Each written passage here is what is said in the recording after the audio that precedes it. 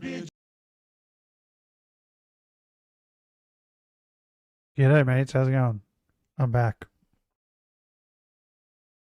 And I'm only kind of dead. Um okay, everything looks good.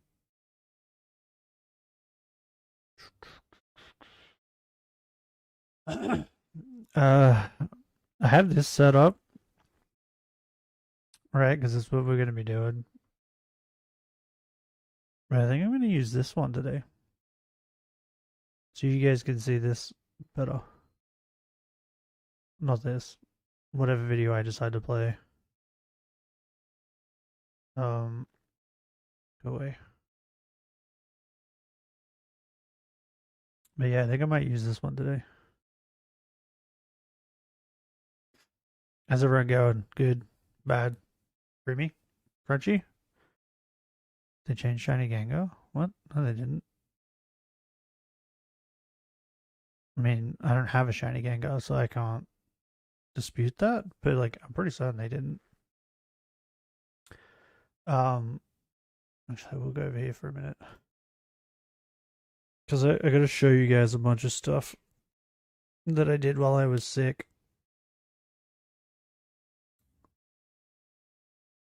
Oh. Stretch a little bit. Also, I found this, and I want to play this for you guys because they're hilarious. This is the funniest, it's like shit. Which one should I start with? Maybe this one, because I think this is where it starts. But I'm gonna open up all three because they're hilarious. They're so funny. This dude, Gucci Marks,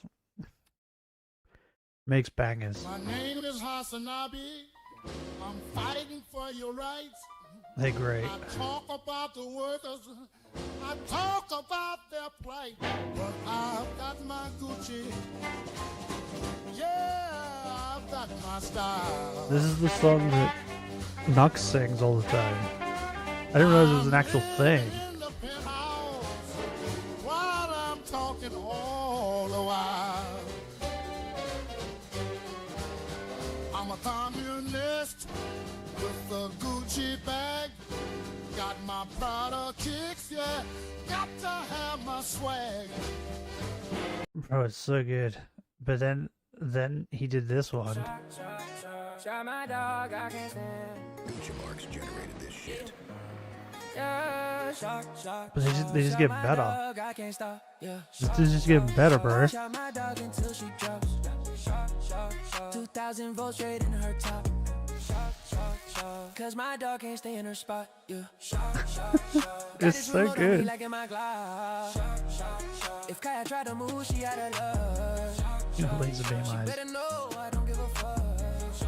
She's getting off her place, she's getting struck. Gotta stay in that little place for 8 hours. I don't know why he like.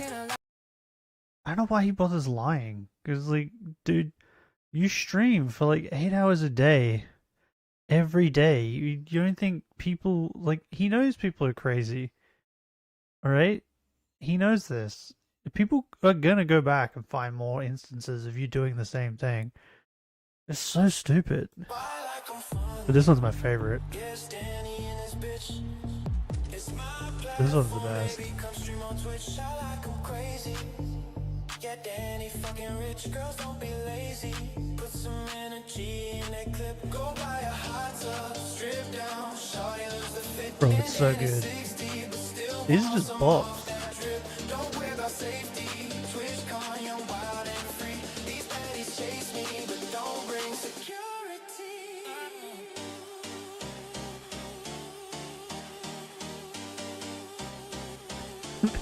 Bro.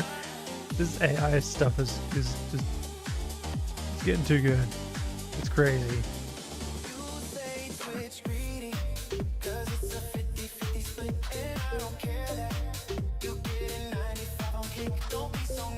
Is it that high? 95? I don't get paid yet, so I don't know.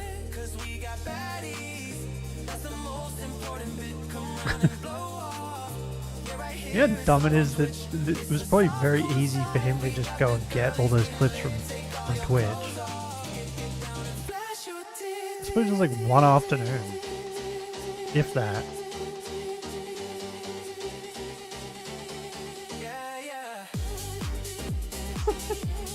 Bro, it's so good. I can't wait for his next pop.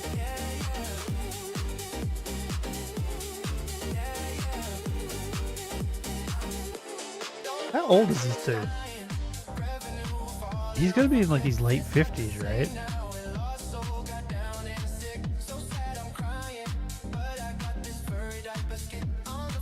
Oh yeah, I never watched that. I didn't want to know about that.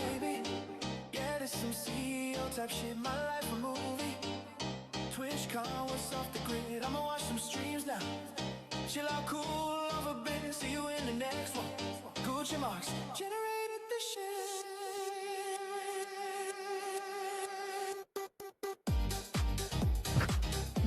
Oh, it's so good.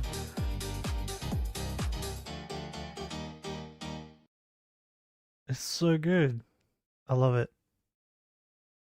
Oh, you know what you could probably react to? Has anyone reacted to Wolfie?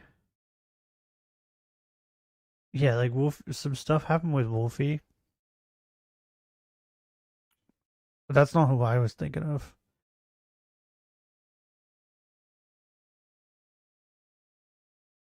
It's over? Oh, okay, well, we're gonna watch that, I guess. Are you here, Benny? How do I spell his name? There it is. This fucking idiot. God, I hate this guy. This guy is so...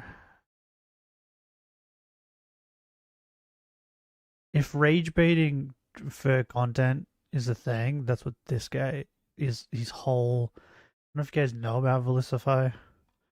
Benny probably does. Yeah, here we go.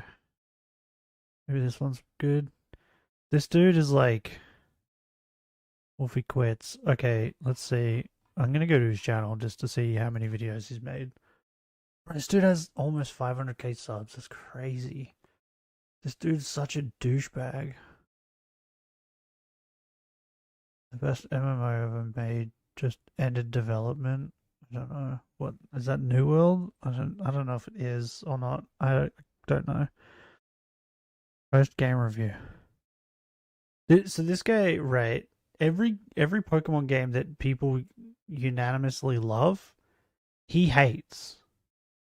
And then the reasons he gives why he hates them is like the dumbest reasons ever.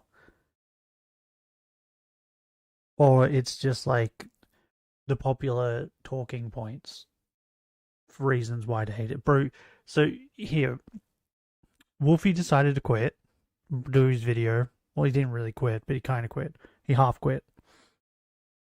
He made a video. Doing nothing but whining and whinging about stuff that happened like back in like 2015, 2016 or some shit. Because that's just the type of fuckwit he is. He's then made a second video. I'm amazed he didn't make more. Because I think when the Wolfie stuff happened, this dude made like 100 videos on it. It was insane. This dude just hates Wolfie.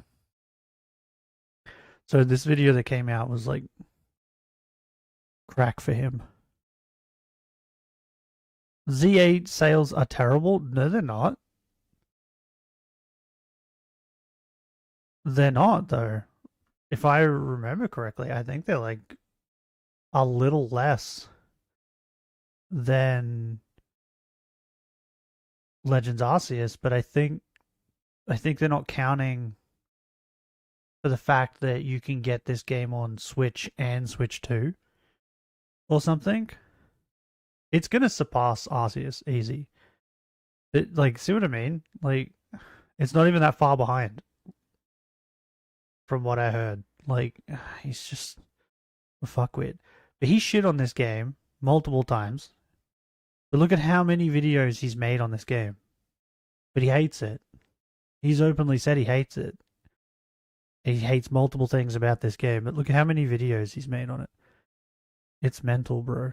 This dude, he has issues. And now he's made a post-game review, which probably just going to be him shitting on the game. Let's watch it. Bro, you have 500k subs and you're only getting 2k views? That's not right. What? This got 15k because it has Wolfie in the title.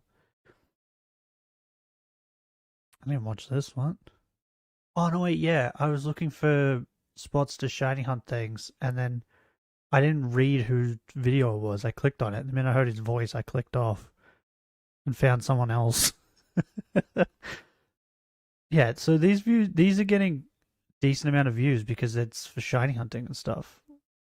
And that one, 50k is because how to get Zygarde. But his average is like below 10k. Easy. It's like around 5. That doesn't make sense. How do you have so many subscribers but you get such little views? Can I like compare this to, is there another channel that's like 500k subs? Maybe Papa Gut? How many subs does Papa Gut have? He has 90k subs.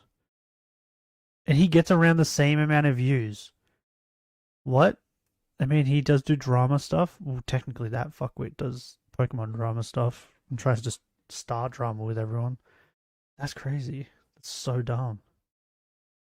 Also, my shopping's coming today, so I'll have to stop at some point to get that. Miskiff tries to use.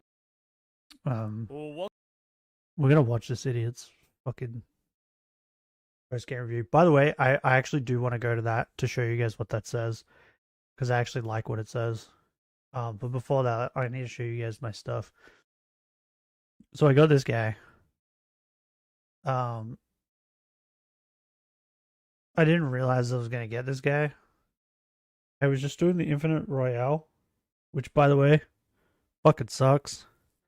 Having to fight people like the night thing constantly. I figured out that I could do.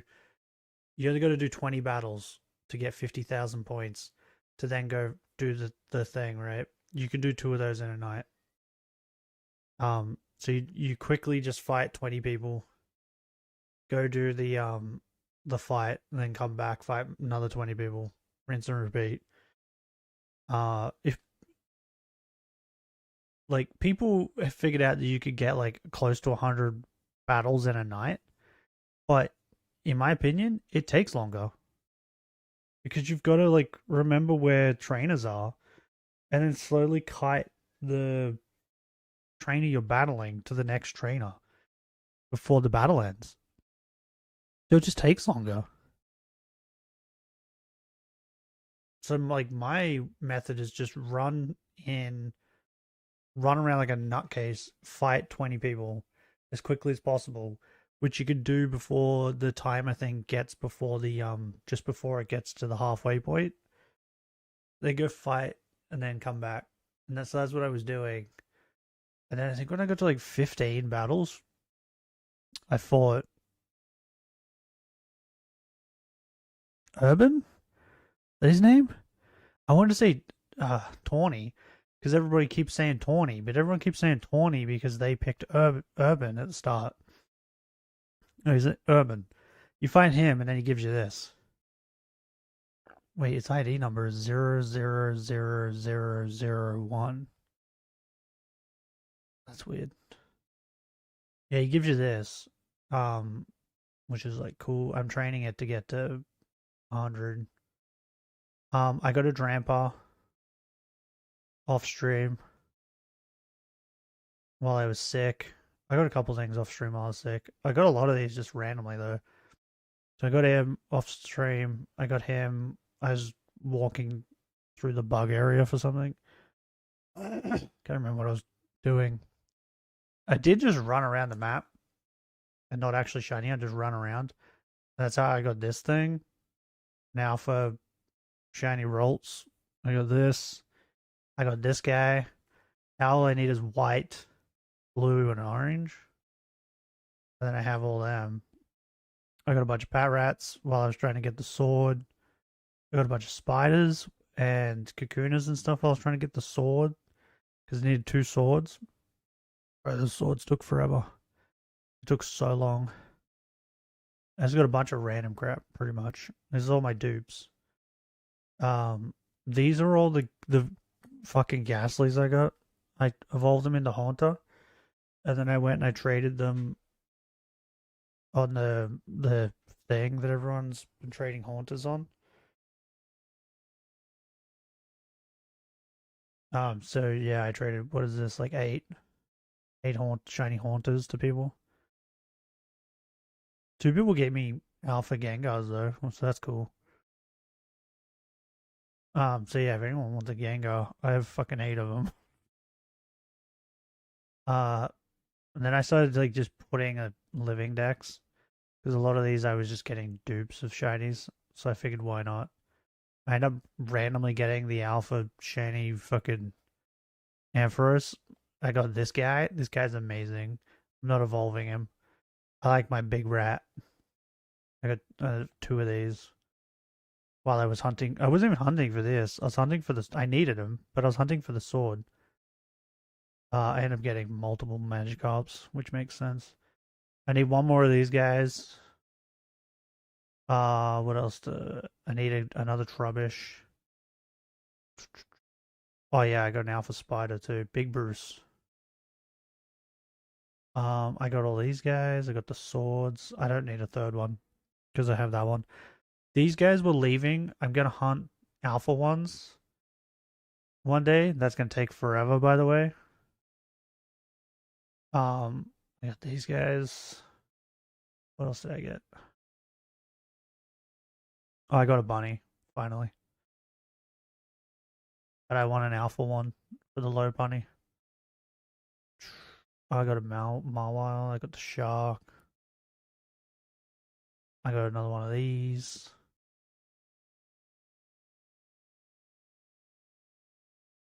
What else did I get? Well, these two would just be red.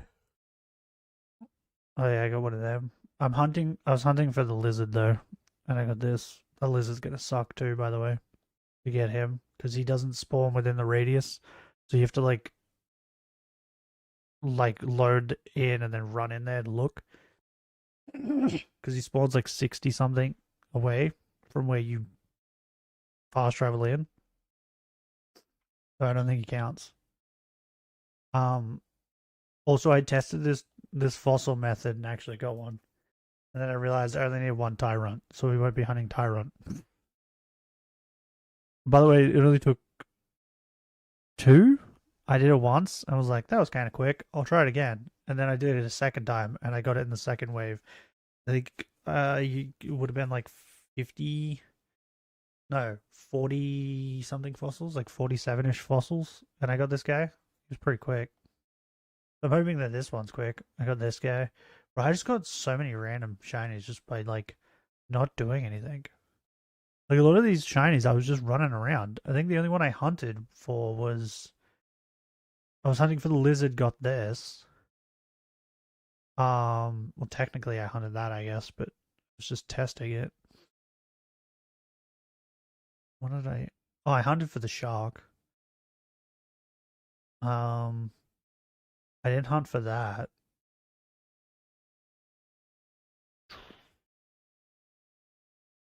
Oh, I was hunting for the pumpkin and I got these.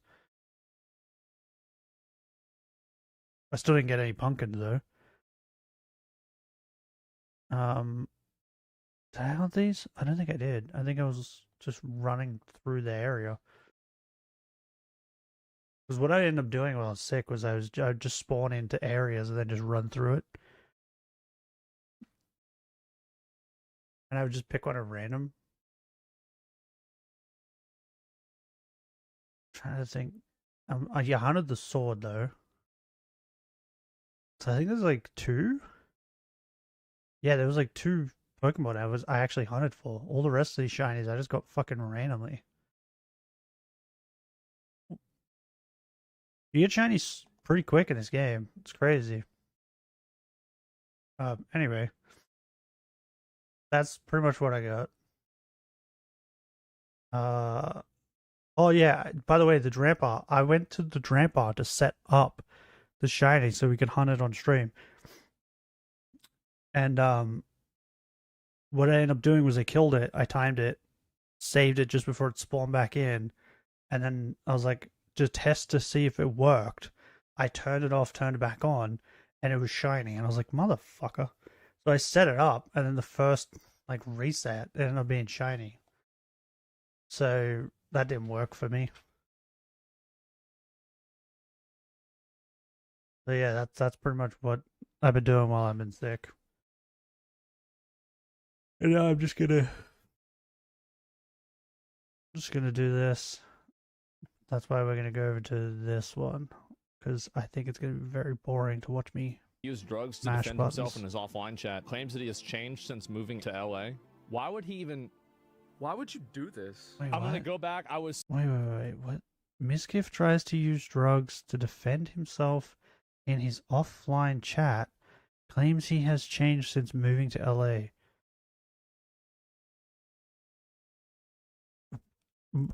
Correct me if I'm wrong, but I feel like LA has more drugs than Texas, right? And you would move to LA to get to where the drugs are at. Am I wrong? I feel like if you were trying to get away from drugs and stop using drugs, you wouldn't move to LA. Like, I know why he moved to LA, because that's where a lot of popular streamers are, and he wanted to exploit moving them. to LA. Why would he even? Why would you do this? I'm gonna go back. I was suicidal, depressed, and taking every type of drug to short-term fix my. Bro, he just needs to shut up. He keeps proving her point. Like, with everything he says, he just keeps proving everything. He's fucking mental, bro. I watched Papa Gut react to it. That's how I watched it. So I watched like the original Emmy thing, and then I was like, okay, that's crazy. And then I watched Papa Gut like react to that, and then react to Ms. Kiff shit. And Papa Gut brought up a good point. And I don't know if Benny's here. If he is, he'll be able to tell us more because he has bunnies. But he brought up the point that bunnies are very fragile. And like, I want to say, yeah, they are, but like the bunnies we've had have been pretty fucking sturdy.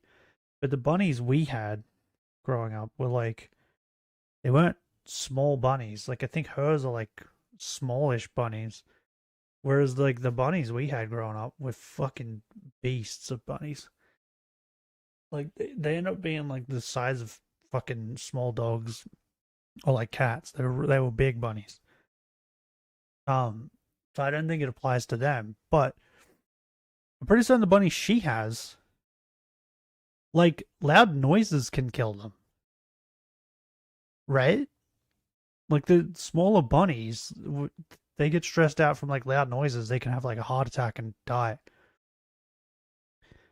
And Papa Gut brought up in his reaction that, like, well, one, he was like, you're talking about how she neglected the rabbits, but the rabbits were in the lounge room, and you saw her neglecting the rabbits and didn't do anything about it, which doesn't make you better than her. If anything, it makes you worse, right? Or as bad, because you just, instead of doing anything about it, you're like, I'm going to use this against her later. But yeah, he brought up the point that like rabbits die easy, and which means that, and they get startled by loud noises, which means he was probably screaming and banging and smashing shit, which was then causing the rabbits to have heart attacks and die. Which he then blamed her that she wasn't looking after her rabbits, but in fact it was probably him that was killing these fucking rabbits, because as far as I know, I don't think she's had a rabbit die since he left like his house. Like maybe she had one die when she first moved out, but as far as I know and what they've been saying, they still had contact with each other. So since they cut contact for good, I don't think she's had a rabbit die. Which is like saying something.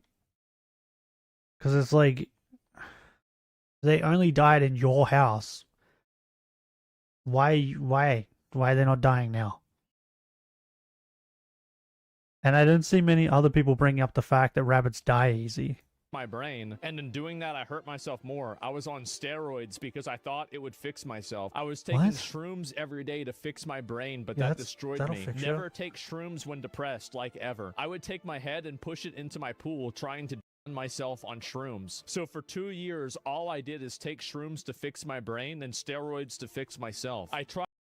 Yeah, well, okay. Oh, explained. Everything's explained. We can now forgive him for all the horrible things he's done.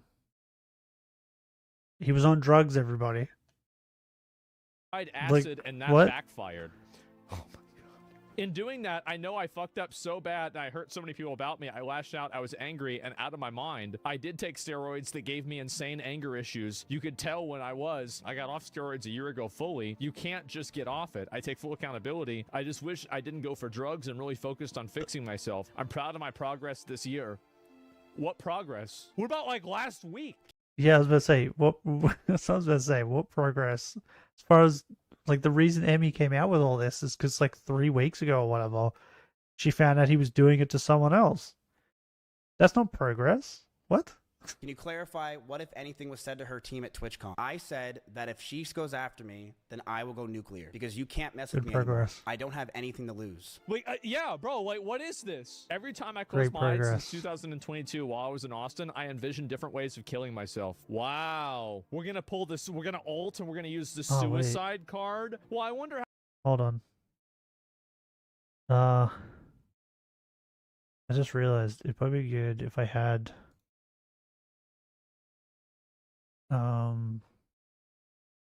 yeah, this. Where would I put it? I don't know, let's just put it like here-ish somewhere. There will do. How people that you treated badly feel themselves. Oh, that's right. We don't care about them because it's about you. Wait a minute. Oh. Yeah, he made everything about him.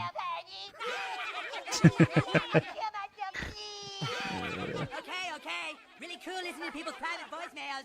This might work on a handful of girls out in LA, but this is not gonna work on the roach in Texas. Also, you should thank Miz for putting this evidence on a silver platter. Yeah, bro. Yeah, like, this is... why would you say... You should talk to a lawyer before you tell everybody that you've been on drugs nonstop doing crazy shit. Like, don't you think you should have probably talked to somebody before you said this? Like, damn, you did not need to say this. But it's been said.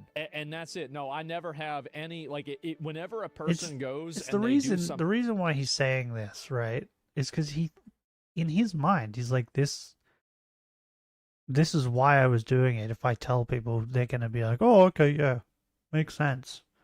Like, and yeah, his brain doesn't work properly. I feel like we've figured that much out, right? His brain doesn't work the same as other people's. Because, like, he sat there on a live stream with Maya and talked about how he gets upset when her viewers are higher than his. And, like, he didn't feel any shame or anything about saying that. Like, he in his mind, that was like a normal thing to just say out loud to hundreds or thousands of people. So clearly his brain don't work the way everyone else's.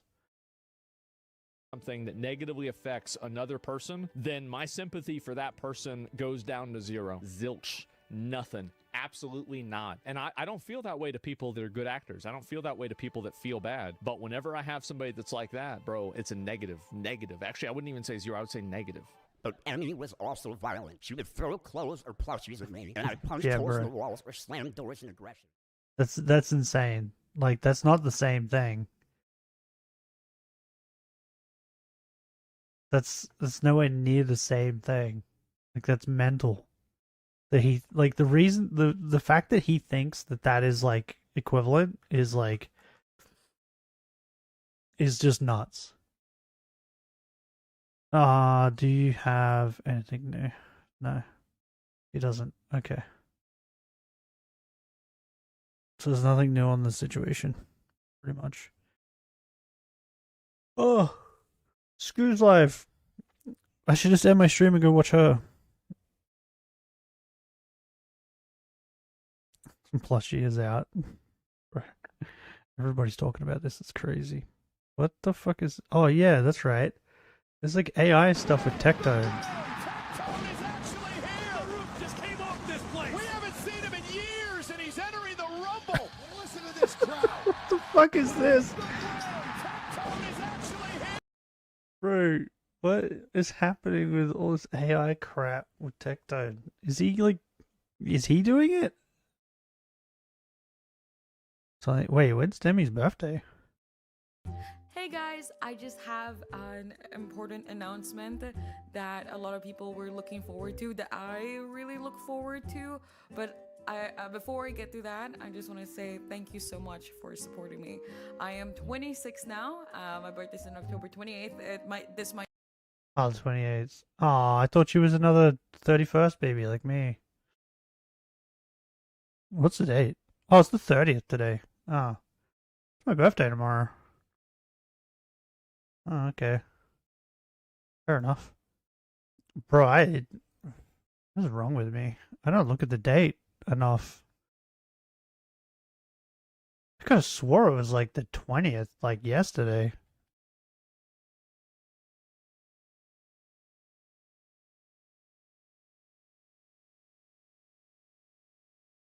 Did we watch the Wolfie stuff? I don't know. I already watched it. It's kind of just like him, like, talking about how he doesn't. Oh yeah, by the way, this was disgusting. Bro, this made me want to punch him in the face. I'm doing a little after party. Okay. I'd love for you to come. Yeah, look, poor Pasta doesn't know what's you're very going on. beautiful. We gotta go. I love being objectified. I mean, her response was great, but like this next part, bro, I want to beat the shit out of this man. Wait, it's always a fat friend, bro. I love how you laugh at that. That shit pissed me off. Yeah, I'm laughing at the I'm with Brian. absurdity of this situation, bro. I think it's. Bro, the other thing too is like I don't think that guy understands like that she's now part of like the Vanos crew, right? So I would not be surprised if he is getting absolutely fucking shit on by all of their fans, rightfully so, and I hope he is. Bro, what a piece of shit. It's ironic that the kid with the bone structure of a 13-year-old girl is talking shit about people's bodies. You don't just go up to a woman and put a camera in her face with I don't know how many people, thousands of bot viewers. Bro, yeah, and it's insane to me that like days later he was like on stream talking to someone else being like, what did I do wrong? You're joking, right? Like, how do you not understand what was wrong about that situation?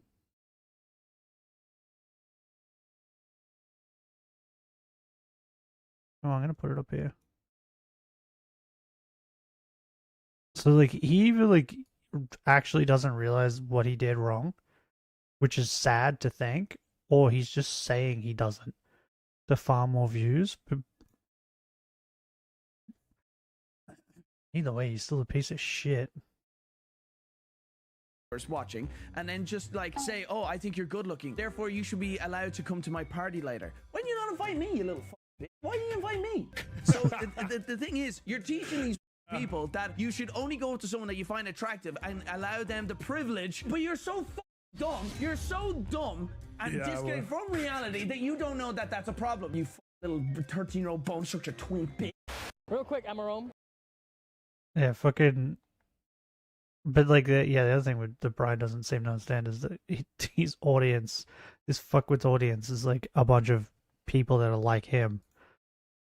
So they're probably gonna just fucking do it anyway, even if he didn't show them. What's this? Someone go, okay, I'm putting it off because I don't want to watch his shit because I fucking hate this dude. I'll watch it. Fine, let's see what his stupid review is. Welcome back, Wolfpack. Verlis here, and I've put a lot of time into the Pokémon Legends ZA postgame, so I know everything this game has to offer after you beat it, and I want to talk about that. If you enjoy the video, don't forget to leave a like, share with your friends, and comment I'm not going to your enjoy thoughts this on the video, though. Pokémon Legends ZA postgame down below. So I also want to talk about the ending of the story, which is like the dumbest Talk to the thing so I ever. can show people what it says. On social media getting all emotional, like, greatest story ever. What an impactful, beautiful thing. The ending made me cry. Don't worry. Yeah, so those people that are saying that are like me because I did this and I was like, oh my god, I love it. I like the ending. I like the story with AZ. You know why? Because I like X and Y. This dude probably doesn't like X and Y. Like, I can admit the story is pretty fucking mental in X and Y. With him shooting the weapon to try and, like, destroy the world to create a new world. Doesn't make any fucking sense. Like, it's mental. But, like... Yeah, so it's just... You're someone who didn't like X and Y. Good. Want to spoil it. It's like, bro, it's the stupidest thing ever to kill off AZ. Like, doesn't make any sense. Completely unnecessary. I think it breaks the lore because he's a... It does make sense when you follow the story, you fuckwit. Like, what? I barely followed the story. And I still understood why he died. I can still put two and two together. And it does make sense. You made two fucking things. He made the weapon, and then he made the tower thing. And fucking the weapon made it so Floette fucking lived for thousands of years, and the weapon, the tower thing, made it fucking so he did. Bro, that was hard. The tower thing's gone now. What do you think's gonna happen? Clearly they were trying to say, like, the fucking tower is the source of his power. Well, I say power, air quotes. Like, the fact that he, like, lived and kept growing. Because you do, by the way, he says he's done all the post stuff. If you do the fucking Lysander stuff, which I didn't do on stream, and I should have, I didn't realize it was going to be a thing. I went back to the hotel, and there's a part with Lysander where you battle him. And he then, like, explains pretty much all this stuff that he's now whinging about that makes no sense why AZ died. He's, like, Lysander explains why. And then also, like, goes on to say that he thinks that because of the weapon he activated 5 years ago, that he thinks he's also going to live for 3,000 years now. Or however long AZ lived. I think it was 3,000, right? Or 1,000 or something? I don't know. But yeah, L thinks that he's going to live that long now.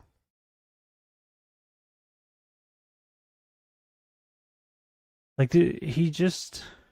He hates this game and he just wants to shit on it. That's what this video is. So he's just going to say things in this video that if you actually played the game... Even the, like, as he said, he played all the game's content, which is, like, all the extra shit, and paid attention, then you would know. Immortal from having the spirits and souls of countless Pokemon put into him. Wait, what is that? Is Leafeon? What is that Pokemon?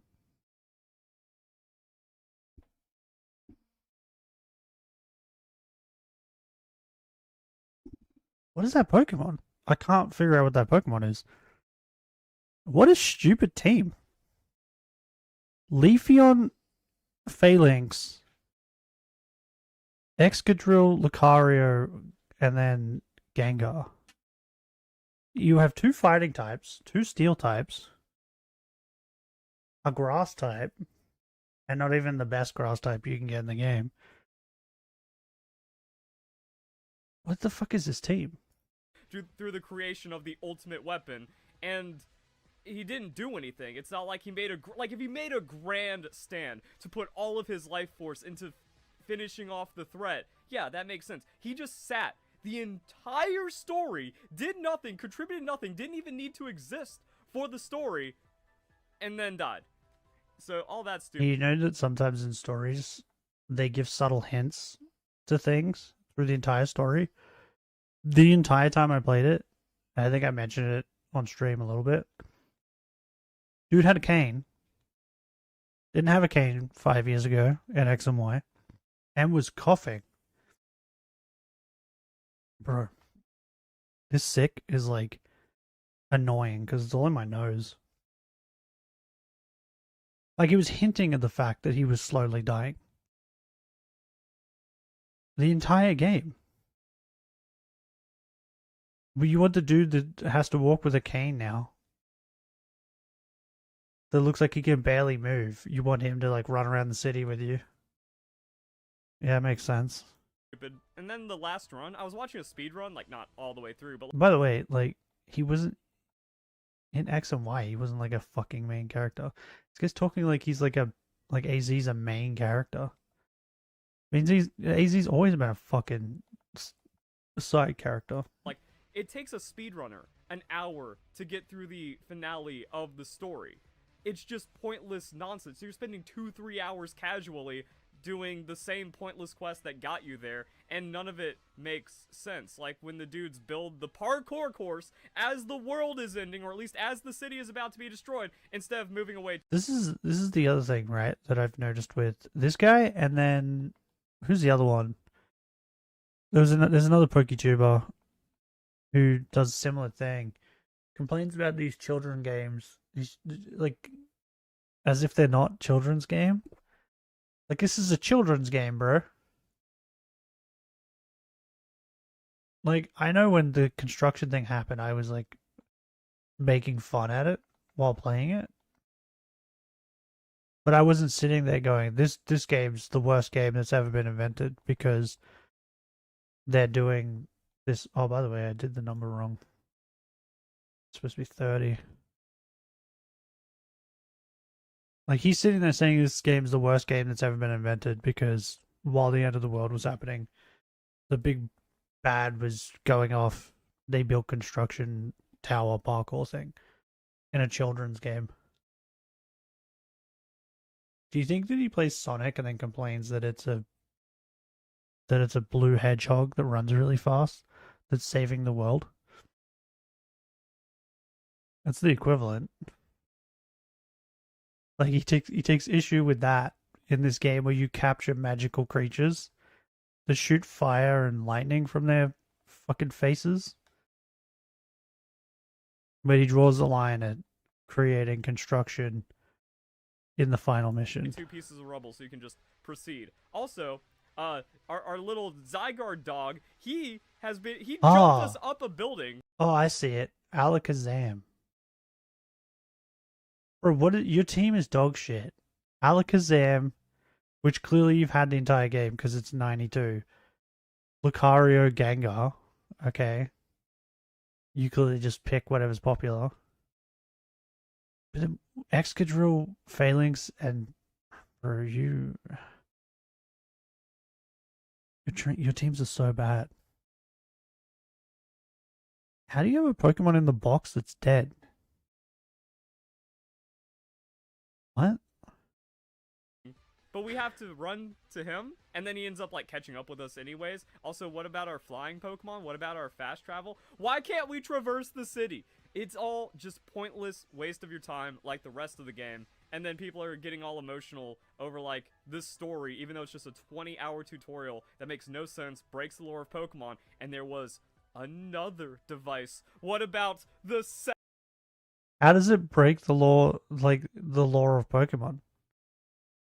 It adds to it. It gives us more context. There's a dude who put out a video that like showed how everything that happens in this game and in X and Y now link to like everything else in the Pokemon world. But this guy's like, nah, it breaks the law. Okay. This, he's like a fake, bro. We're 2 minutes in, and I already have this many complaints with this video. second meteor kind of thing? Also, wasn't there technically 3 devices? The one to bring back Floette. Did he just? Is this guy implying that he doesn't like Naruto? With that? Oh crap! I accidentally did an old amber. Whoops. There's no way that's shiny, right? That's like one old amber. There's no way. I don't know what shiny fucking my guy looks like. What is it? That's not it. Okay. What's the shiny look like? I think he has green eyes, right? I think. Hold on. Yeah, he's white and he has. Bro, I'm like, I think he has green eyes. Bro, he's white. He's not even blue. He's white. That would have been. Bro, I'm a fucking idiot. Okay. Bro, my nose is so blocked. It's crazy. Anyway, back to the dog shit video. Then the ultimate weapon, and then Ange. So like it's just point like. How does this guy have fans? I Leaves don't more understand. questions than answers, and then kills off a character that needed more development and got absolutely none. Way to go. Do you think So his let's favorite talk game, about the story-wise, post-game in, is Sun and Moon? Pokémon Legends ZA, which really isn't any better because the entire thing. Why is your game the so ZA bright? Royale. And when I say the entire thing is the ZA Royale, the entire thing is the ZA Royale. That you're just supposed to do this infinitely. And they even have rewards up to 100 challenge tickets. And the Master Ball is a 1% chance. Yeah, and I was gonna say, you realize that the rewards are like master balls, fast balls, heavy balls, like all those extra balls that people normally want. And then I think like trade evolution items and stuff like that. Like I'm pretty certain you can't go buy trade evolution items, but you can win them through that. Like while I was doing it to get to 20 battles, because I heard 20 battles is like where you get the last like thing. I managed to get like 4 whipped dreams in a row. And I was like, what? I was like, is that just the reward now? Because I thought the rewards were all like set thing. Like they'd already figured it out. I didn't realize till like after I finished the 20 battles that the rewards are like random. It's like randomly generated. And I somehow managed to get whipped dream 4 times in a row. For some reason. I don't know why. But the other thing too, so like I'm not a huge fan of by the way, that area that he's showing, I love battling there. Because there is 2 people here, 1 person there, and 1 person on this side. And sometimes instead of 2 people on this side, there's 2 people on this side. But then there's always 2 people in here. There's 1 here, 1 here. And then there's always 1 person here or here. So if they're not here, they're here. And then once you battle them, there's 1 here. And then once you jump across here, there's 1 like here-ish or here-ish. And then there's another 1 down here. So you go 1, 2, 3, 4, 5, 6 in here, 7, 8, 9, 10. And then if you come over here and go in this little area over here, there's 1 in here. So it's like 11. So you do that real quick, right? And then once you come over here and battle that person, you then run back out here. And by the time you battle this person, there's normally like 1 person spawned over here. And then you battle them. By the time you fight them, the rest of the people in this area start to respawn. And then yeah, just rinse and repeat. So I like battling in this area. But yeah, the Royale thing, I'm not a fan, right? I don't care much about it. The online battles, I tried again, and I hate them. I hate the online battles so much. They suck ass. And I watched a video and someone brought up the fact that it's really weird that the entire game they get you to battle like the Royale thing like this, and it's always 1-on-1. And then you go into the online stuff and it's fucking 4 people. It's just weird. Doesn't make sense. Why isn't it 1-on-1? It's so strange. And I feel like if the online battles were 1-on-1, which is what I thought it was going to be, I don't think it'd be as bad. I think I wouldn't mind it. But the fact that you have to fight 4 people, like, or 3 people technically, you have to fight 3 people at the same time, it's fucking infuriating. I hate it. And then I tried doing like Austin John was like, collect all the things, like try and collect all the things first and all this sort of stuff, and more things you collect. I was like, okay, I did all that. I fought some people, and I kept getting people that just kept trading out their Pokemon or running away, and then coming back and finishing the person you were fighting off. And I was like, oh my god, I hate this. I hate this so much. Because, like, it doesn't matter if you do 90% of the damage. The person who does the last 10% and kills them gets the point. It's stupid. It's so dumb. So yeah, I hate it. But the rest of this game, I love this game. Even like the battle royale thing while you're playing the story of the game is fun. And it's like a good change up from Pokemon. Especially if you've been playing the same Pokemon over and over again. But like I knew coming into the game that the battling was going to be the main focus. And then you get off the train, and like the first couple encounters off the train in the game is people talking about battling. Like everybody in this fucking city talks about battling. Like I think one of the first fucking Poke Centers you go to, there's a Poke Center lady who's like, battle me. Like if that doesn't give you a hint that like this game is going to be nothing but battles, then something's wrong with you. Like it took you to play the entire game from start to finish to be like, this game has nothing but battling in it.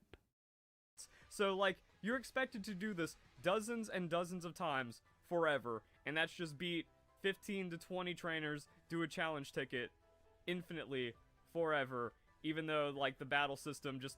Like, when you spend that much time in the battle system, you only get to feel how broken it is when, like, just trainers, Pokemon, and other things do not interact properly at all. You're going to see so many stupid interactions, so many... What do you mean? The fuck does he mean? In the battling system? What does he mean? When you're battling, everything interacts normally. Does he mean when you're not actually battling and it's like this?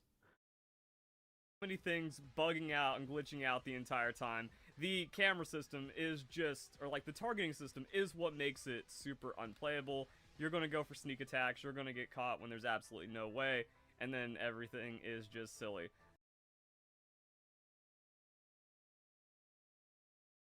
What do you mean?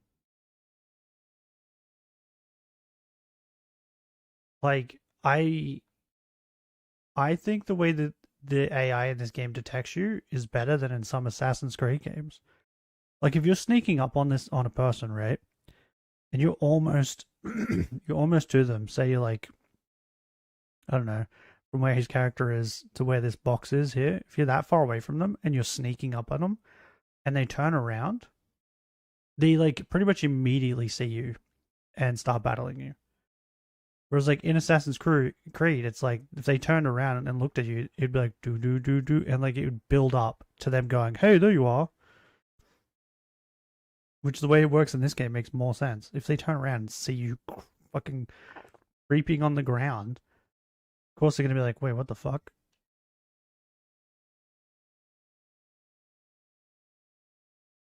Like, what is he mad at? The fact that they could see you behind the pot, like the plant? Because I figured out why they can do that.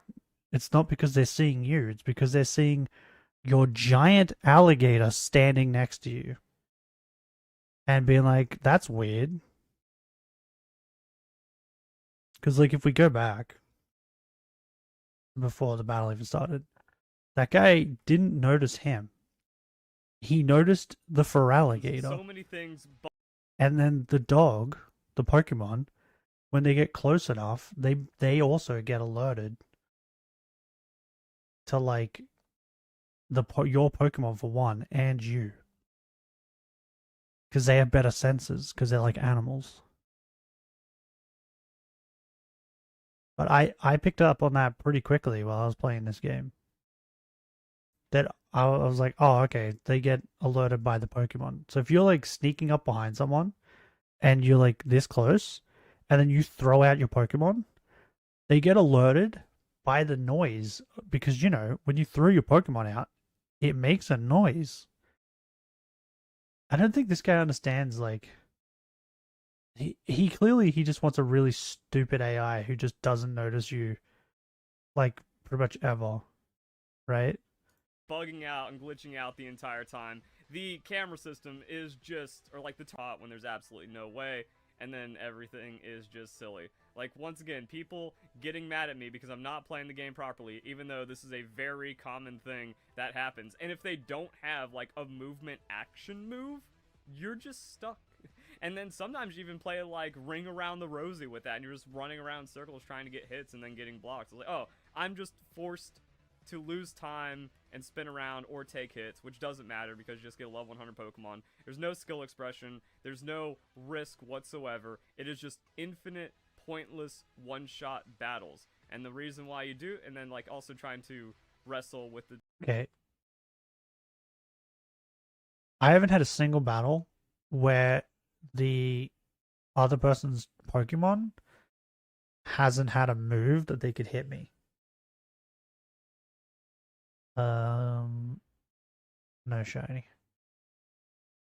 I haven't had a single battle like that.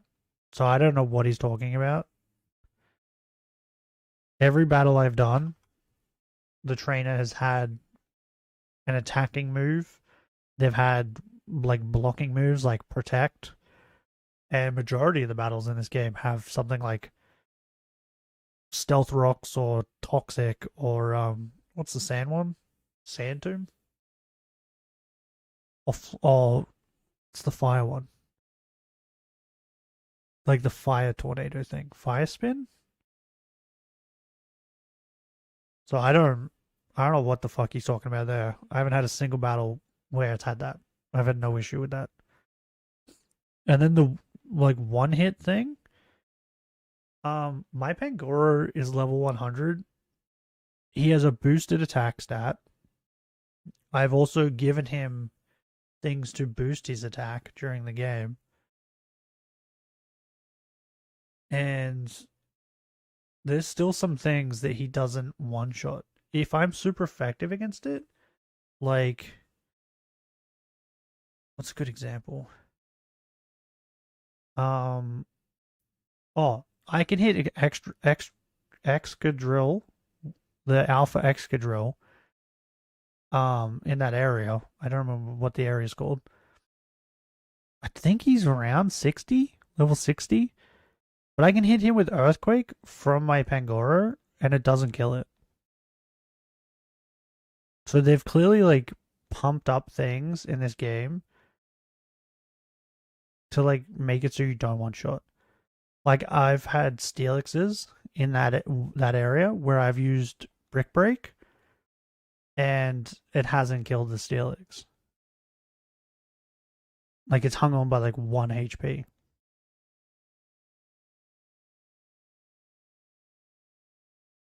So even things when you use super effective moves doesn't kill it.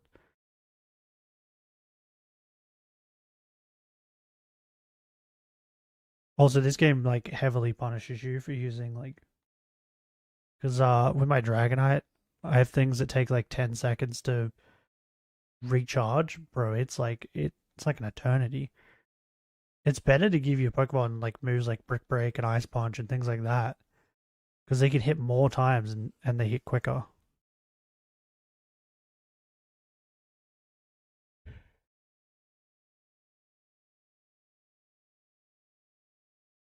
To me, it sounds like he just doesn't like battling Pokemon. Oops. That's what it sounds like. The targeting system and all that fun stuff. So, the reason why you do this is to get money and the rewards from the ZA Royale. Also, the only issue I've had with the targeting system is if there's like a crystal next to the trainer. Maybe been good to get like hyper casuals into competitive, but the problem is casual Pokemon players, I can't call them fans, because the thing about these people is that they hate Pokemon. The people that play... You hate Pokemon. You hate Pokemon. Anytime any Pokemon game comes out that people like, you hate it. He does this every time. Like, I'm pretty certain if we go back and watch, like, all of his videos on, like, the past Pokemon games, he does nothing but complain and talk about how much he hates them. Like, the first time I ever saw his video was back with Sun and Moon, I think. And it was the same thing. He was just complaining about things that were just the stupidest things to complain about. And I was like, why is this guy complaining so much? And then, yeah, that was the first ever video I saw was something to do with Sun and Moon. With him just whinging and then complaining that people like it. Because that's the other thing he does. If he complains that people, like, he's been doing this, he's complaining that people like this game. He doesn't like the fact that people like this game. That people can like this game. Pokemon, for just the story, hate the games because you cannot get them to engage By the with way, the game's by content. the way, no one plays Pokemon for the story. Sometimes you get a game like this where you're like, oh, that story wasn't too bad. That's what people say about Pokemon stories. They don't go, oh my god, this story is amazing. They might say, oh, this part of the story is amazing. But they're not sitting there going, oh, the story in this game is the best ever. Because it's Pokemon. And it's targeted at babies.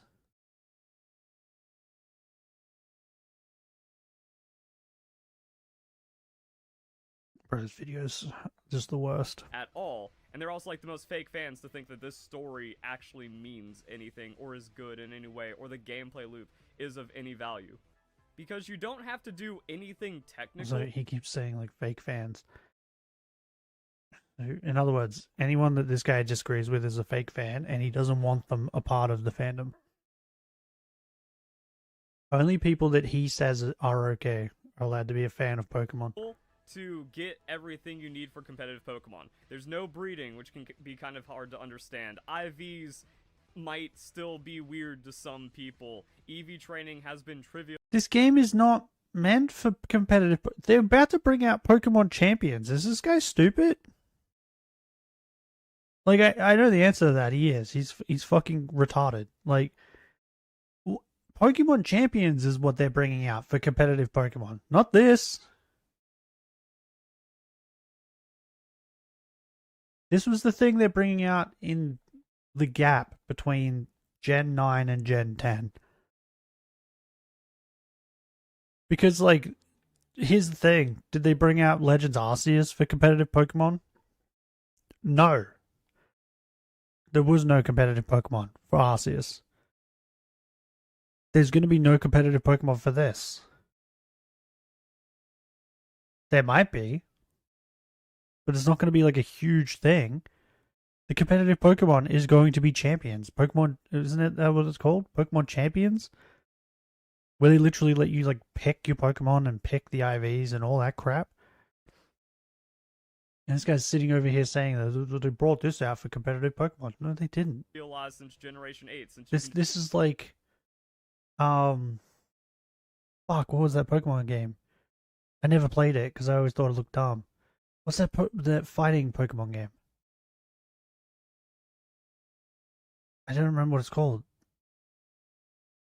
Oh, fuck, it's not Stadium. It's that other one. Fuck.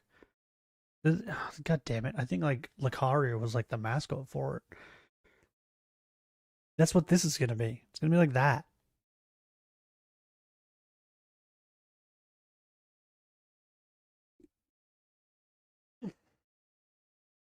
As far as I know, I think there's like tournaments or competitive stuff for that, but that's like a side thing.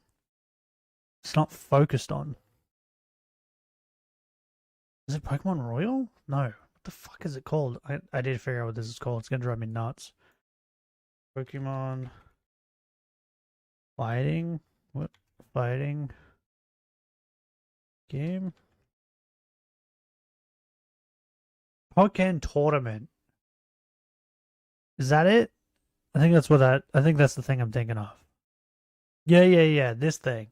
There was like a weird like competitive scene for that thing. Right? That's what this game is going to be like. It's going to be like that. There might be a competitive scene for it, but it's going to be like a side thing. It's not going to be like a huge like they're not going to replace the main competitive Pokemon with this game. Which is what he's like trying to imply. Just max them out with vitamins and stuff. So it really just comes down to, oh, I have all this money. Do I go to any special store? No, I just go to the Pokemart. What's in the Pokemart? Vitamins? Hey, that's neat.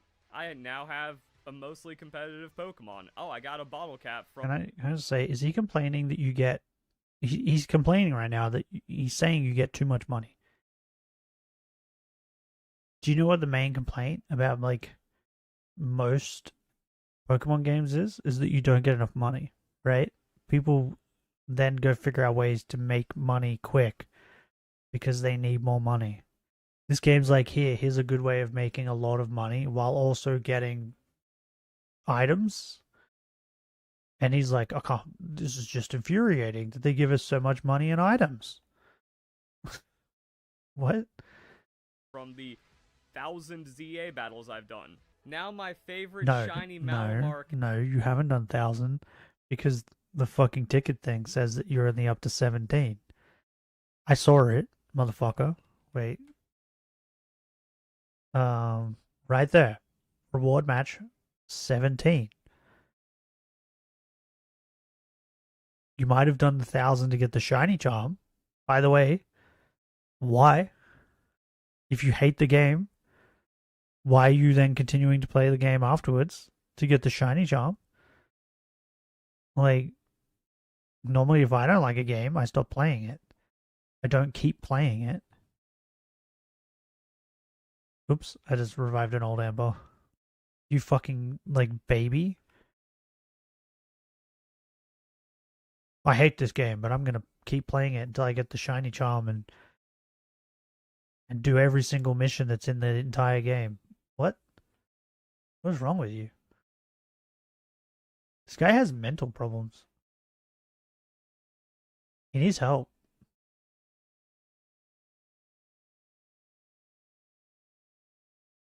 Can be as strong as possible, and I might take him online and have fun. Like, the only time I think that that's fine, right, is like what I did with Dragon Age Veilguard, right? By the time I finished that game once, because I needed to finish it to be able to complain about it properly, right? That's the way I see it. You can't. I feel like you can't complain about a game until you've like. You could say a game is bad and I didn't like it if you played halfway through it, but you can't fully complain about it and go off on it until you've finished the game, right? You've played it all the way through. So I played that all the way through one time. After I did that one time, I realized I was only like 2 trophies off of getting the platinum and thought it would be really funny if I platinumed that game. That's just dog shit. Because at the time, I think it said that the platinum trophy was like 0.01% of players got it. And I was like, I want to be in that 0.01%. That sounds hilarious. But then by the time I got it, it was like 0.05 or something. I was like, oh, more people got it, and it made me sad. But this guy's like not even doing that. He's just like completing the game to have more things to complain about. If that makes sense. I don't know if that makes sense. Like, he's not doing it for like a trophy to be like, oh, look, I got this stupid trophy. He's just, I think he likes the game. He just doesn't want to say he likes the game because he'd rather say he hates the game and farm fucking dislikes for some reason and get 3K views on a video. Whereas, like, fucking EM7. Let's have a look at what a positive person. What? Oh, anyway, but this was a month. Fucking 600k views. Yeah, he has double your subscribers, but like, even if that he has double and he's getting 600k views, half of his audience is watching his video. Not even fucking like 10% of your audience is watching. It's crazy. He hasn't done anything. Wait, does he have other channels? Maybe he's like posted on the other channels?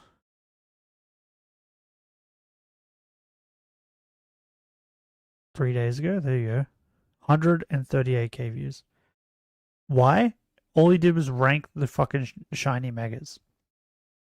He ranked every mega. 300k views.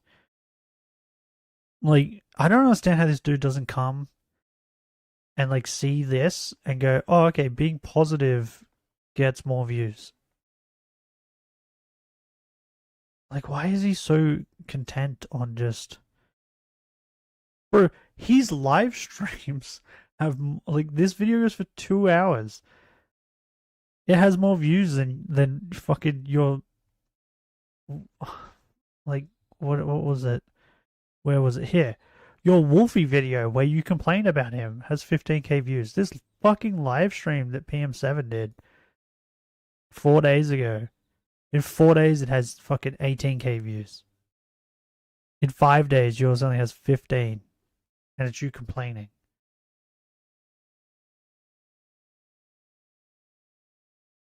Like, it's... I don't know. I don't get it. I don't understand. Like, that's why I, like, tried to stop talking about Hassan, right? Because every time I talked about him, it made me just mad.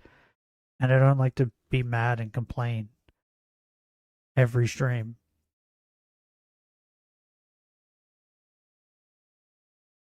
Like, I enjoy complaining about things every now and then, but, like, it gets annoying. This dude just loves it for some reason. It's one of those things where it's so much brain rot that, like, it has to be possible to get some casuals into competitive at some point, and then the making Greninjite and the By the way, there's no way this game is getting casual players to go and play competitive Pokemon. Because you know what's going to happen? They're going to play this game and go, oh, I wouldn't mind doing competitive, and then go look at the competitive and be like, oh, okay, you don't play it the same way this game plays. And then they're probably just not going to interact with the competitive. Does he not understand that? Like, this game is different. It's not the same as the competitive Pokemon. He's so dumb. starters behind ranking up, so it's not even like, oh, I do 3 battles and I get it, like with an online challenge. You actually have to dedicate quite a bit to it. It's like a couple hours of battles, and with like 3 minutes per battle. Well, a couple hours casually. I saw someone say it took him 2 hours. If you... By the way, he's not going to show it, but I would love to see how much time you have in this game. Show your save file to show how much time you have. Because it would not surprise me if he has 100 hours in this game. And then it's like, this is the worst game ever that I've played for 100 hours. Like, even Dragon Age the Veilguard, which I hate, and I 100% completed, and got all the trophies and got platinum. I'm pretty certain I only had like 40-something hours in it. 50-something hours in it, maybe. And that was only because I had to play through the story a second time to get one of the missions.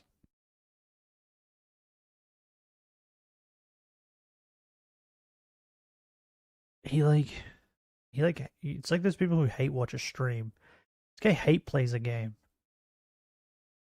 Like, because I'm pretty certain that before the game even came out, he was talking about how much he hated the game. But then he still was willing to pay, like, I'm assuming he's in America, so like $80. You understand whatever it Pokemon was takes under an hour, but like you are locking casuals into like at least giving it a chance, and they have to try or else they don't get something really important, which is kind of the way to do it. But I think the gameplay loop is so awful, and the game, like, this is the worst way of doing it. Like, you're not getting people into real Pokemon. You know what I just realized too? Like, even if like he did show his save data and it's above 100 hours, he would just turn around and like tell you that, Well, I'm a content creator, so I have to play. No, you don't.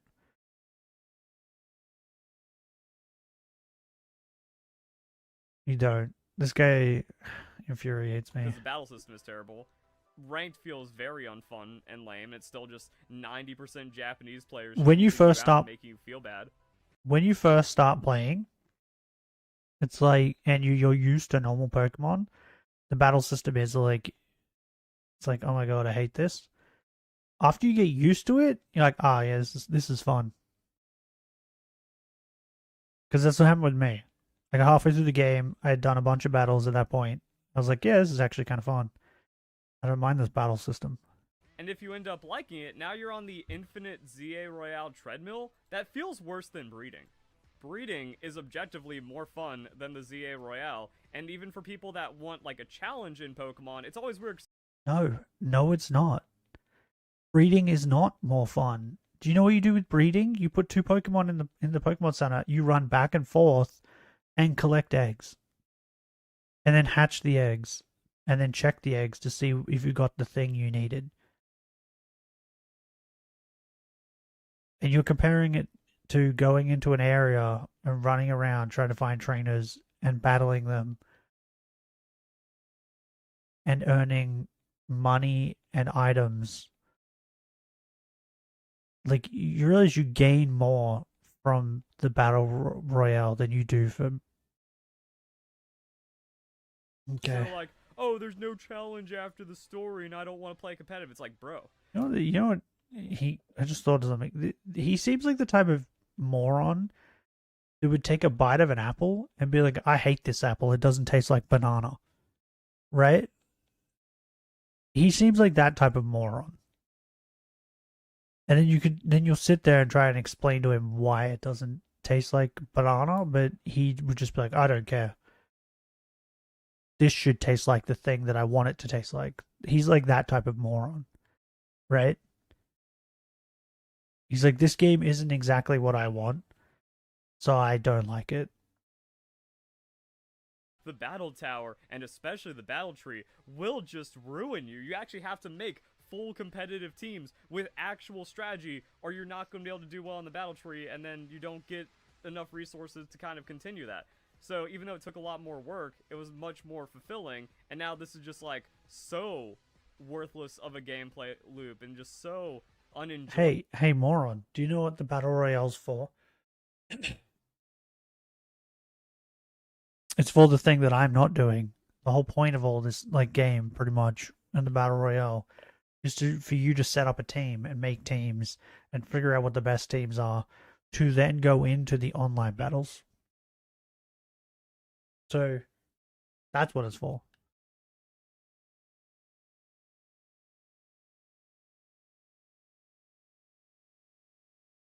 It seems like he just thinks that this battle royale thing is just to do it to then fight the person at the end when you have the ticket, when it's not.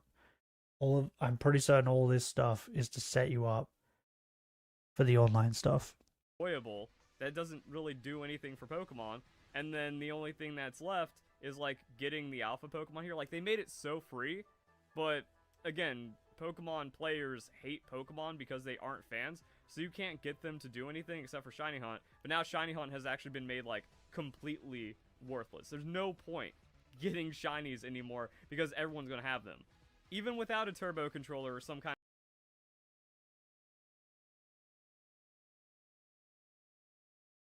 Like what? Anyone can go shiny hunt in any game. They just made it easier. That's it. Whoop, I did another old amber. Whoops. And even in like saying that, it's like you realize that there's still a bunch of Pokemon that aren't in this game that you still can't shiny hunt, right? No shiny. Like, I assume that there's still a bunch. I'm not 100% certain, but I think there's a good amount of Pokemon that you still can't shiny hunt on the Switch. Kind of area reset You like the entire game is bench sitting simulator to find. Yeah, by the way, motherfucker, Pokemon didn't make the game so that you could sit on a bench and bench reset to shiny hunt. People figured that shit out, right? I'm pretty certain it was not intentional from the Pokemon company. Do you know why there's a bench in that area? It would be so that you could sit and let your Pokemon go out and you could get nice pictures in that area. That's the reason. Every time I see a bench, right? Like nearly every time, not every time, but most of the benches I sit at, they're in places like this or like on a roof. Just pan around real quick and you'll notice that there's like a nice view of the tower or like a view of the Rust Syndicate's building, things like that. It's like places where you can get nice photos. It's just they didn't think at the time that people were going to do what you're doing, which is getting a turbo controller and just spam sitting at his fucking seat.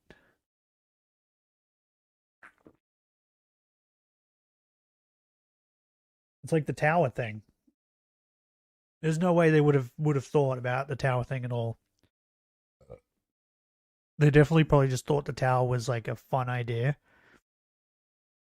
That you could like go up there and like once again take pictures with your Pokemon or like see the view. Like he's talking as if they put these things in the game deliberately so people could shiny hunt. Find shiny Pokemon, and that is the entire game for most people. And then because of that, hey, do you know that like most Pokemon games for most people is just a shiny hunt? That's why I get Pokemon games. I get them to play through the actual game, have fun playing through the game, and then after I've done that, all I do is shiny hunt.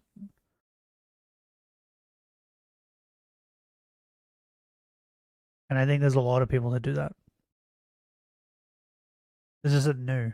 like, you just find so many shiny Pokemon that they become worthless. Even, like, through playing the story naturally. You're going to get one before you finish the game, which, when you compare that to older Pokemon, it's like, oh, yeah, you could play an entire game. You could put hundreds of hours into a game and then not passively find... Okay, I need to look at something. I want to look at all the mons that I got shiny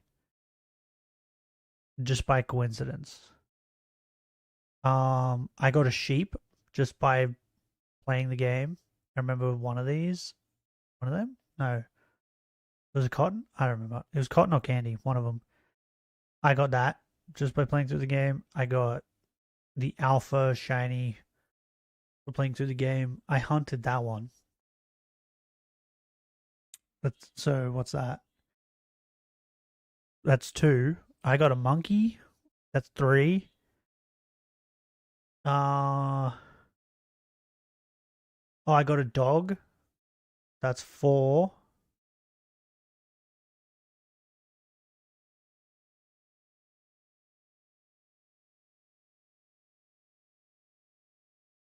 Yeah, I think 4.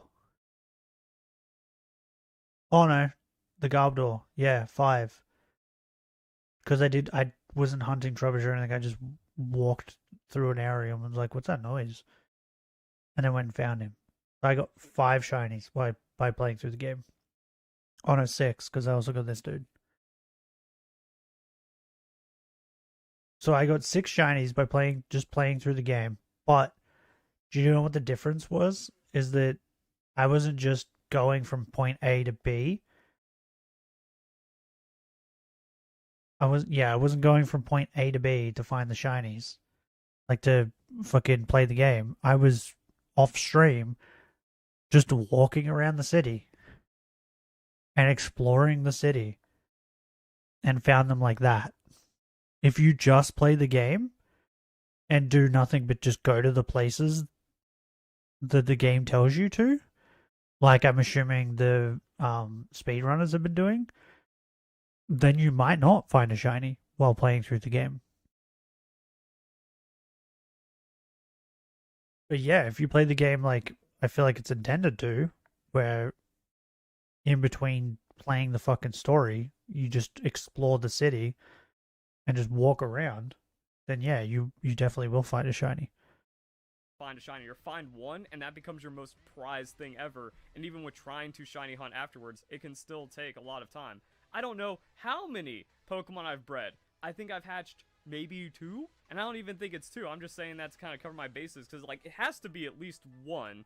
I don't remember which Pokemon it is. Any Masuda breeding I attempted, I wasn't successful with, and then there was never a point to shiny hunt because 99.9% of shinies are hacked anyways through all the massive amounts.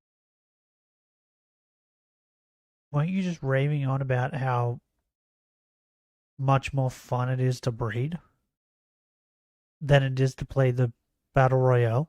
Wasn't that what he was just carrying on about?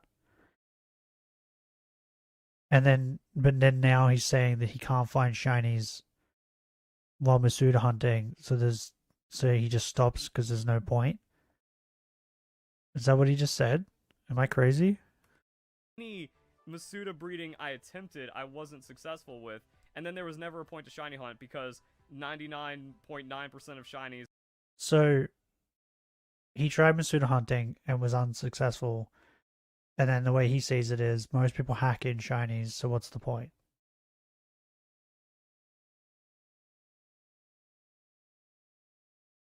Do you know why he probably stopped doing the Masuda hunting? Because after a while, it's very boring. So I feel like this just proves my point that you're a moron. Fucking hunting for perfect stat through eggs is fucking annoying.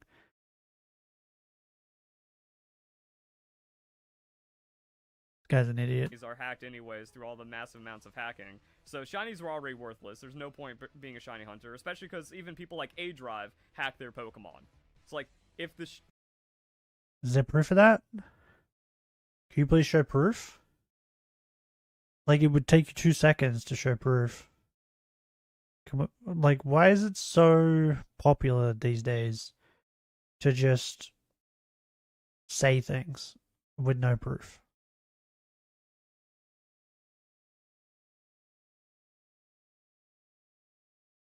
By the way, like, A-Drive does so much shiny hunting. Who cares if he hacks a shiny in here and there? Who gives a shit? By the way, I don't think he cares that you're saying he hacks in shinies. Dude's doing, like, as far as I remember, he's doing pretty well. Like, has fucking a lovely wife and kids. Like, he's doing great. So I don't think he cares that you're fucking saying this. I'm assuming he's just bringing up A-Drive and saying this because this dude loves being in drama. That's why he made the video on Wolfie, because he was probably hoping that Wolfie would like say something and they would get in drama again, because this dude tries to get in drama with everyone.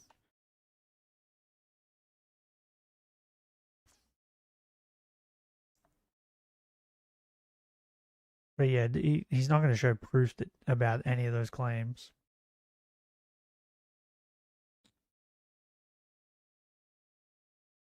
Fucking quote-unquote shiny king, or the dude that's entire channel is about shiny hunting, still uses hacks. He doesn't care about you. He doesn't care about Pokemon. He doesn't care about shiny hunting. He only cares about money. So, like, there's nothing to getting shinies. And it was a lot harder back then. People got upset. Like, you can't call a full team of shiny Pokemon hacks. Like, yeah, I can. And now the future has only proven that. Because we have Wolf Glick, the most popular competitive Pokemon player. Oh, it turns out he's just used cheated Pokemon. Oh my god. Are you bringing out... Is this Wolfie again? Are you bringing out Wolfie? You are. You're bringing out Wolfie again. What is wrong with you? Who cares? Who gives a shit? Like, I don't understand why anybody cares about hacking in Pokemon for worlds and, like, tournaments. Because you... Oh my god. It's bringing in a Pokemon with the IVs that you want and all that crap, which you can just go and breed for and do it that way. So you can still get these Pokemon. It just takes time.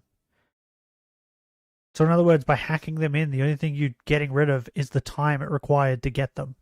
That's it. I don't understand why people give a shit. Who cares? On top of that, you just said that everybody hacks in their Pokemon. It's like the same thing with fucking steroids in like football and shit. I don't care if they do steroids. Just like if everybody does steroids, who cares? Right? The only time you should care is when there's one person that does it, and that's it. Because then it's unfair. But if everybody's fucking doing it, who gives a shit?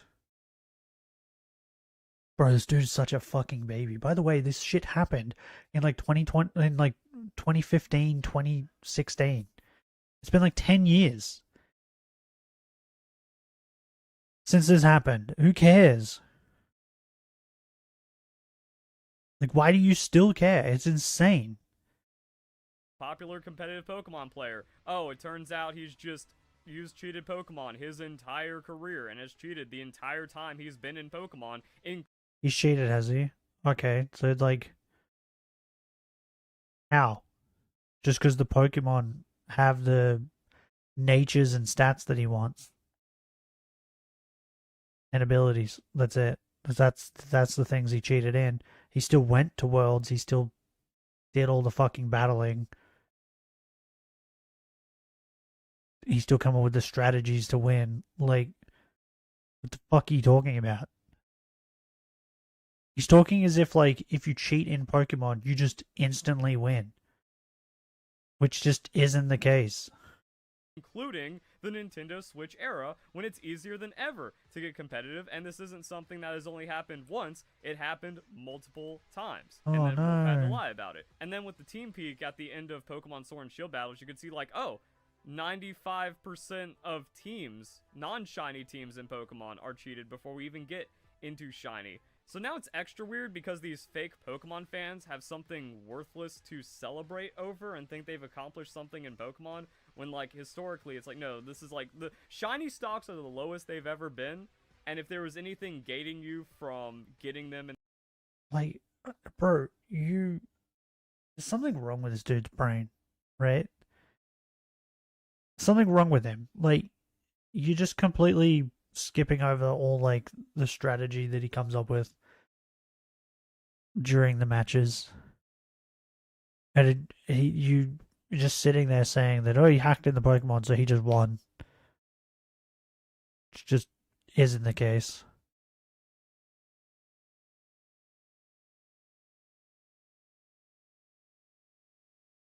While also saying like everybody hacks in their Pokemon. So in other words, he probably fought people who also had hacked in Pokemon. And then they lost. So it's like, who cares? His strategy was better. Like, in the past, or dedicating into Pokemon. But by the way, what does this have to do with Pokemon Legends ZA? Huh? What does this have to do with Zar? Nothing. Competitive in any way. It's You like, just oh, wanted to yeah, bring up you just Wolfie gotta again. prove that you are a tourist, or you don't care about getting invested into what Pokemon is really about. So it really is like the Zoomer. Okay. Please enlighten me. What is Pokemon really about? Because from what I remember when it first came out, it was about a children's game about catching them all.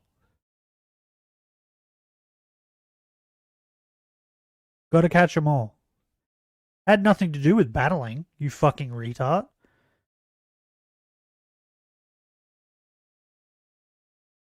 No, it evolved over time, and now a lot of people like the battling part, and made it competitive. Things evolve, things change, you fucking idiot. Where everyone gets a trophy, doesn't have to work for anything game, and that's also what makes it awful. So and then dumb. going into like just the weirdness of the Infinite ZA Royale, where everyone's saying like it's impossible to get bottle caps and gold bottle caps despite it effectively being a 1 in 10 chance. I haven't seen any yet. I got AZ's Floette. I got a Master Ball. And like, that's how fraudulent this game is. I got a Master Ball and it upset me because I'd rather just have a gold bottle cap. I'd rather have 3. This is the thing. Like, this is what I went over before. This game is like,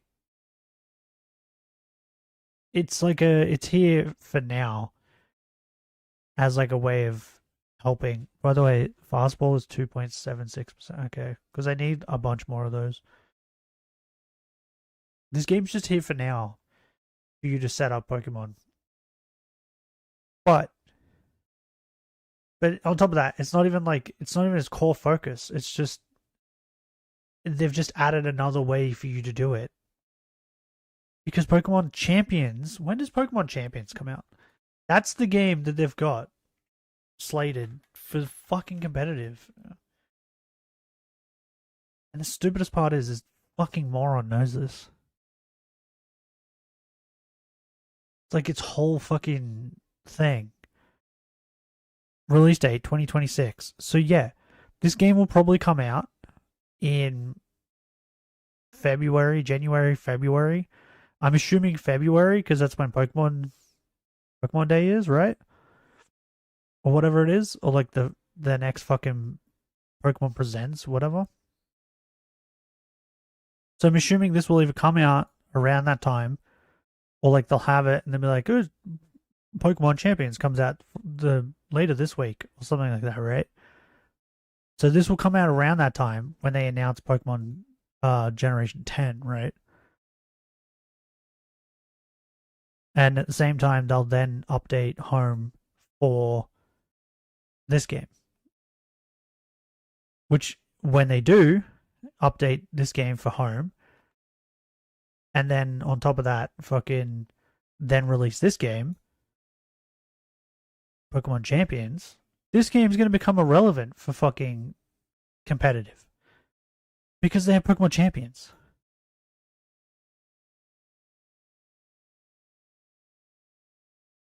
Like, duh. He's talking. The way he talks about this game is it's as if Champions doesn't exist. It's so annoying.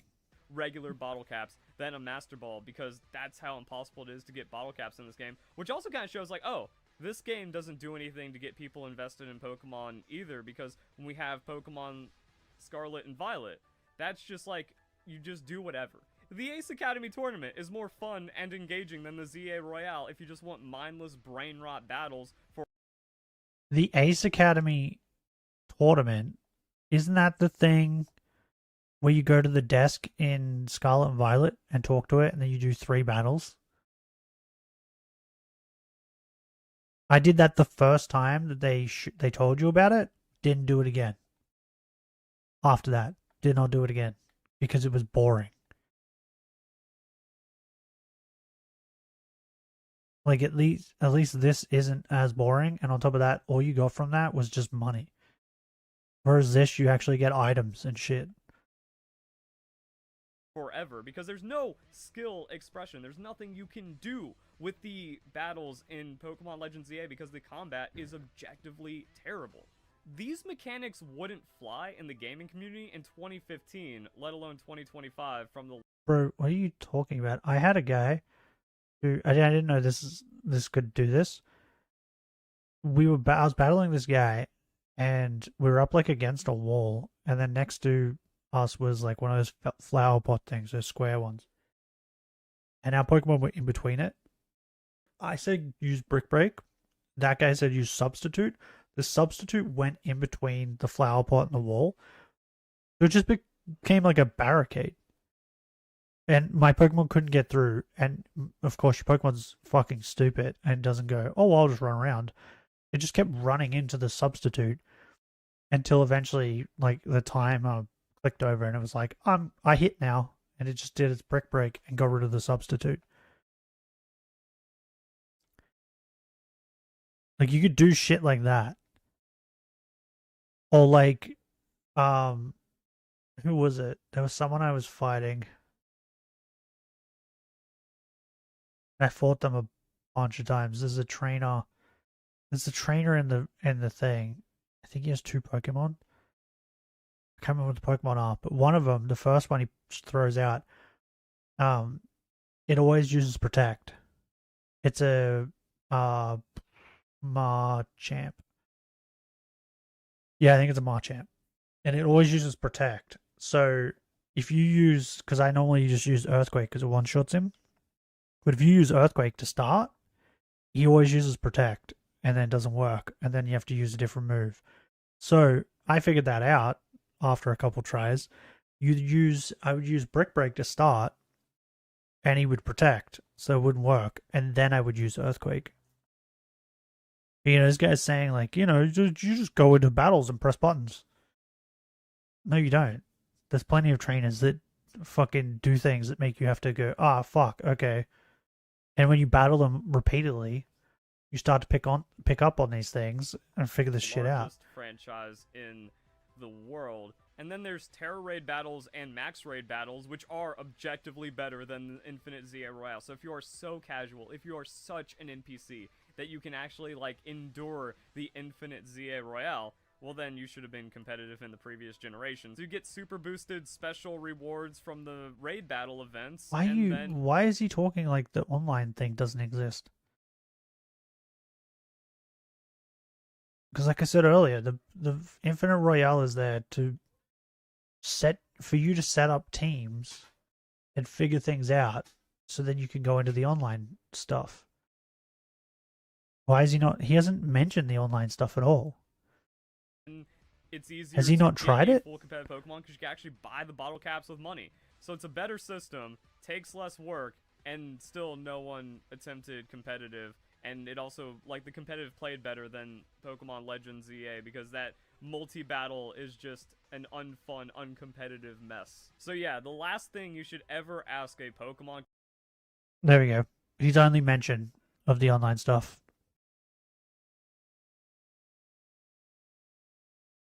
Yeah, I don't like the multi-battle thing. There's plenty of people that do. I don't like it. It's fucking dog shit. That I will give him. Right. But your complaints against this game is just fucking stupid. Because, like, he's talking like this is supposed to replace the competitive Pokemon, and it's not. It's just it's going to be an extra thing added to the side for competitive. Like, he didn't sit here and complain and say that Pokemon Unite was going to take over the competitive, right? Because he knew, no, it wasn't. It was just going to be an extra thing that happens at Worlds. This is the same thing. This is just, I would not be surprised if next year to have like Pokemon Unite, the TCG, Gen 10, I guess, maybe, or maybe to still be Scarlet and Violet, and then this. This isn't going to replace it. A community member to do is actually play the game, and then for some reason they just like God damn it! I did Old Amber again. An awful story and think it actually means something because they've never been exposed to any media or games before. And it also shows they have like zero life experience or comprehension skills. Like understand that there is. Yeah. Do you know why they have zero life experience and comprehension skills? Because they're children. Because this is a children's game. This game is meant for children. Does that help explain? Do you need more people to explain? Did you turn off like comments? No.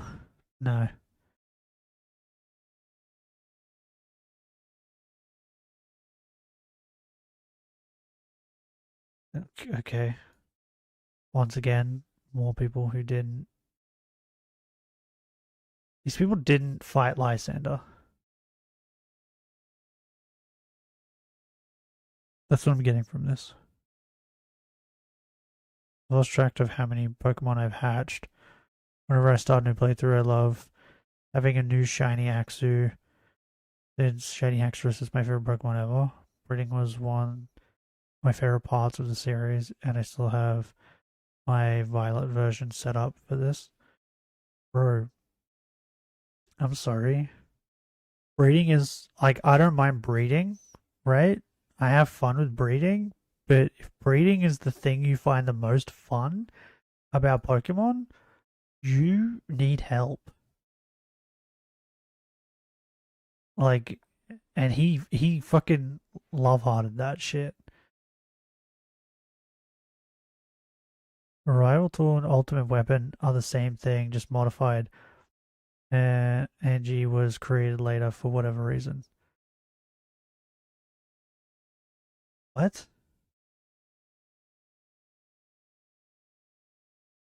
Am I stupid? Or are they stupid? Because when he talked about the machine, the ultimate weapon, right? He created the revival tool, and then he created the ultimate weapon. But the ultimate weapon was the revival tool, right? Didn't he just turn the revival tool? I'm pretty certain he turned the revival tool into the ultimate weapon. I'm pretty certain that's what he said, right? So they're one and the same. He just modified it. The same thing. Yeah, they modified it, and Angie was created later for whatever reason. The Angie was created because the king or whatever. Didn't he want he wanted an ultimate weapon, right? Isn't that what happened? If I'm remembering the story of this game correctly, pretty sure that's what they said. That later on another king wanted an ultimate weapon. And he said, "Yeah, sure," and then instead of creating the ultimate weapon, he created a place to sustain. Well, not to sustain. He created the Ange to make it so Floette wasn't immortal anymore. That's what he created that one for. Because he wanted to take away her immortality because he thought that Floette saw it as a burden. That's what the Ange was for. That's why it heavily interacted with Floette like it did.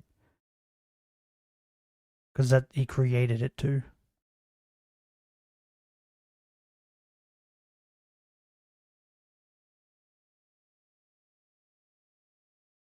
By the way, this is all explained by fucking AZ, if you listen, and Lysander. By the way, there's not many comments at all shitting on him. And I think it's because he probably deletes them. Like, that would not surprise me. Objectively no value to this game and the story and the gameplay loop and the post game, and then like how little value do they have in their lives just NPC out on it.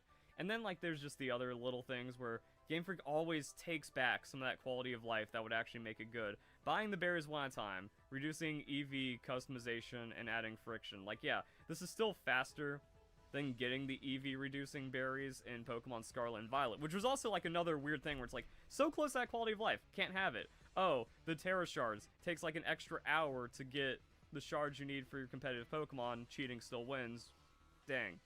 So like you could see the reluctance, even though it was like super duper free, and now people still don't care about Pokemon, and Pokemon Legends ZA is already dead, and it hasn't even been 2 weeks. So despite Game Freak's best. Oh my god, you can't be that much of a fucking idiot. Pokemon Legends ZA. Here we go. Game Boy Luke. 1,000 people watching. Munching Orange, never heard of him. 300. 71. 10. 328. 250. Like, oh my god, it's so dead. No one's watching it. Look at how many people aren't watching it. Like, this is crazy. Look at how dead it is. It's so dead. Fucking Mange has fucking almost 700k views on his fucking part 1 playthrough. Oh my god, it's so dead.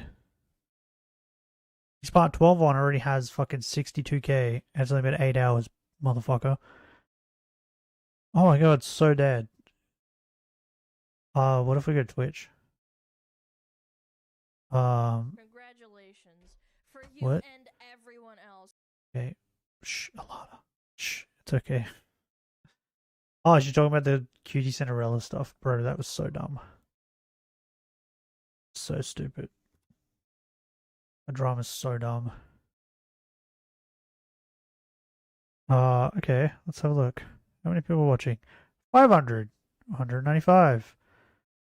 Ad, 150. Like, what are you talking about? It's not dead.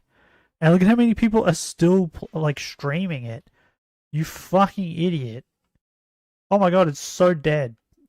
It's so dead. No one's playing this game anymore, bro. Everyone. No one's playing it. It's so dead.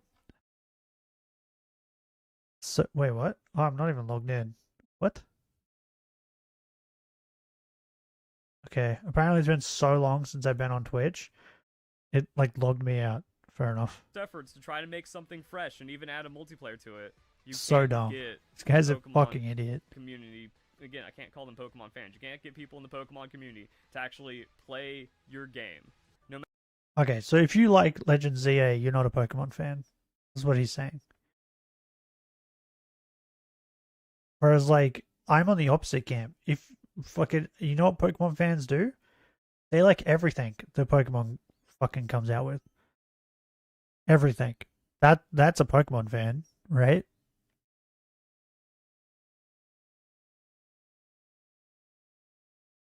Like, that's a Pokemon fan.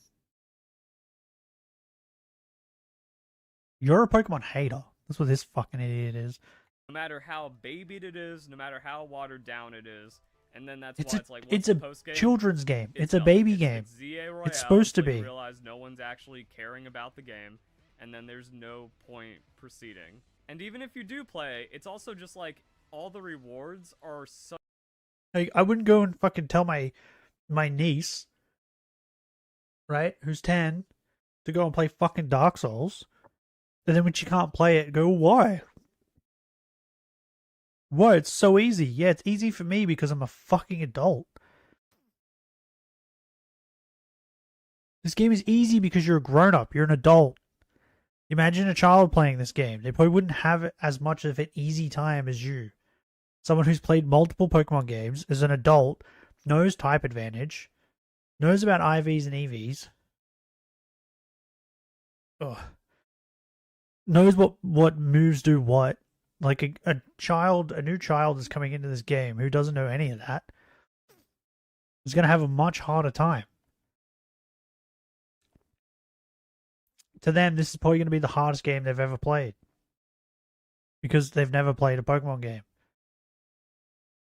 Such a kick in the junk. Someone said when you get A rank. Oh, I have a mystery gift. Interesting. Someone said when you get A rank, it's like some small candies and a mega shard. Like, they must have screwed that up. Or like, hopefully at the end of the season you get some bottle caps finally. So it takes a couple weeks to start snowballing. But that was also in like Pokemon Sword and Shield and Scarlet and Violet. Like, you hit Master Ball rank, you actually just get like half a competitive team right there. Like, you can just immediately convert that into extra. Did I say that right? I just watched it back on the thing. Because I clicked it really fast. Yeah, I did get one. Sweet.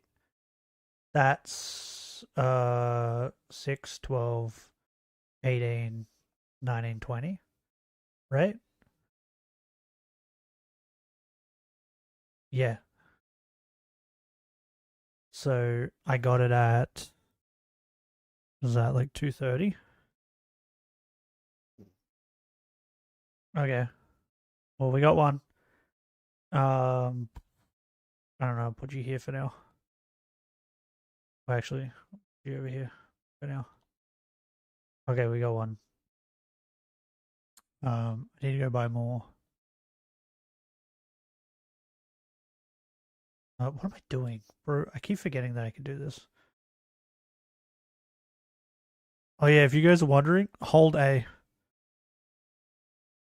And then just move sideways and it multi-selects like that. Okay, we need to go buy more fossils. So I have 30 again. So I can do a box at a time. That was quick. What? It's 1 in 4,000, right? That was quick. I feel like I'm wasting my luck on these fossils because, like, yeah, I think it was like 40 something when I got the Tyron. Is the next one going to be like the longest? Is that why? Sail fossil. What am I doing? Just need that. Boom. Bro, it didn't even like make a dent in my fucking my money. So dumb. Shiny Pichu? No. Meow. Also, what is your... Can you get these guys as like... Okay, medium. What if you can get these guys as like an alpha size from fossils? That'd be kind of cool. Okay. Save game. And then, yeah, by the way, that's how much playtime I've had. You guys are looking. Wait, hold on. I'll reset. And then, boom, there you go. Playtime. But in saying that, like, I did do... How many nights? 4 nights, I think, of just letting it run up and down that thing. I was trying to get a shiny male. Lion, by the way, still haven't gotten one. So what's that? That's like, we'll just say 8 hours a day. So 8, 16, 32 hours. 32 hours you got to take off that for doing that. And then there was a day or two there where I left the game on and then went to go do things. I don't know how many hours I was gone for. But yeah, that's not fully like playtime. Because I'm a moron who like, oh wait, did I? That's what I thought. Because I'm a bit of an idiot who just like doesn't think and just does things. Extra competitive Pokemon that you've been wanting to make. All the other games were so good for replayability, post-game story. Everyone just hacked it away and then cried about nothing being there. Or they were like so casual and worthless they hate playing Pokemon and then they blame the game about it. So when they see something that pretends to be fresh, because there's nothing new here, there's nothing fresh, there's nothing that improves upon Pokemon or creates anything else. Especially like Legends. What do you mean there's nothing new? The whole battle system is new. The thing you hate. That's what's new. What? Legends Arceus just ripped off every other Pokemon mechanic and created actually nothing new. This has the action combat, but it...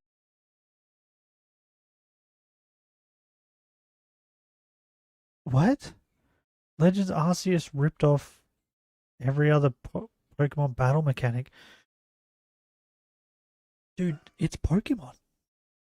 How can Pokemon rip off Pokemon? That makes no fucking sense, you idiot. That's like saying like, oh, Assassin's Creed 3 just ripped off Assassin's Creed 2's like stealth. Like what are you talking about? You fucking moron. They can't rip off of themselves. On top of that, the battle system in Arceus was completely fucking different, you moron. The battling one-on-one, yeah, sure. But, like, fucking... They had the... I can't even remember what they're called. Agile moves and strong moves. That's different. That's not in any other Pokemon game. Also, they weren't the fucking same. They have dodge rolls. Pokemon can kill you in those games. Pokemon can kill you in this game. Like, what are we talking about? It's so broken and behind compared to any possible action system for... Also, I realized I did things off stream, right? So I got Zygon, I got the legendaries.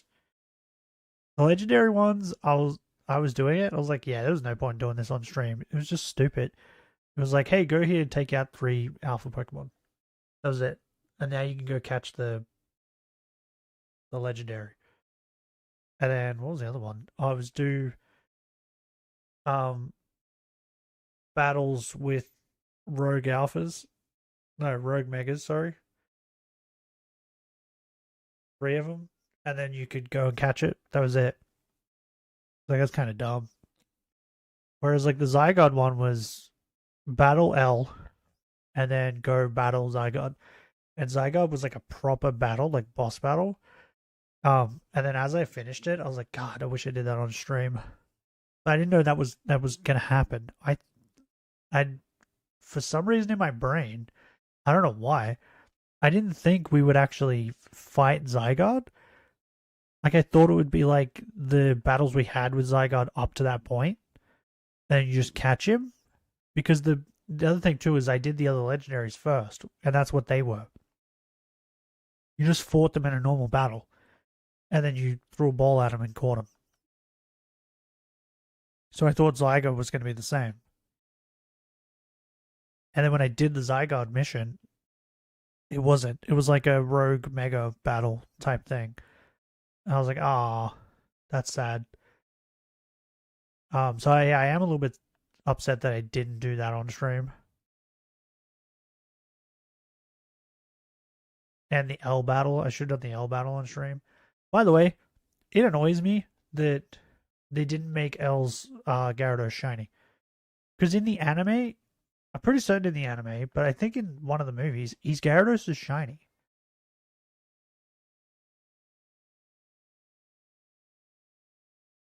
And I wanted it to be shiny. Because there's a lady who has a Furfrou in this game that's shiny. And I fought her with mine and beat the shit out of her. Or creature collector that Game Freak shouldn't even have tried. And I'm out of descriptors for the ending gameplay loop. It's just so miserable. So yeah, objectively worthless story, unplayable gameplay loop, and despite trying to cater to the lowest common denominator as much as possible, you can't ever get them to play a Pokemon game. So the Pokemon Legends experiment has failed. It hasn't. And also, the entire It game really is hasn't. an insult to you as a person. The story doesn't respect your time because it's just a You're an 20-hour insult gameplay. to everybody. Hey, a shiny. A 20-hour... Oh. Ha! Suck shit. A 20-hour gameplay loop. It's just the same thing over and over and over again for padding with no progression whatsoever. And then the finale also kind of proves what like, is this game gameplay? never- You could have chose anything, any gameplay to put over this. You talking like this, and you chose I'm gonna run around and just kill random Pokemon in the street. Like what? Your complaint is about the fucking. That's the other thing. His complaint is about the Infinite Royale, but didn't show him battling in it. respected you Do to that. begin with. And then getting all the items and all the other things in the end game also shows the game doesn't respect or care about you. It's like, oh, what about accelerating to get people playing the new battle system and invested into it to where they want Pokemon Legends Galar or Pokemon Legends Johto or something like that? No, they want you wasting. By the way, if you actually like paid attention to the story, they might actually make a Legends Gala. Because they fucking talk about it. Like he talks about how he was there for the darkest day, implying that the first one, not the recent one, the first one.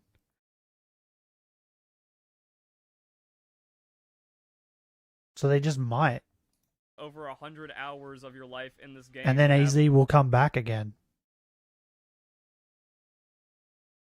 less progress than spending 100 hours in Sword and Shield or Scarlet and Violet towards competitive, but then everyone complained anyways. Also, the side quests prove this game doesn't respect your time.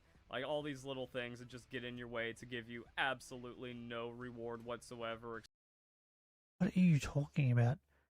So, if you play through the game, right, and you get to the Infinite Royale, yeah, I can kind of see how you would see that, right? Because you get metal coats and like all that sort of stuff, the trade evolution items and that. That's like the rewards you get. But if you do the side quests as you're going through the game, as they pop up, like I did, the side quests are actually worth it. Because you do the side quests and they give you the whipped dream and the sachet. Or they give you metal coat. Or King's Rock. But if you don't do a single one of them and just play through the nothing but the game, then yeah, the Infinite Royale also gives you those things. But you're not supposed to know that until you get to the end of the game. So you're supposed to play through the game and be like, oh, I'm going to do these side missions and get the items. Except for like very few cases where like, wow, the Furfrou League, I have to defeat all these Furfrou for gold bottle cap, where in Pokemon Scarlet and Violet, I could... It wasn't just for gold bottle caps, you fucking idiot. Like, you can't even get the Furfrou League and like side mission until you do the Furfrou Chicks thing. Which is like, you go to her and you show her Pokemon doing like, I think the first one was Cut. And then the second one was like, no, I think it was Slash, sorry. And then the second one was Psycho Cut. And then, what was the last one? There was another one. But anyway, you show her doing those, and it unlocks, like, hairdos for Furfrou. Which then slowly evolves into the Furfrou Cup. As, like, the final thing. By the way, that Furfrou Cup thing was kind of cool. I liked it. Because by the time you get to, like, the end, you fight the lady with the shiny one, and it's like, oh my god, she has a shiny Furfrou. That's so fucking cool. Because I walked up on it, and I was like, is that a shiny Furfrou? It was just she was just sitting in a cafe. There was just a shiny Furfrou just standing there. So it's like, that's cool. Whereas he's just like, I hate this game, so I hate everything about it. That's the way he views it. 60k technically. Bro, his life must be just miserable. Pokemon are gonna have guaranteed IVs anyways. So like the amount of time it takes to do anything in this game is just such a step backwards, and somehow people pretend to like it because they're just that brain rot. I don't know. Cognitive dissonance is a hell of a drug. Hope you guys enjoy the video. Hope you all have a nice day. Thank you very much for watching. I did not enjoy the video, and I don't do this very much, but I'm going to do this. I dislike your video. It's dog shit video. By the way, this is maybe the second video I've ever disliked. Because what I do is if I don't like a creator, like this fucking idiot, I just don't watch their stuff. But since I watched this video and this video is dog shit, I'm disliking it.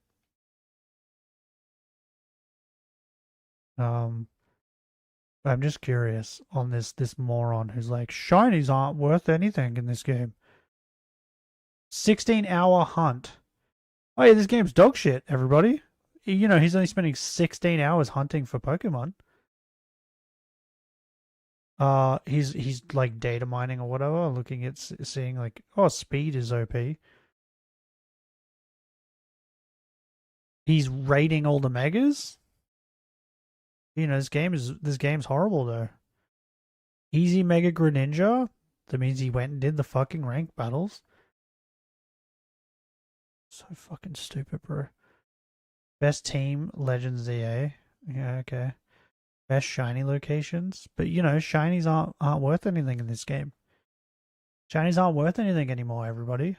He's making videos about it. Does he mention it? Spawn in, and then we can... Hey look, there's an Eevee over there. Oh, nice. A Ralts. If there was a bench nearby, this would be the best shiny hunting spot in the game. But you don't care about shinies. Okay, this is shinies going are to be your worthless. guide to the best shiny hunting spots in Pokemon Legends ZA. So yeah, you sit at a bench, it respawns all the Pokemon nearby. That is how you shiny hunt in this game. Now, the interesting thing about benches is they always face you away. So if you just hold down... So, here's the thing, right? We just watched this video where he complains about all this stuff, about bench resetting and shinies and all that. But then you watch the video he made on how to shiny hunt, and he sounds so happy and, like, excited to tell people about this method You're such a hypocrite.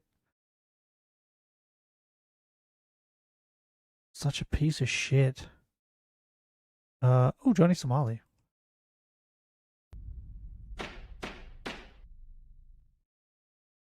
Z Khalid Ismail, aka Johnny Somali, has suffered a surprise court loss and Here we a go. change in what was predicted, What'd an he do? absolute What reversal happened this time? in what we thought might be some minor good news, maybe a little W for Somali. What the fuck is that in the Ramsey background? has suffered a massive, massive loss here today. Is that an We're gonna auto? get into that What today is on that? The Legal Mindset. We teach you to be your own judge. Of course, I'm Andrew Esquire, American attorney. This is Yeah. the Fast Facts Oh, man. version, the quick and dirty version of the latest in legal news. If you like Dirty. the format, if you like the content, you like the Somali coverage, please make sure to like the video and support the channel. Also, if you want to support the Somali coverage, support me getting out there and do that, you can. I head over to will my like your Ko-Fi video. and support the channel as well. But let's get right into it. Of course, I've got a nice PowerPoint for you to walk you through what happened in today's court battle. And once again, this is a battle which he decisively lost. And I was What? a little No on the way. fence before. We were looking at some potential where he might be getting what he wants, but indeed he did not. So let's get into what happened. He Of like course, knocked one we've got charge off 8 though, right? charges, one of which was removed after settlement with Korean streamer Jungman. Yeah, But yeah, we that still one. have all of these charges here, including one deepfake count. That's the one he's still fighting as not guilty. But everything else he's pled guilty to, including Minor Offenses Act, obstruction of business for 7-Eleven, the buses, twice for Korean propaganda, and Lotte World, one of which, and this becomes relevant, his Does that say 50 million won? That's 50 million, right?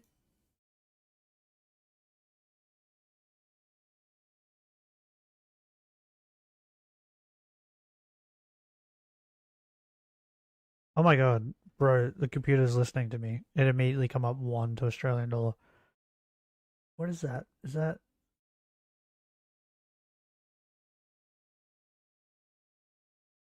Oh my god. That's $53,000. He has to pay 53 grand if he gets fined? Wait, I think that's only just for those 4. Then we got to add on 100,000 won on top of that, right? So it's even more. That's 50. Wait, what is it in American? US dollar. Oh, it's 35 grand. But it's still like, that's a lot. That's a lot of money. Bro, that's insane.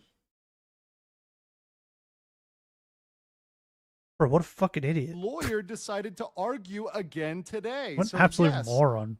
his lawyer spent 30 minutes trying to argue a charge that he already pled guilty to, folks. I cannot make this stuff up. This is unreal. In How is his terms lawyer of not caught up? absurdity of legal trials. And just to be clear, his maximum punishment is still up to 12 years. I still estimate anywhere between 1 to 7 after he's sentenced. Now, we're going to talk about this. He may be stuck in Korea indefinitely. So if you count the fact he's been in Korea over a year now, it's going on over a year, and it's going to be way past a year, this is going to be an absolute L for him in terms of his time. So let's talk Okay. about what happened today. Today was a trial on October 29th, 2025, where there were 2 witnesses, Hank and Jungman. Now, Wait. Bong Bong was supposed to be there, the Bong Bong, the Korean streamer, and once again, That's the woman, right? I think that's the woman. So, wait, he'd be stuck there indefinitely? Why would they want him there indefinitely? Do you mean in jail? Because, like, he's going to get charged with staying there past his visa, right? Because he's stuck, whatever. Wasn't that one of the things they were talking about? Is that why he's saying that? the deep fakes were made of Jungman and Bong Bong, and she's in Australia, and she didn't attend. Oh, she's And over the here? key here is this trial is not What's she doing going over to here? stop until she comes in and testifies. So Okay. they're going to keep bumping this to wait for her as long as it takes. So what happened today, which was very Fair enough. interesting and why I cut my stream short and why if you just watched my previous videos, my previous streams, that's incomplete information. In fact, I was going kind of in one direction, and this is a really big reversal. This is a massive reversal. So everyone was removed from the courtroom under the judge's orders. The judge did not want anyone in there during witness testimony. Yeah, because whether they the were judge like, thought it that makes might us lead to sad. intimidation of the witness or whatever else. They just didn't Fucking want anybody in there. So they baby. removed them. And likely today what happened, because they set up the monitor and everything else based on what we know, they likely showed the deepfake as video evidence and entered that into evidence officially. So we now have the deepfakes, both of Youngman kissing Hank. That's one of the deepfakes. Once again, kissing is sexual in Korea. So that is a sexual deepfake. And beyond that, the multiple deepfakes of Bong Bong and Ramsey kissing and doing other sexual things. So the SCT, now at first they were said, hey, go home. Everybody go home. We're not letting you back in. Of course, the SCT vigilant, my people there, and Atosi was there as well. They were waiting outside. They didn't leave. And it turns out the judge actually said, you know what? I like you guys. Come back in. The judge actually wanted them to be there, that's great. People to see the end after the witness testimony. Yeah, so you once know what? again, Hank The testified. judge probably realizes that we don't know the exact they're putting details. it on We may YouTube be able and to get those in the future. making a lot more a other little bit people of those see details it. in the future, at least some of them. Right. But we don't know Getting the more exact details, attention but on we this did get a little bit of a shitty summary fucking afterwards because situation. they do kind of hit the major points when they get to the back half, kind of the closing of the hearing. So what we found out is obviously Bong Bong couldn't attend, but she says she'll attend next time. And we know Ramsey's lawyer, because after they came back from the break for testimony, Ramsey's lawyer made several bad arguments, like horribly bad arguments. Number one, they argued that Ramsey could not be guilty for the deepfake because there was no intent. So saying, hey, this was a thing where there's no intent, right? He didn't intend to harm her, and because of that, it doesn't count. We'll get. But I think he did say something. Guess what? That's a horrible argument because this is a strict liability thing. It does not require intent. So there's no intent. So it doesn't even require upon this. intent. But It's even if it similar to, it how you did, might deal with CSAM I think in he the says US, something on the right, stream where it's he either showed you have it. it or you don't. If you do, That strict implies liability intent. attaches. The other argument he made is it wasn't sexual. And this is a horrible argument because under very established Korean precedent in terms of this area, kissing is considered sexual. That is embarrassing. That is something you would not want to do with a stranger that you do not know. And certainly a person like Ramsey would destroy your reputation, entirely because you don't want to be associated with this guy who is the pariah of all streaming and certainly hated across all Korea. The next funny thing was, this is hilarious, Ramsey asked for an expedited trial. Ramsey got up there and said, Judge, I have family obligations, which is hilarious because we know Ramsey could care less about his family. He doesn't care about his family whatsoever at all. In fact, But on top of that, didn't he state in a live stream or something that his family want nothing to do with him? I thought that was the thing that happened, right? Like he said, his dad disowned him, so he doesn't have any family obligations at all. That's a crock of shit. He's thrown them under the bus. He's yelled at them. I mean, he's fought with them. They've told him to stop doing what he's doing, and he won't do it. But he said, oh, no, I have family obligations. I have to get back. I can't do anything. No, Ramsey. That is not what is going on here. And the judge didn't buy it. The judge just was a very cool cucumber. He just calmly denied it. It's absolute Chad. And the judge added in, and this is very important for you guys to understand. The judge told Ramsey some foreign defendants have been here waiting during trial for 6 years. Let me say that one more time. Oh my God. In Korea, there are foreign defendants whose trials, not the sentencing, just the trial, last 6 years. I've said it once and I'll say it again. For all you that are doubting the Korean process, the process is the punishment. Even if they are quote unquote light on punishment, if Ramsey is in Korea, if his trial takes 2 or 3 or 4 years, that is A-okay, according to the judge. And let's be clear, if Ramsey had pled guilty and said he was sorry, this would have been over almost a year ago, or 9 months ago. It would have been over.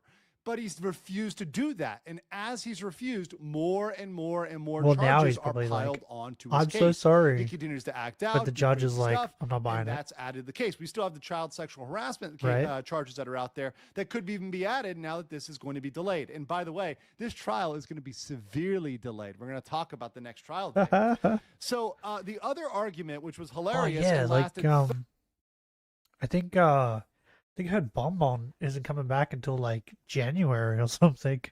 So he's like stuck there till next year. 30 minutes was his lawyer, Ramsey's lawyer, absolutely getting up there and making the horrible argument on the Lotte World charge. Once again, this is the obstruction of business charge, which he already pled guilty to.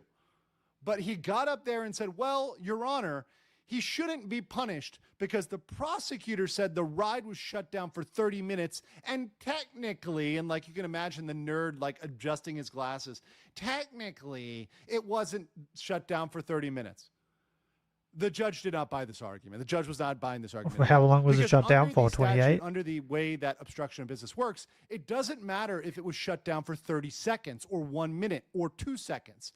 If you disrupt normal operations for any period of time, even a short period of time, it doesn't matter. You're guilty of obstruction of business. He shut that ride down for a long period of time. Whether it was 30 minutes or 29 or 25 is immaterial to the fact that he disrupted operations. He caused security to come out. He was making rude and lewd comments in front of children. That absolutely was disruptive to the normal procedures of Lotte World. So that was an argument that was not bought at all by the judge. The judge kind Bro, of this threw out lawyer he's almost got all is these arguments fucking here, dog did shit. not really buy these arguments at all. So what happened in addition to that? So after the process was kind of going, Hank had requested a private room for his safety. Remember, this is Hank, the big tough guy, the big guy who's ready to fight everybody, and he's a trained fighter and all this sort of stuff. But then he went brings to a a private room fucking for his safety because he was baton afraid to of a the fight. spectators and what they might do. Ridiculous. And beyond that, several members of the SCT and fans attended, and the judge seemed very receptive to their presence. Yes, he did invoke the rule of privacy during testimony, which is normal and happens a lot, but he allowed them back in, and that's something that's not normal. Even the bailiff was surprised by that. The other thing is, and I'm not going to spoil this too much, I want Grandpa Atosi to tell the story, but I just want to give a little teaser here for you guys. So Atosi Grandpa Otozi. Why is he Grandpa? did a quick on-the-spot interview with Ramsey, and Ramsey, in a very delusional way, said court went well. Despite the fact he took all of these L's, he said it went well. And then he proceeded to, well, be Ramsey. And I'm going to let Atosi tell the story. I'm not going to tell his story for you. But let's say Ramsey being Ramsey, delusional as always. So let's get to what you guys want to hear. When's the next trial date? Next trial date is February 11th. It's even further away. I thought it was January. February 11th of 2026. Let me point out to you how big of a deal this is. This next trial is not the last trial date. Get It's wrecked. not sentencing. It's not closing arguments. This is just for Yeah, I was Bong gonna Bong say, to testify. yeah, this is just so for the deep even fake. if she comes to this, and we don't know, she might plan a trip to India or Sri Lanka or whoever else, Japan at that time. We don't know. Bong Bong's going to Bong Bong. She's going to do what she's going to do, right? We don't know. And if Bong Bong keeps missing it, they're going to keep delaying it. They're going to keep pushing it off. And so when you look at this case, By the way, even like, if she shows up, if I was the judge and all that, it would not surprise me if he like got in contact with Bonbon and was like, "Hey, we want this to take as long as possible, so like you just keep going on trips, and like I'll just keep putting it off and giving new dates. Like that would be so funny if that's what's pretend she happening. shows up. There's going to be a March trial. Because it sounds There's like gonna this be an judge April trial. doesn't like Because there's got to be Ramsey. closing arguments, got to be sentencing. So he's not getting out of there for a while, and that's if nothing else is added. And that's if there's no, sort of other things that come up procedurally. And we've seen with time a lot of stuff coming up in the Ramsey Khalid Ismail Johnny Somali case. So my prediction is this is What going a to go name. far Holy in 2026. I know that his roommate had planned to go over to China. Those plans may have to be canceled because this may be pushed well into summer of next year China. easily if there's any sort of other things going on here. So I want to know what you guys think about this, but I think this is a massive reversal, a huge Do you think he'll loss. run? Ramsey He'll try really and wanted run to to go China? home. He actually was complaining, oh, this has gone on long enough, trying to sound entitled to a quick process. Well, guess what? You messed around in Korea, and Korea is showing you the Korean Yeah, now you're way finding out, to bro. handle things. Guys, I'll catch you on the next one. piece. Fuck around, find out. Oh, he took away the fucking video of Johnny getting punched. Oh, that's sad. Sony gives it to us. PS5 update. What? Do we care? I don't know if we care. What is this? Fans give up on Vox? What'd Vox do?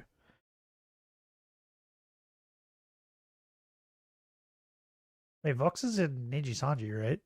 How the fuck does Niji Sanji keep having drama over and over again? What?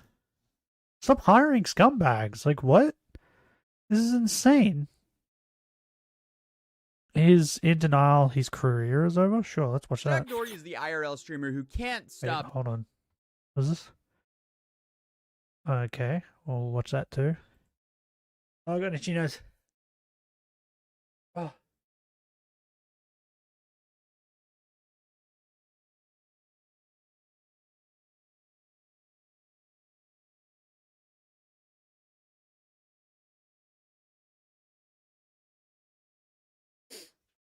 Oh. Oh, I burned my nose. Oh, wait, there it is, though. Niji Sanji bullies exposed. Oh, was Vox one of them? Maybe watch that as well. Hey, Party Ollie. Okay. So apparently JD Vance is talking about Hassan. He has this command place, which is Ooh, basically Hassan got mentioned. I snap my finger and point. He will run to that place and lay down. This is real, right? I mean, like, it's not AI or anything. Oh, I'm not. Okay, so there's another one here. It seems like this is actually real. To zap him. No, Hassan. not like Is JD Vance the... He's the president's, like vice president or whatever, right? The U.S. vice president? Yeah, he is. JD Vance. What the fuck? Okay, so that means that the president and the vice president know about Hassan. Hassan Biker, no electrocution of dogs here. If you mistreat dogs, that's almost 100% sign that you're going to be a really terrible person. You know, it's like the Jeffrey Dahmer thing. Yeah. Like every serial killer ever has actually been really bad to animals. That's sort of how they started. He just goes all the way. Oh no, he did not like this, bro. He did not. Of course he didn't like this. People are talking negative about him.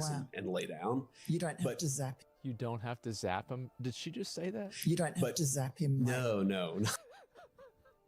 Hassan. Not like Hassan Biker, no electrocution of dogs here. He's turning it down. What does that tell you about a person? Well, I think it tells you that they're not that they're bad people. Yes. If you can actually cause suffering.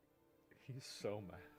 Oh God! To an innocent animal, you're probably the Bro, kind this of is person great. who doesn't worry about suffering in people as well. Yeah. And that's been my experience. If you Christ. JD Vance has done spot training for his own dog, so he knows that it is not an abusive practice. And yet, it's not. It's not what he said. He's talking about you zapping the dog. Oh, fuck. He's an old Amber. I got distracted.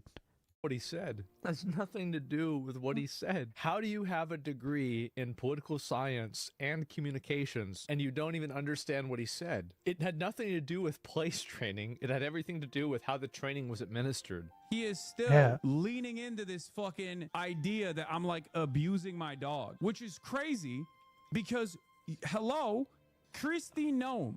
Have you seen the clips? Secretary Yeah. of the Department of Homeland Security. Yeah. Shot her puppy. What is happening? The Vice President of the United States Evidence. is talking about Reddit, Twitter drama. Because it's funny. Fucking God, I hate the left. I hate liberalism. I hate everything that's going on every single day of the goddamn week. I hate my life. I hate streaming. I hate socialism. I hate every single person who thinks that the peak of activism is being the most annoying, holier than Bro. Crash out much? Okay, let's watch Jack this. Doherty is the IRL streamer who can't stop 30 minutes? Oh, I don't know if I want to watch that Hi, for everybody. 30 Welcome minutes. Hold on. I don't want to watch all this. I just want to context Maria versus Barry. And then Maria FD exposed. Okay. And then, oh my god, it's all about it. Because, like, she's the one they were saying was the bully, right? Like, look at this. You got Maria. Bullying. Clover site secret knowledge. What's Clover site? You mean, okay. Fuck. Okay. I guess we have to watch all this. I'm gonna go pee though real quick because I really need to pee. And then we'll be back to watch Niji Sanji being Niji Sanji. I'd also grab something to eat because I'm kind of hungry. But I'll be back.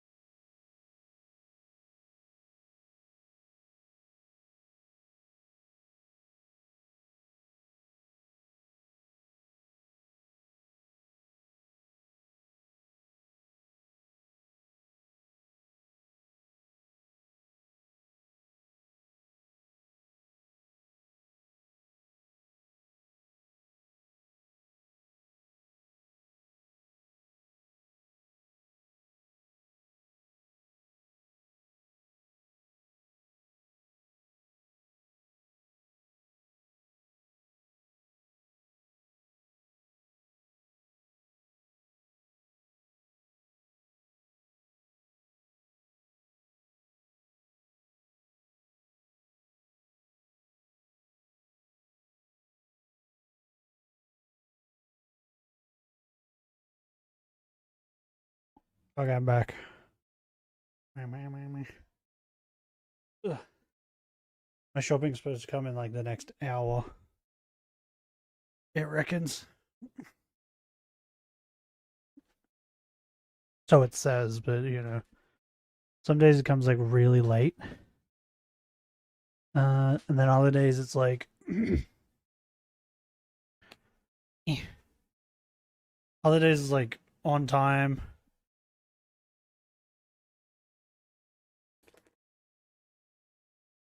It's never early though.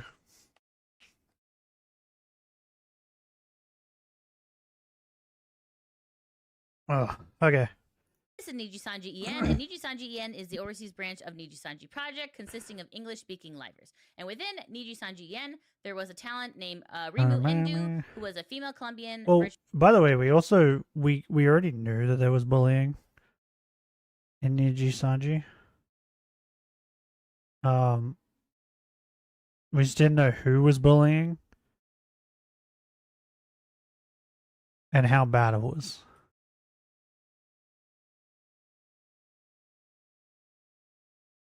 Also, I don't know if I explained my sick. I feel like every time I get sick, I have to come back and explain. But I'll explain it anyway.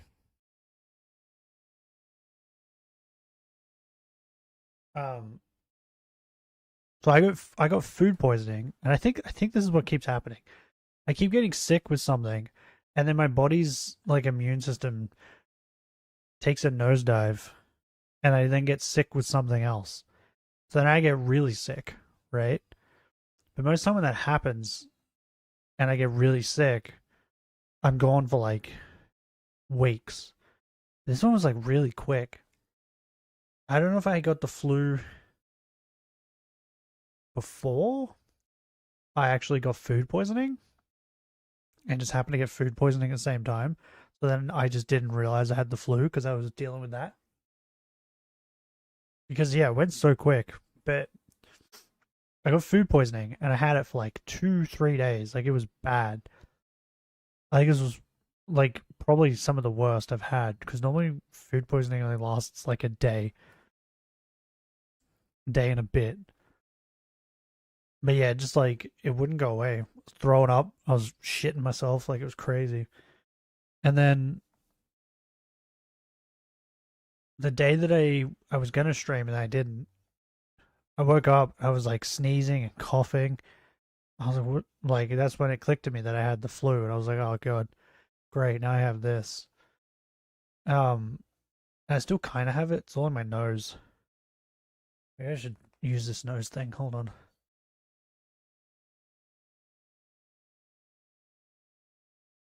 Oh, yeah, it's all in my nose.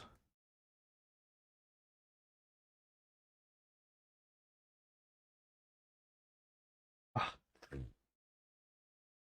that kind of helps. But yeah, so I had the flu, and I was like, well, and it was my voice was all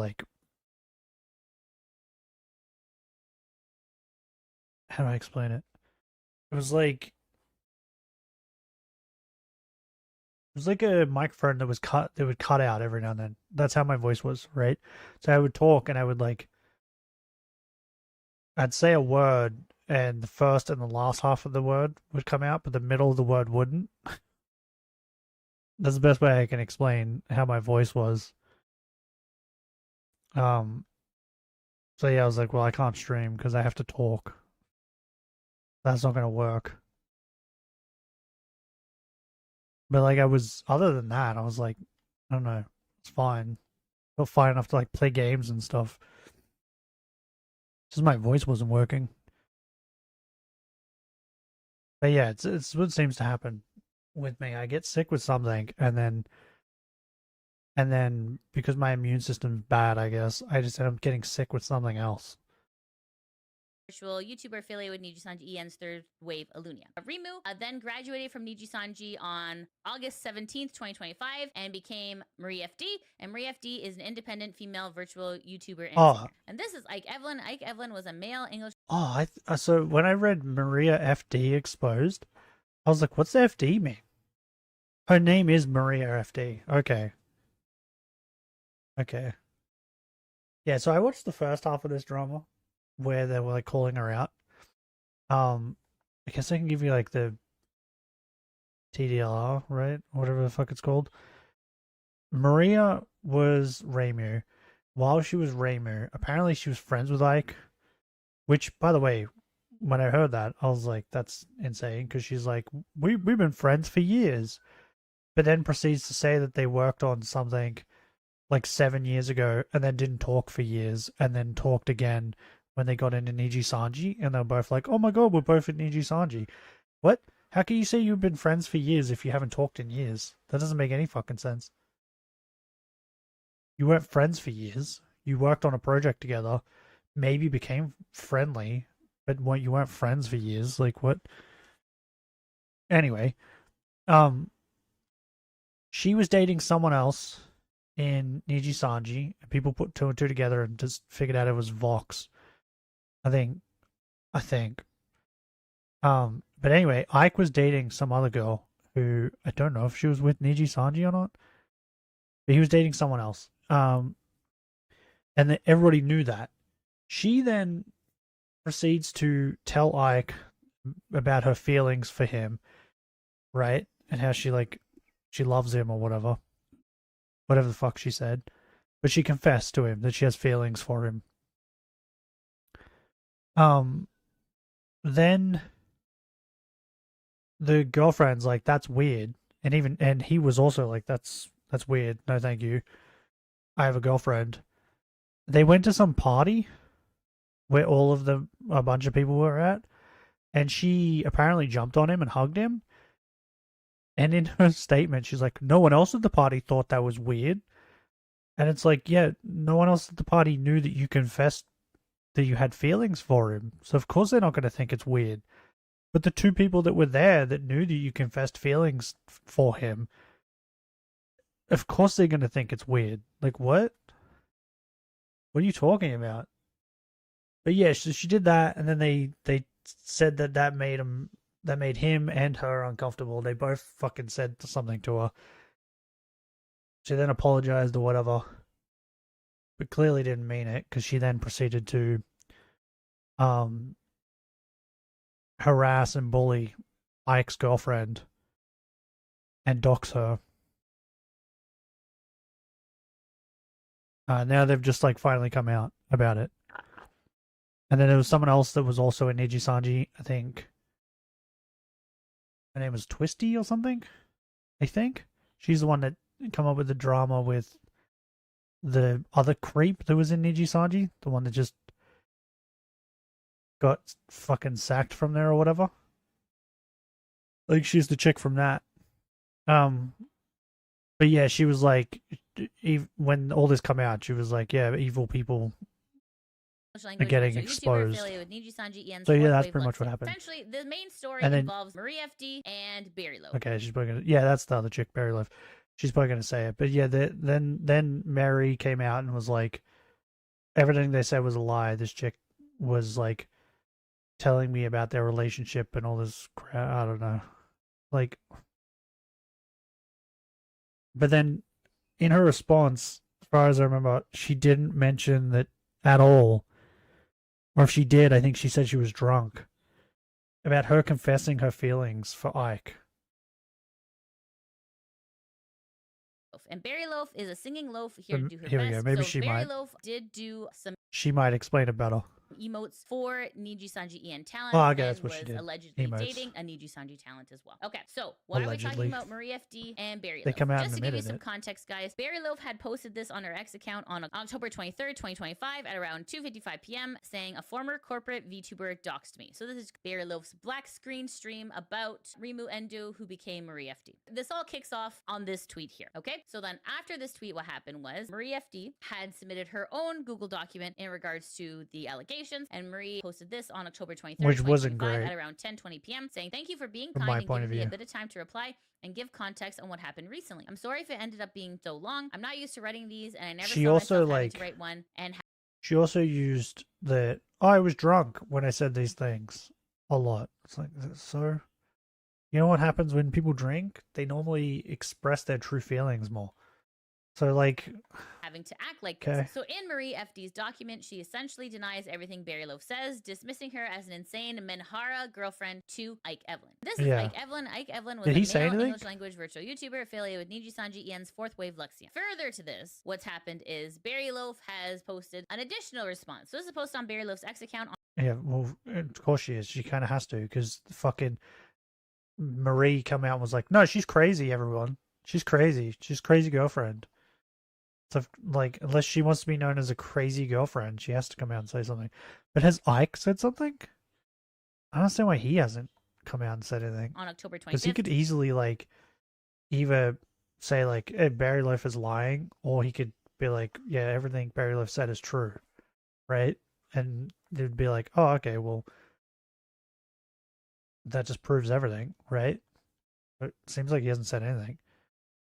2025 at around 3:09 a.m. and Barry Loaf says, I want to sincerely apologize for frequently deleting my tweets. I understand how this might appear from an outsider's perspective, especially when discussing serious issues. Thank you for giving me the space to make mistakes and learn from them. Here is my final response. And you're like, okay, perfect, great, wonderful, fantastic. If you click on this, it has been taken down. So it says here, we're sorry you can't access this item because it is in violation of our terms of service. Whether or not Marie FD got it taken down or perhaps Niji Sanji got it taken down, it's a little bit unclear. But of course, the good people on the internet have backed up this document. So this is the document here. It's get wrecked. about 20 pages long. And in an Indiana Jones moment, we need a legend, a color-coded legend to Wait, that says click on here to see screenshots, though. Are the screenshots also backed up? decipher who is actually who in this document. So don't worry, I will be telling you who is who. So this story is going to involve a lot of other Niji. What the fuck is this? Okay, so we have Ike is blue, Reimu is pink and black. Vox is wait, are we just going off the first color? So Ike's blue, Reimu's pink, Vox is red, Sunny's yellow. Sunny. The fuck is Sunny? Was there a VTuber in Niji Sanji called Sunny? Sunny Niji Sanji? Oh, okay, there's a dude called Sunny. Never even heard of this guy. Okay. So we have Sunny. Millie. Is that Millie Parfait?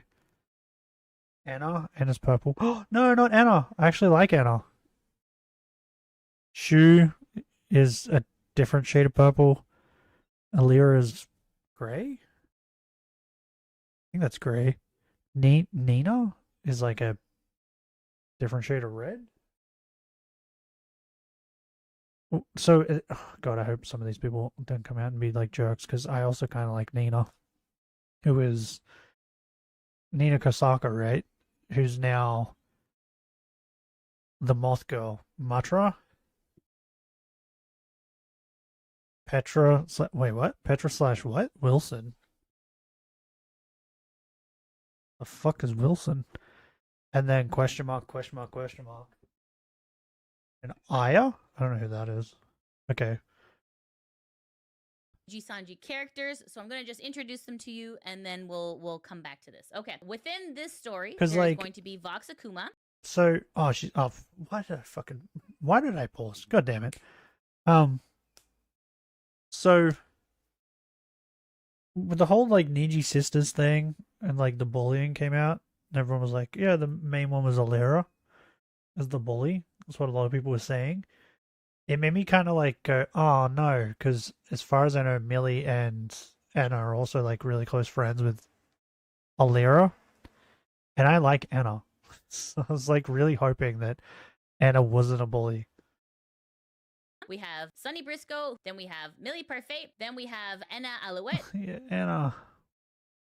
I like Anna. I like her, and I love her singing voice. Then we have Shu Yamano. Okay, and then we have Alira Pandora. Then we have Nina Kosaka, who became Matarakan. Yeah, there you go. This also includes Petra. And then this is... Yeah, why Wilson, though? Who's Wilson? Who the fuck is this? Aya what? Aya and... Okay, so there's a lot of people... Aya what? Amari? I don't know how you fucking say that. Who is this? I know she existed. I would have loved her. I love braids. In this story, which is why I kind of wanted to explain to you who's who. So here, let's begin at the very top. Thank you for your patience in reading yet another document. Okay, at least she is aware that it's like, oh, here goes another one. I know I've gone back and forth quite a bit, and I'm really... People don't care about reading documents. Like, they're like, yeah, okay, it's like the best way to explain yourself. It's when your document is 1,000 pages is where people care. Sorry, this has been a nerve-wracking Right? time, and I acted impulsively rather than speaking on what truly mattered. Thank you again for your patience. It wasn't fair to anyone involved, and I regret any pain I potentially caused. I will not speak on this matter after this. There seems to be confusion about consent. I got permission from my former partner. Click on the images for the full screenshot. I met Marie in 2017 Okay. prior to dating my former partner. We worked on a song project together, But- and we're Twitter mutuals. So she got permission from him. So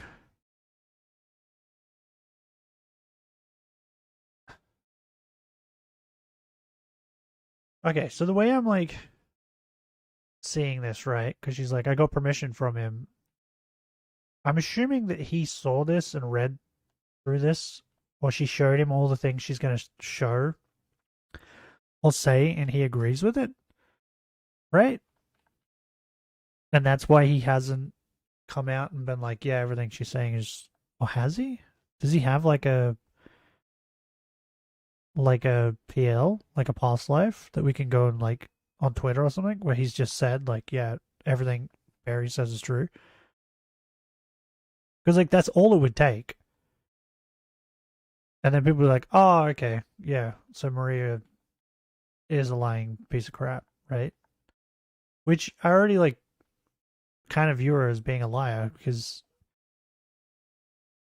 like she's like, I don't understand why she was so obsessed with thinking that I was into her boyfriend. But then there's like a fucking long ass message about her talking about how she's into him. She like talks about how she's into him and how she knows it's wrong and that she's not going to do anything about it because he has a girlfriend. And it's like, what? Why even tell him then?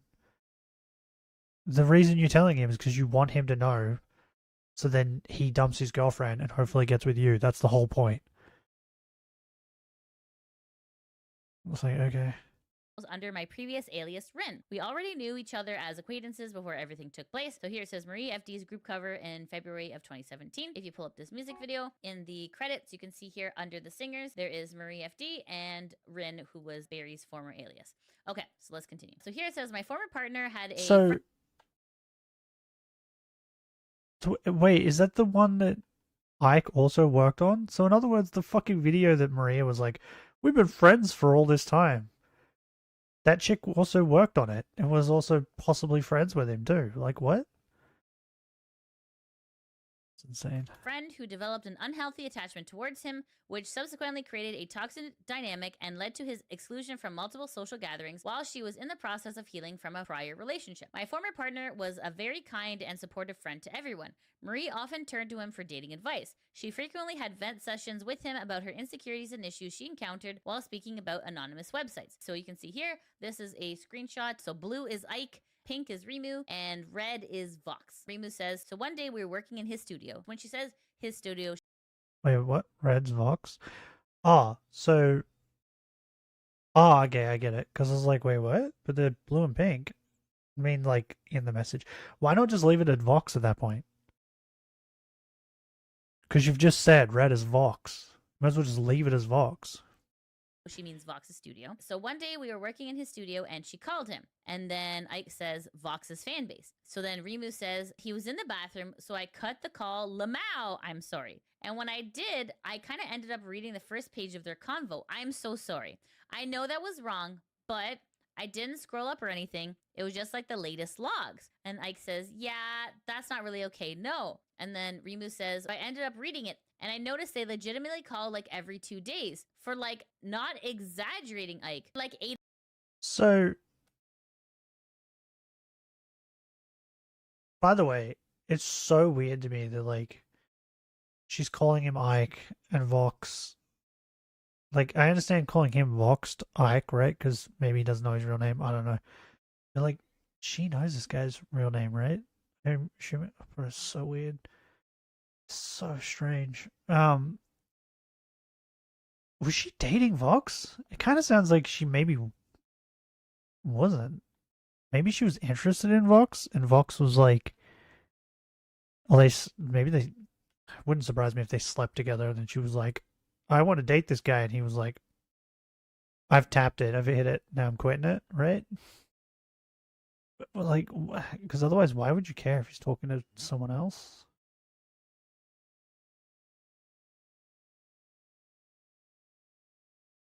Also, they're clearly talking about whoever he is. Vox is talking, like to.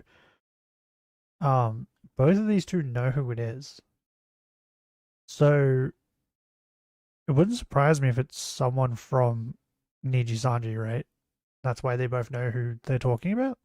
8 hours, she sent him an effing bikini picture. When she says she sent him a bikini picture, what Rimu is talking about is that within Vox's fan base, he had a fan that was sending it's a fan. pictures of herself and like having constant conversations with Vox. So that's kind of where Rimu is feeling a little bit insecure about what's going on. That's probably why it got taken down, because it mentions Vox, and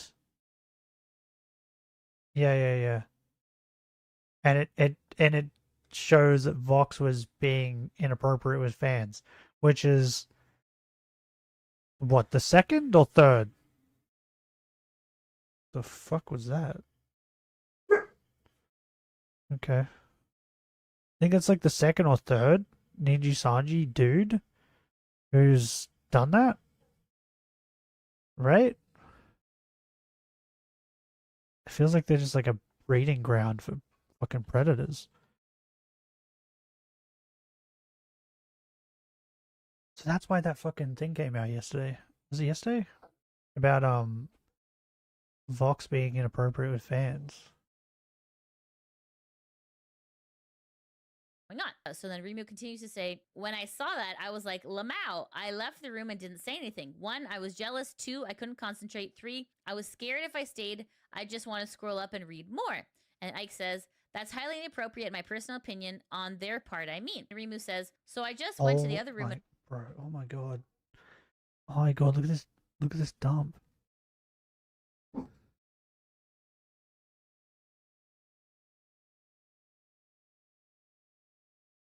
Look at this fucking dumper. It's insane. That's so much. Oh my god. It worked. Then we had a talk in the bathtub, and I told him how uncomfortable she made me and how I wanted him. Okay, what? Then we had a talk in the bathtub? These two dating? These two have to be dating, right? Otherwise that's a bit weird. Him to at least make some boundaries. Like I made clear, I didn't want him to cut her off because the least I wanted is to like limit his friendships and seem like those annoying, jealous, controlling girlfriends. But like at least wait, hold on. His friendships and seem like those annoying, jealous, controlling girlfriends. But right, okay, so the same thing. She thought the same thing when like when I just heard that I was like, wait, hold on a minute. Because that's exactly what you're trying to fucking make Barry look like, a controlling girlfriend. A crazy controlling girlfriend. But like, at least just treat her as an artist you're commissioning, because that's what he wanted to do supposedly. And some days went by, I was drunk and I was chilling, sitting behind him. Oh my god, okay. She's drunk again, guys. So she brought this up a lot in her other responses, her response and stuff. But this chick needs to stop drinking, by the sounds of it.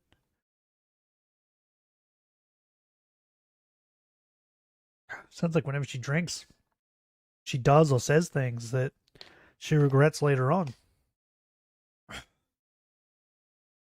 I noticed they were talking again, and because I was drunkle, I got emotional, and that's when we fought. And he strangely got like really defensive. Lamau. I felt he was slowly shifting the convo towards like me being that annoying, jealous girlfriend laughing my ass off, and I felt really bad. That's because that's what you are.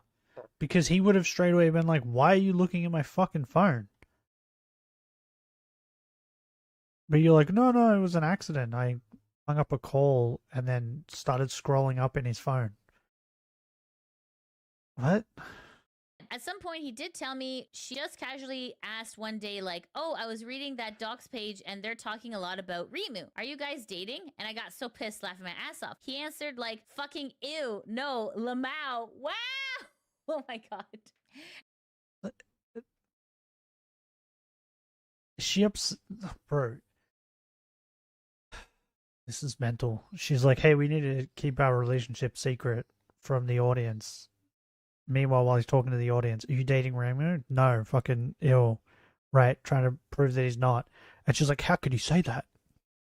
That's what she's saying right now, right? And I told him I didn't like it. And he said he was just acting. And the fact that she came to ask him about it made me super pissed off, laughed my ass off. Not even friends do that. That snooping kind of attitude pissed me off. Interesting that she's pissed off about snooping when she herself did snooping in this screenshot. But okay, let's continue. And apparently she looks at 4chan and the doc site all the time and brings that stuff to Vox. And I just don't like her, laughing my ass off. At one point of the convo, I did tell him, what if...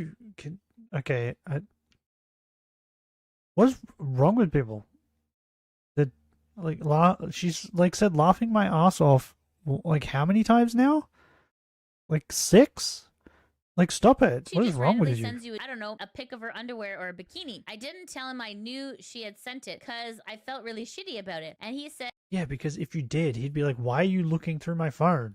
Oh no, if that happens, I just cut it off right there. And that answer made me so sad, laughing my ass off. So then Barry Loaf says, my former partner and I never had problems when it came to female friends. I've always been open with my interactions with women, and I've even drawn fan art, something I did because I wanted to celebrate different dynamics. I traveled to Japan to watch them perform. I've bought merchandise from many of the girls. I slept over at Alira's house. I even had collabs with mutual female friends. However, it's important to note that I stopped drawing after one of her fans attacked my thumbnail art unprovoked. I stopped because of insecurity about my art, but not my relationship. So then here is a conversation between Rimu and Ike. Rimu says, heart, how was your trip, BB?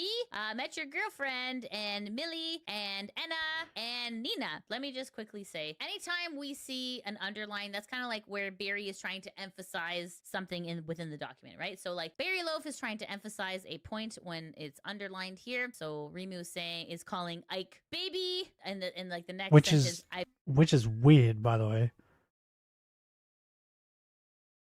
Like, it's different if it's like that one friend, right? That you're like super close with. But from what I've seen, she's not with this dude. Like, she says, we've been friends for years. But then in the same breath says that they didn't talk for years. So it's like, okay. Like, that's not how close friends normally are. They don't just stop talking for years and then just start talking again. So, like, this is strange that you're calling him baby. It's just weird, bro. Like, yeah, it's a different story if it's like my brother has one friend, that he calls, what did he call him the other day? Like, when they're talking to each other on the phone, they end it with, I love you, right? Which I always, every time I hear it, I go, gay. And he just fucking giggles at it, right? Because it is kind of gay. But, what did he call him the other day? Then we're on the phone, they were talking, and he was like, asked him how his day was, but he was like, how was your day, sweetie? Or something like that. But this is just like this is like his closest friend that he's had since, I don't even know. I think he would have been like 15-ish or something. Around that. Maybe a little older.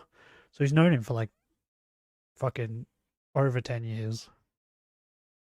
And they talk like almost every day, right? Like, it's like that kind of close friend. So like that, in my mind, makes sense, right? I mean, you know, I have someone who I was close to and talk to almost every day. And we haven't spoke at the moment for fucking... It's not because anything happened, it's just because, like, we moved apart. Like, he lives... I don't even remember where he lives now. There's nowhere close. And then I think I moved even further away. We haven't spoken to each other in like 5 years. But I wouldn't like if we start talking again, I wouldn't immediately start calling him by like a pet name like that. I met your girlfriend. So it's like, it's kind of like very, very odd behavior for a friend to call another friend baby. So anyways, let's continue. So Marie says, I give zero. Not always. What I'm saying, like, if it's like your best friend, it's a different story.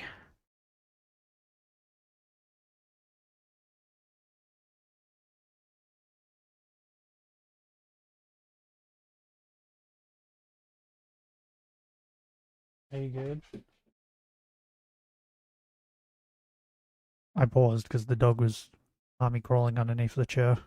Zero fucks, left my ass off, blank she. And then Barry says, LOL, as you should. And Marie says, is crazy. Like, she cosplays as Vox. Wait, what? Marie jealous of Vox's quildren? What is that? What is a quildren? But then it's so obvious that she self-inserts with Vox in her fan art, right? At first, I thought it was crazy. Then I'd see her super spicy super chats. Then I'd see him use his thumbnails. Then I'd see him like her tweets only. Then I'd see him replying only to her. And then... Or he's probably liking a lot of tweets. Not just that chick's tweets, but the in her mind, she only sees when he likes her tweets. So she's like, oh my god, I can't believe he's only liking her tweets. That's not it. By the way, I think she said something like this about Barry. She was like saying that Barry was talking about Ike only liking other girls' tweets. And that was one of the things she was using as why Barry was crazy. It seems like everything that she was doing, she's projected onto Barry. And Barry says, Vox, dead face. Marie says, then I see his talking to her on Discord.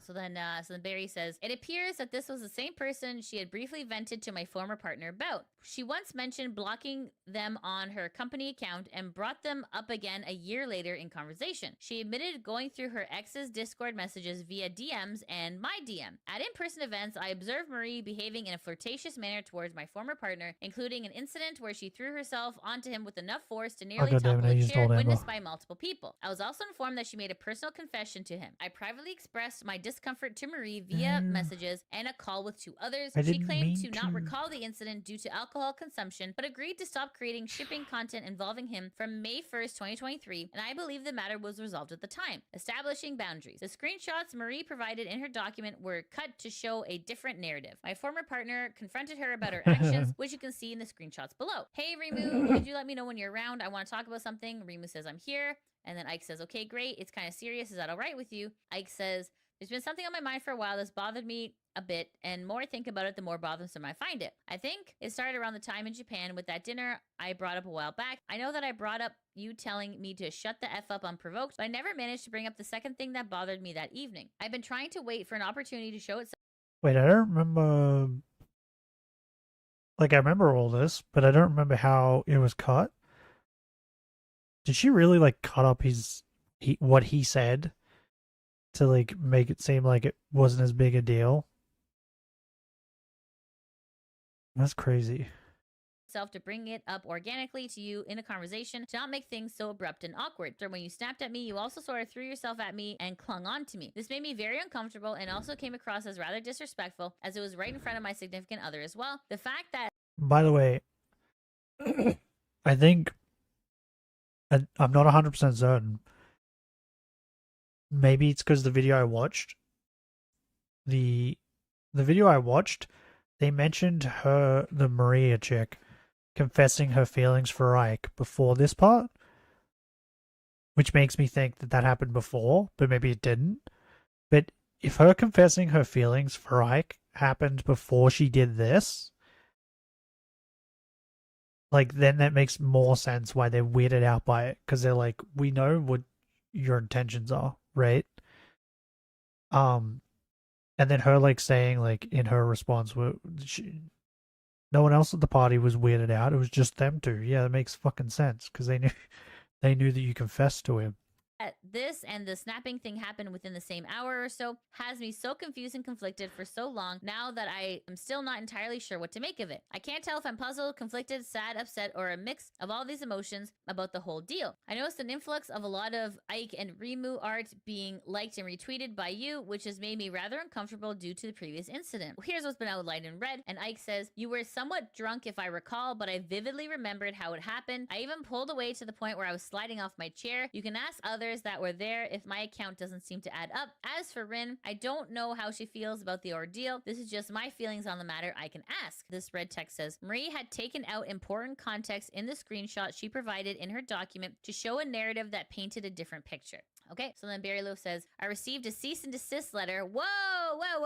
After noticing that her screenshots left out key context regarding her involvement. Immediately cease and desist from publishing, reposting, or otherwise communicating any further false, misleading, or defamatory statements concerning our client. This is a direct quote from the cease and desist letter I have received. Oh my God. Why is there a cease and desist letter? After we set a boundary with Marie, we noticed that we... Wait, so you sent a cease and desist and then was like, now that she can't talk anymore, I'm going to talk on it and lie. Like, that's what she's doing, right? She's had it in her mind when she put up her shit and lied that Barry couldn't refute it because she has a cease and desist. In her mind, she's like, well, now she can't talk.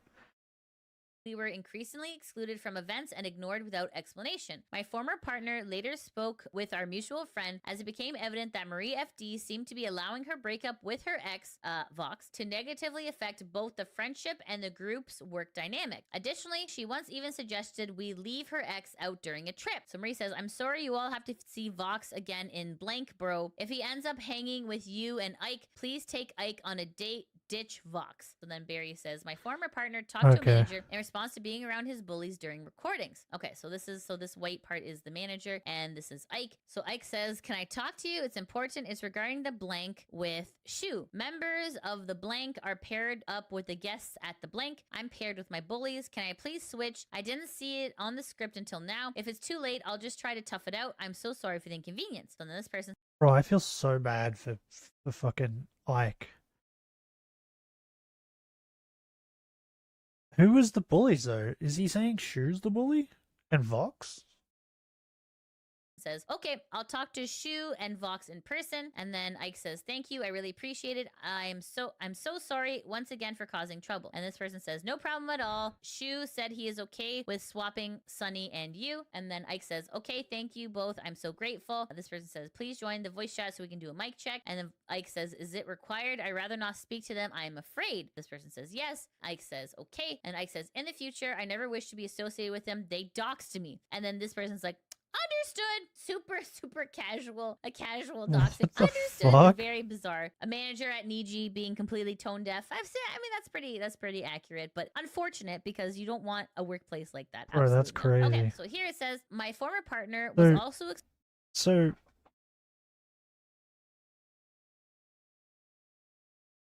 that means Shu and Vox are also bullies? Excluded from the Millie event on April 19th, 2024. He was live tweeting throughout the event and discovered that he wasn't included in the first 4 waves of participants during the Millie live watch. This coincides with his live tweets. He found out by watching the live recording alongside timeline. So Ike says, "So am I getting added to a group chat, or are we just doing this over DMs, or did something come up? Let me know." This is like maybe like 11 days later. "Hey, what's going on? Haven't heard anything from you, but I keep hearing about all these plans from other people that are coming here." So Ike is saying that to Millie, and Millie says, "Gonna make one now. Sorry, we don't have a group chat, but everything is just being planned on Hangouts whenever we can." And then Ike says, "Really? Others have told me that there is one. Did they lie?" And then Millie says, "We had one, but it's for blank and Alira's besties in it." And then Ike says, "Interesting. Does the bestie not like me or something? Is that why a new group chat had to be made specifically for me? Also, isn't it odd how this is the second time something like this happens where I'm strangely excluded from group chats when there's a meetup with friends in blank? I'm just letting you know how it looks." And then obviously some time has passed, and then Ike... Bro. So far we've confirmed, like, what? Shu and Vox are bullies? Or maybe not Shu, but Vox. I don't know. Those two possibly, right? From what we just saw before. But now Millie's also in on it, and well, I already had in my mind that Alira is probably one of the bullies, right?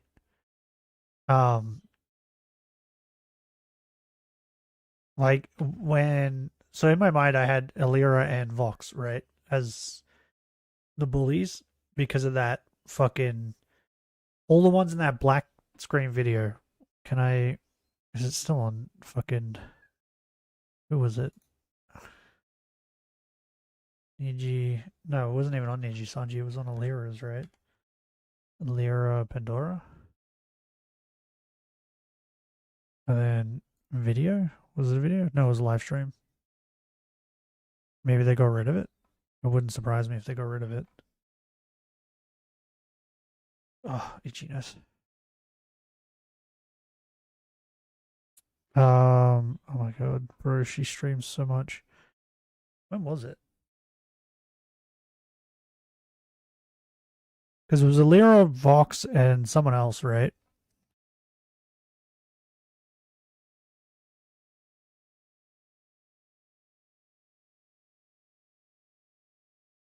Yeah, here it is. When this crap happened. Termination. Here with me, this is Alira Pandora. Thank you for taking the time to listen to us today.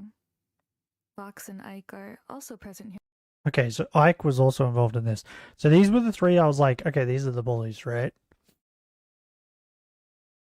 This is when, like, the Doki Bird stuff happened. Bro, it's already been a year. That's crazy. But now it's looking like maybe they've pressured Ike into doing that video with them. But from this, yeah, like, because she's pretty much just outed, right, Alira, because she's like, she has her own Discord thing with one of her friends. Says, I don't think I'm asking a difficult question here. Would it be all right if I asked for an answer? And then Millie comes back with, first of all, please let me know if I'm getting this wrong, but the way you talk is a little bit passive aggressive. I just made a group chat specifically for the blank people and didn't exactly have any plans beside the ones we talked about in Hangouts. Even the blank was something that was planned beforehand with our IRL friends. It just happened to, it landed on the date during the blank. Also, I want to address something too. When I asked you for blank and it was around June, I thought we were on good terms. However, I noticed that you unfollowed me on Twitter and I got hesitant to reach out to you because I thought you didn't like me. So I'm feeling a little confused about our friendship, especially right now because of how you're being really passive aggressive with me. I'm going through a lot right now and I just feel super attacked for no reason. And then Ike says, I'm not intending to come off as passive aggressive. I do think I have the right to ask for answers though. This is the second time you guys have planned things with blank in blank and excluded me from it. The first time it was like, oh, it's just for the blank peeps, which then changed to if Ike comes, he's gonna bring Vox. And now it's, oh, it's because Alira's bestie is in it, which then became, oh, it's only for the blank. Why does the reasoning... Okay, so maybe Vox... Oh, or I accidentally did a Amber again. So maybe Vox isn't a bully? Maybe it was Shu? I don't even know anymore. I don't even know anymore, bro. Who knows? There we go. Yeah, I don't even know anymore, bro. Who the bullies are. But like, yeah, like if this is like the second time that he's been excluded from things, then yeah, of course he's gonna be like, why you motherfuckers keep excluding me? Constantly keep changing. I had to find out from people coming here themselves that something was even happening. Yeah, then on top of that, didn't he say up there that like someone else told him that there already is a voice chat? So then he's like, so then when you come in and you're like, oh yeah, I'll make one now. He's like, wait, what? But I thought there was already one that existed. Looks to them when they come to me and say, Ike, you're in blank too? Are you coming to the blank? And I go, what blank? You guys are coming here? They are shocked that you didn't tell me anything, especially when they're staying in the same area that we both live in and I'm 5 minutes away. It's really hard not to see this as repeated instances of purposeful exclusion. So let's see how this is underlined. Then Ike says, if I'm not wanted, I'd rather you just tell me up front so I don't waste my time. Just remember that these are my friends too. And then Millie says, first of all, I thought whenever we talked about in blank was something we had put behind and started a clean slate. I just wanted you to understand that during the time when Rimu and Vox were on bad terms, Ike might bring Vox if he comes, was something said to let Rimu mentally prepare might happen since we, at the time, didn't know that you were also not on good terms with Vox. It wasn't meant in a way where anyone wanted to Okay, so yeah, exclude you. Vox is a bully You then? kept pushing the idea onto me, Enna, and Illyra, and that's really unfair. Also, I said this August trip was something that made plans and hangouts because we're tired to go to blank this year. Peach and I are planning to go. You can even ask the people involved in the group chat. This August trip is something impulsive, and I feel as of now, you know how blank plans things when it comes to hangouts like this. People... Also, I think I just remembered something. I think there was a clip from one of Alira's streams, right, where she talked about how she was a bully in school. I think that's another reason why, like, I seen that clip and I was like, oh, okay, yeah, well then she's definitely one of the bullies then. Plan at the last minute or just do whatever they feel that day. We did not plan this intentionally in mind to isolate you or exclude you. I know for a fact that they're coming, but we... Which, like, could also be true, right? They probably didn't do it to intentionally do it, but how do I explain this in a good way? Sometimes you do things and you don't realize until after the fact that you're like, oh, wait, that's how this looks, right? So maybe they did this not realizing that that's what it looked like. And then afterwards was like, oh, crap, this looks really bad, right? Looks like we're trying to exclude him when we weren't really. Which then, like, even if, like, that is true, and then, like, sits in your mind, like, as, then that just means that always in the back of your mind, you never think about Ike at all, right? When you do these things. We had no set plans, and that's the reason why I asked you if you wanted to go to blank with us. I just haven't made the group chat because I've been dealing with a death, and I'm honestly tired of being blamed for something that's supposed to be a casual hangout. So Ike says, I do think I'm bringing up valid points, and it's a little bit disappointing that you're resorting to attacking me in return in terms of, quote, passive-aggressive, and bringing up previous incident that, by and large, was never resolved, because I feel that I never got an answer. There are still conflicting accounts coming from everyone involved. I wish to know why that is. When I brought up the whole if Ike comes, he'll bring Vox to your face in person, you acted shocked and appalled when you said, what? Who said that? Nobody has said anything like that. But now you're telling me you knew all along? I don't understand. Which is it? Also, Rimu is the one that claimed that you were the one that initially said it. But when I asked you during that one dinner, it's like you said you fucking didn't. high school. Why is that also conflicting? I'm really just trying to get answers Two-faced bitches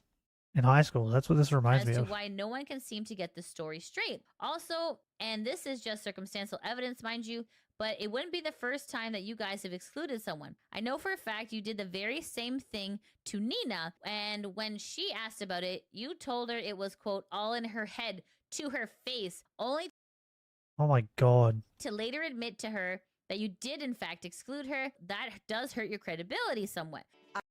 Yeah, like what? I think I can talk about it now that it's like almost a year. It's going to be a year this week. But basically, I tried to get Etheria into a group call twice a week. I would be like, hey, you know, we should maybe talk. We should like get to know each other before, you know, like we don't really know each other, blah, blah, blah. They kept telling me that they were busy and they couldn't make the call. And then months down the line, I found out that like the three of them would like voice call each other. Damn. Yep. And when I found that,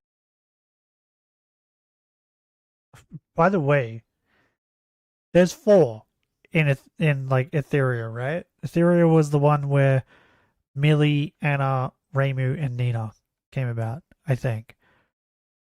So there's 4 people in that wave, and 3 of which are voice calling each other. So they're just excluding Nina. out, like I'll be honest, I got a little like, I don't know, I just felt like, man, I'm just trying to be like a cool coworker, and I kind of took it personally, and I was like, How would you not take it personally? Like, what? How would you not take that personally? That you're the only one they've excluded. Yikes. Okay, so this is very telling of By the way, like, bro, Matra, so brave. Because that's her as Nina. She's still in the company when she said that. And just said it on a live stream. Because, like, she probably did, I don't know, would have got so much backlash from, like, within that we didn't see because of that. the inner mean girl clique that is happening over at Niji. Even to the point where even Nina, aka Matara, was feeling it too. All right, so let's continue. It says here, my former partner confided in his coworkers about the exclusions from collabs, events, and constant ghosting of messages. The harassment and exclusion from collaborations and professional opportunities were repeatedly. Hey, do you think this is gonna, like, make people unsub from Niji Sanji members again?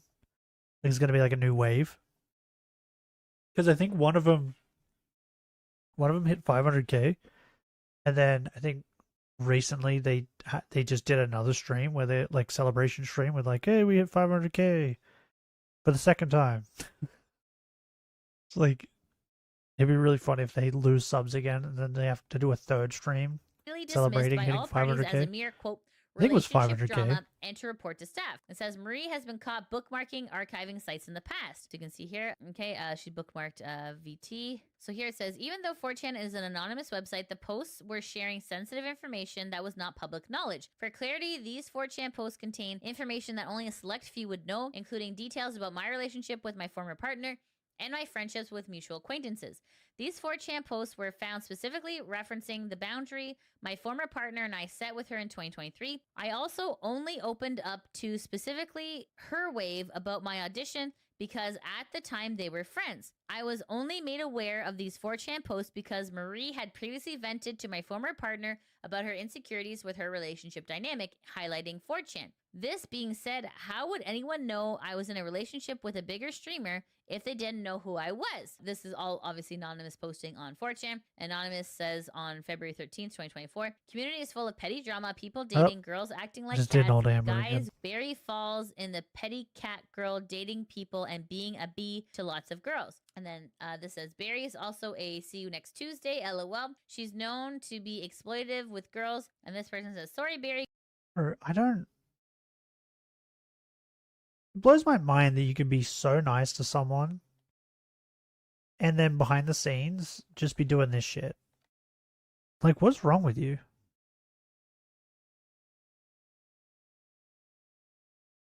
Like, what's wrong with you mentally? To just, like, think this is okay. It's crazy. Hey, good luck with your current blank audition. I imagine this is Niji Sanji. Next time, don't tweet about it and delete it fast. Kick! And then here it says, stop shitposting about Ike. He's going to have another meltdown on Twitter and ask to stop making him as someone else's shadow. And he'll lash out at his own fans while having his girlfriend Barry lose her shit in private again. Kick! Wow. Amazing. With friends like these, who needs enemies, right? My former partner and I both supported. Yeah. Okay, truck, calm down. But also, like, that lose her shit in private, like, implies that you know her in private, right? So you kind of just, like, sold yourself out.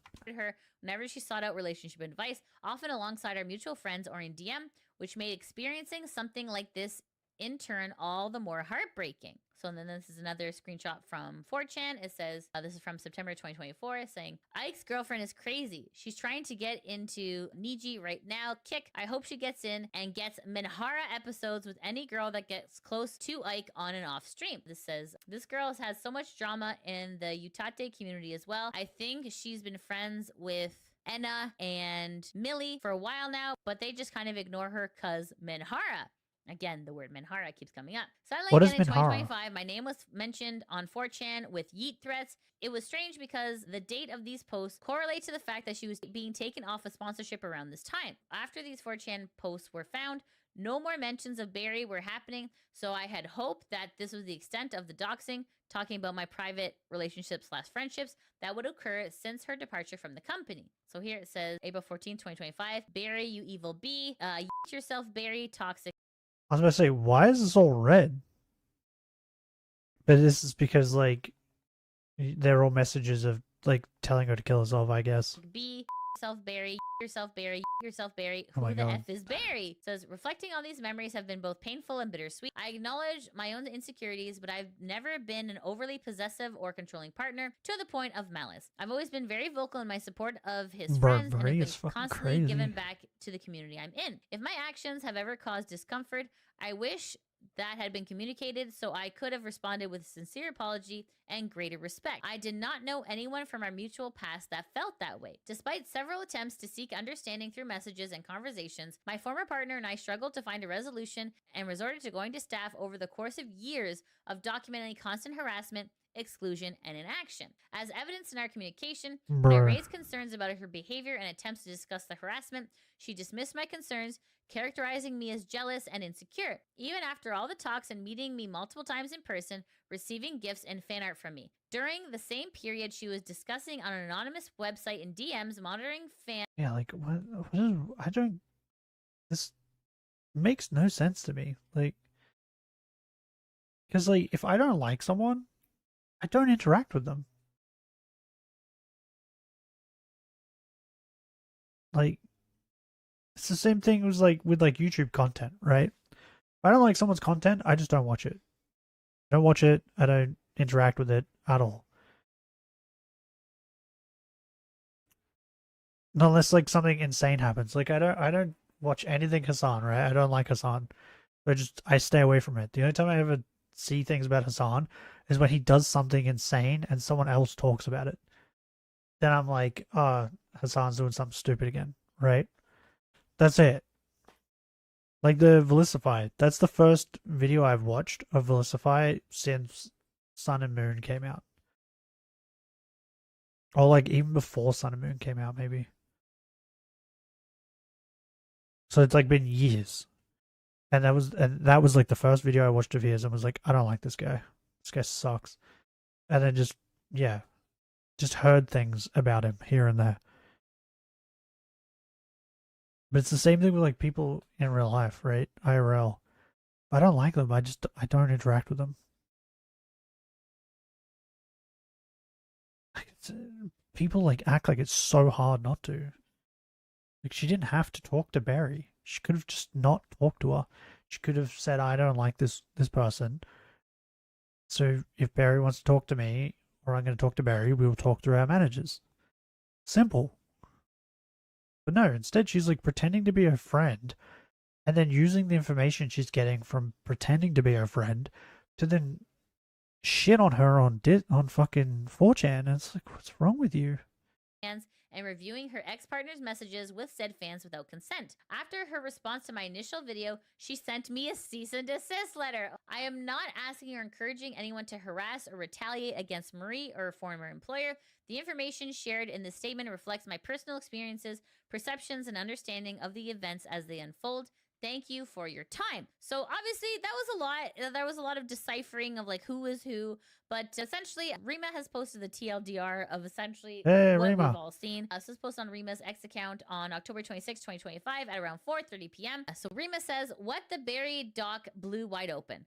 It says Marie/Rimu lied in her response document by doctoring screenshots which directly contradict her claim of not being drunk when throwing herself on Ike. And then it says Ike was doxxed by bullies, plural, within Niji Sanji. He reported it to a manager who replied casually, basically confirming that the clique is real. 100%. Yeah. The screenshots are dated after the Selen incident during a time when Niji Sanji... Well, I think everybody's thought was that like the Niji sisters, the bullies, right, were the leader was like Alira. And then everyone was like, okay, well, Alira's really close with Anna and Millie because I think they were friends in high school or whatever. So everyone adds them to it, right? So it's them three with Alira at the head. And then after the black screen thing, everyone was like, oh, okay, Vox is also a part of this. Well, everyone was like Vox and Ike, but clearly not Ike. Ike was one of the ones being bullied. So it sounds like Ike was probably pressured into making that black screen video by the looks of it. So yeah, it looks like it's like you can pretty much confirm it's those four. right? But who else? Who knows? Maybe just all the ones that are still sticking around are all a part of it. Was under public pressure to improve liver working conditions, which makes this even more damning. We now know from DMs that Nina, so Nina, aka Matara, was excluded from an Etheria project in one instance. When she asked Millie about it, Millie told her it was, quote, all in her head, only to later admit she did exclude her. Then it says, Marie/Rimu lied about her breakup with Vox being amicable. Two-faced. Barry got permission from Ike to release more screenshots, pushing back on the crazy ex-girlfriend narrative. That relationship seemed rocky, and she confided in Ike about it throughout, making her rebound more likely. So let's see what some of the people on X are saying. Lord Umbrella says, Niji Sanji is really outrageously incompetent and at managing their talents. Much of this poor behavior could have been stopped and mitigated. That's true. Moo says, how does Niji get this many toxic personalities? Sean says, poor Matara going from one toxic company. I feel like, I know this is probably going to sound wrong, but if you're like a company like this and you have like talent like this, maybe like figure out what their sexuality is, right? If they're gay or they're straight. And then if they're a gay talent, then have it so a manager has to speak to the other female talent, right? If they're both girls or if they're both dudes, vice versa. But if they're straight, then so they have to speak to a manager, then the manager speaks to that person. It might be like annoying to do, but like having them talk directly to each other and having it so they can talk directly to each other whenever they want causes this shit to happen, right? And because they're all like single and like straight, I assume, you can end up with them fucking dating each other or fucking each other or doing things like this, and then just it ends up as a shit show. That's why a lot of fucking companies out there have a no dating policy.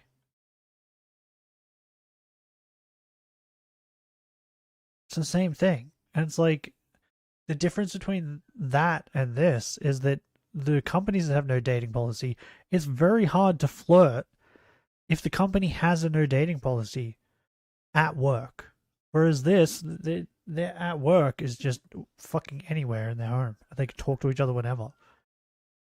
So even if you had a no dating policy, there's no one around to like freak them out.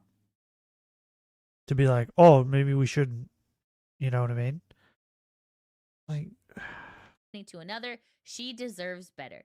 Kocho says, like I said, this whole mess should have been handled privately, but besides that, it shows how bad Niji is, especially since what they did to Doki Bird. This just shows even more how bad the management is there. Yep. It's a very troubling document that really should see the light of day. The fact that it has been taken down due to the cease and desist. Now that we know what it is, it's due to the cease and desist letter. It's very shocking. yeah, well, then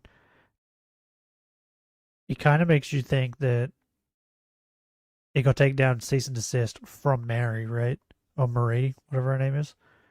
Because she sent a cease and desist for the other thing. So it's probably her that sent it for this as well. But not surprising considering what we know about Niji and how they treat their people, how management is so passe about putting their foot down in regards to toxic fan bases within toxic talents themselves. It's really sad to see everything that we were speculating about turned out to be true, right? There is a mean girl clique in Niji Sanji, and that is not a great place to work. Like we've said before, it is a black company. It continues to be a black company. This should have been properly managed by management. All of this could have been stopped. And the fact that it has... And the other thing too is like whenever you see like that there's news about Niji Sanji, it's never good. It's never good. It's always bad. So it's like, if people are still applying to work with Niji Sanji, like you need to get your head checked. Like, what is wrong with you? Is really, Why really would you sad. want to It's not work only at a company disservice to like the talents this? that work here, but it's also a disservice to the fans too. Nobody needs to see this kind of infighting, and I'm glad that Barry Loaf was able to bring this to light, and we were able to see kind of like behind the curtain of what's actually going on in Niji Sanji. It's a lot of things that we suspected were true, but to actually see it Oh yeah, is shocking. the title here says Vox cheating. Was he cheating? I feel like it wasn't confirmed. I feel like it was just a fan sent bikini pictures. They weren't even nudes, but sent bikini pictures, and Marie took that as cheating.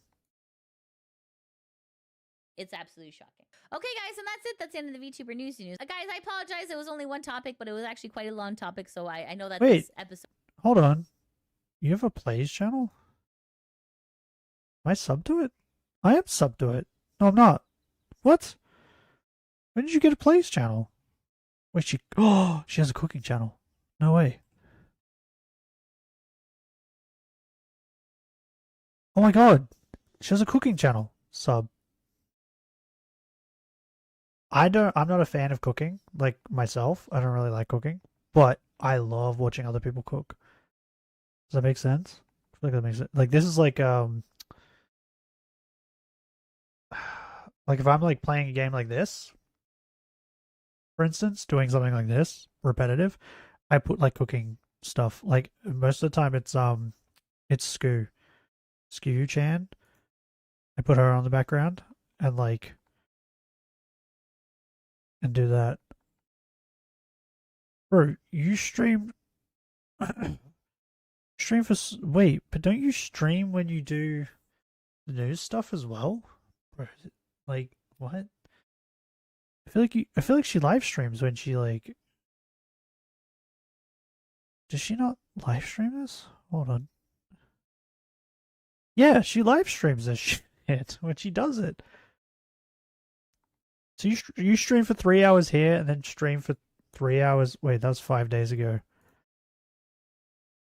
Okay, wait, maybe she doesn't. 5 days. No, yeah, she did. She did. She streamed for. These are all 5 days. These are both 5 days ago. So she streamed for like hours doing the news thing, and then streamed for 4 hours playing Pokemon, and then I guess had a break, and then did this for 2. Bro, she's on that grind.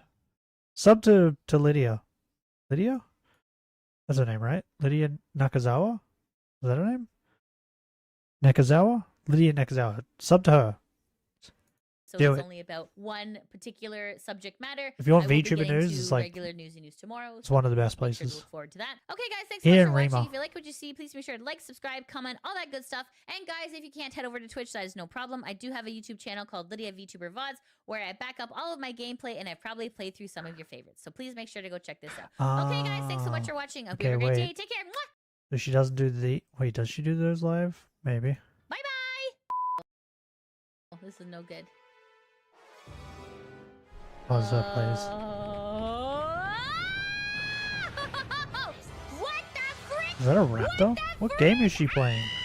Oh, run! Oh my god, where am I running to? Ah! Okay, maybe I'll go where the blood is. I'll follow the red road. Oh What my game god. is this? Oh god. Why is there a Never mind. raptor? Okay, hold on. Ooh! This looks like Resident Evil. There's a door! Let me out of the door! Ah! Oh my god, stop! To be honest, I probably wouldn't have used this. Fuck, you watch it now? What?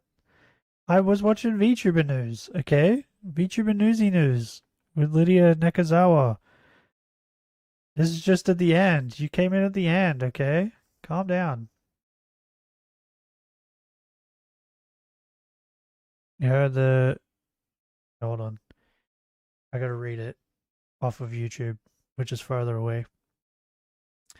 Heard the patent stuff from Nintendo vs. Power World is backfiring. One of the patents got instantly rejected in Japan, and many are prob following. Good. Which patent got rejected? Because, like, the patents in Japan are fucking... Because, like, the patents are stupid. It's, like, the most basic thing ever. So dumb. So does she live stream it on this too? Yeah, she did. Oh, okay. So she must dual stream. Are you ready for Jack Doherty, Benny? That's what we're watching next. fans giving up on Vox.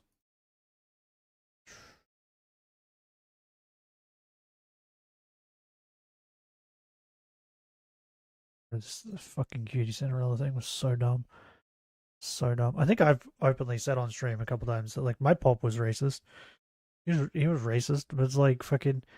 When she was saying her argument, I was like, I think people took it as like she won't cut off someone who's like racist or bigoted or whatever, as just like anybody in general. But like when I heard it, I was like, I took it as like her family, which makes sense to me because like, yeah.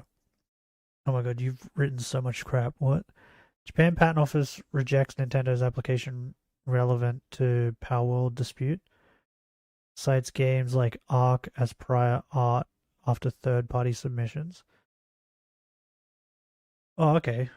So, like, what part of it? A key patent in Nintendo's Monster Capture family, one that cites right between two patents currently being asserted in Tokyo. Okay. Rejected by the decision, cites a lack of inventive step, pointing directly to older games such as Ark, Monster Hunter 4, Craftopia, Kanai Collection, Pokemon Go itself. Pokemon Go is an example. That's hilarious. They got fucked by one of their own games. That's really funny. Oh, that's so much. Which has already been granted and is one of the patents cited in against Pocket Pair. Meanwhile, patent whatever branches off another granted patent also being used in court. Okay. So a bunch of the patents are like getting denied. That's good. Someone had to deny them. Yeah, so the Cutie Cinderella thing, right? I saw it as like, because I have two examples, right, in my family of it. My pop was racist, right? He was very racist. But I don't think he realized that what he was saying was racist, right? Because when in his time growing up, saying those things was normal and there was no backlash on it, right? There was no pushback. You could just say those things. It was like when I was growing up, you could just say retard whenever you wanted, or faggot, and no one cared, right? There were just things you could say. And no one was like, "Oh my god, I can't believe you said that. That's crazy," right? Because it was just how what we said when we were growing up. And he was the same. He used to call Indians curry munchers. He used to call any Asian person, he'd call them yellow people.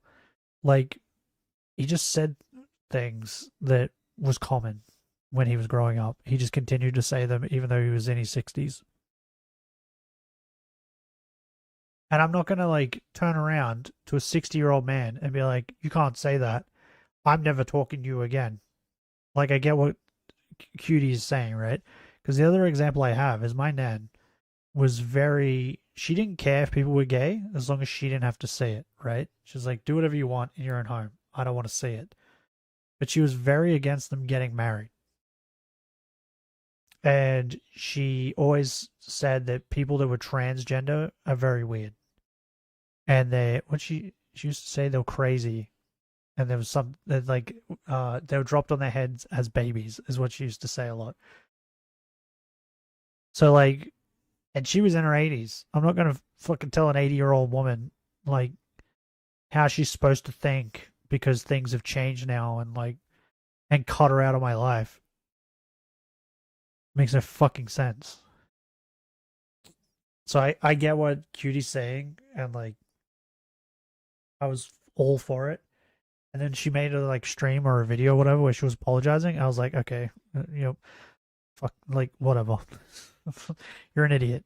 You're a fucking idiot. You should not have apologized for that. What you said made sense and was fucking normal.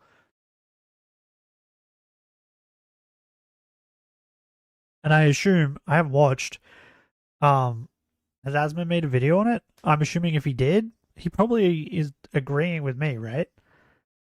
He probably has like a similar view as me. So they do revoke already granted patents. Call for usage. That's good though. Scats is playing Phasmophobia live. No thanks. That's like scary game, right? You watch Asman a lot, right, Benny? Has he made a video on it? On the stuff that happened with Cutie? And if he has, what's his viewpoint? Is his viewpoint like mine? That what she said was normal and made sense? And it's fucking stupid that she apologized? Ow. Something bit my foot. You medium-sized baby? I am not. I just get jump scared too easy. I don't like it. For some chest day, I play some horror games. I have played horror games. They're on my channel. Oh, whoops. I accidentally did a fucking Amber again. None of them are shiny. And you're not shiny either.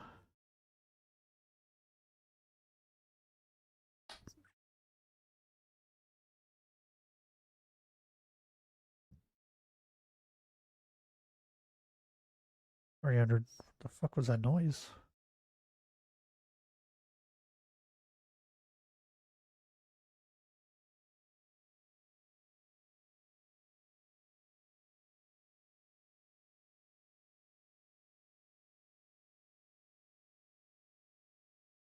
Oh my god, bro.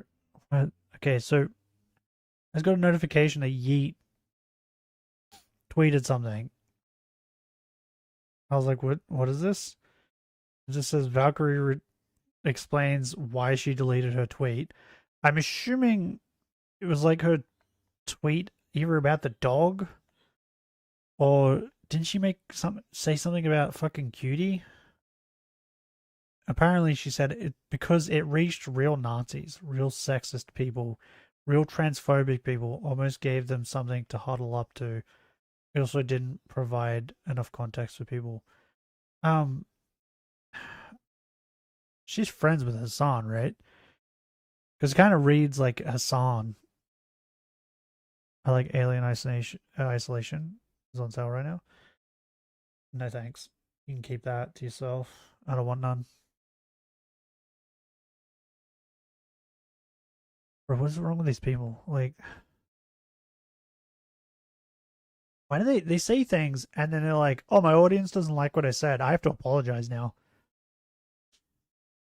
Bro, if you motherfuckers don't like what I say, I don't care. Go suck eggs. Okay? I don't give a shit. I'm not here to fucking agree with everything you motherfuckers say. Fuck off. This is so dumb. Whoop. Okay, let's watch this Jack Doherty thing. Oh, Benny, did you see that stupid motherfucker who fucking at TwitchCon with Emerone and Pasta? He like tried to hit on Emerone and invite her to a party because she's beautiful. His words. Well, she is beautiful, but like I'm fucking the way, I'm not gonna go up to her face and fucking say that like a fucking idiot. And then he called Pasta fat, right? It made me so mad. I want to punch that dude in the face. You heard about TwitchCon VTuber gifts drama? Yeah, I've heard about all the Twitch fucking con drama stuff. I've been sick, bro, and like just playing this game and just watching YouTube stuff. And the massive layoff from Twitch. There's layoffs from Twitch. I knew there was layoffs at Amazon. I don't know about Twitch layoffs. Yeah, I'm hoping that the whole Vanos crew audience, like all of them, Vanos's, Dahi's, Terrorizes, basically had to work Wildcat. I hope all their audience goes and attacks that fuckwit. Made me so mad. And what a piece of shit. Pasta seems like one of like the nicest people. Like fucking makes me mad. Anyway, let's watch this idiot. Destroying his own life. And at this point, nobody even feels bad for him as he's built an entire career of harassing innocent people in the streets, then hiding behind his bodyguards, using his bodyguards to... Haven't heard anything about this dude in God knows how long. I thought he just fucking disappeared.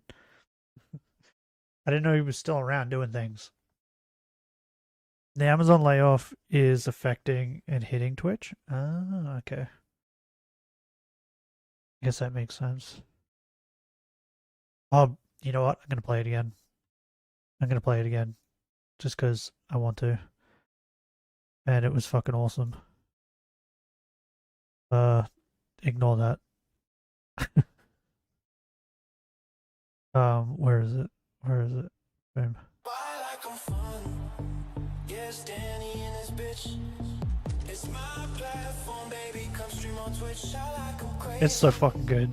Yeah, Danny fucking rich. Girls, don't be lazy. Put some energy in that clip. Go buy a hot tub. Strip down. Shawty lose the fit. And Danny 60, but still want some off that drip. Don't worry about safety. Twitch con, young, wild and free. These baddies chase me, but don't bring. Bro, it's so good.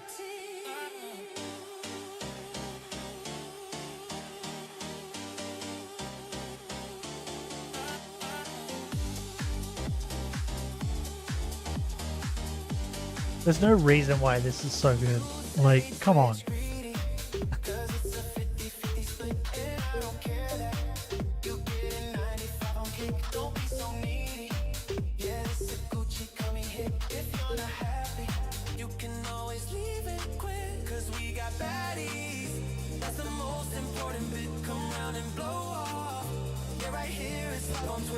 It's a soft core side. We got the girlies getting lit. Take all your clothes off. Get down and flash your tits.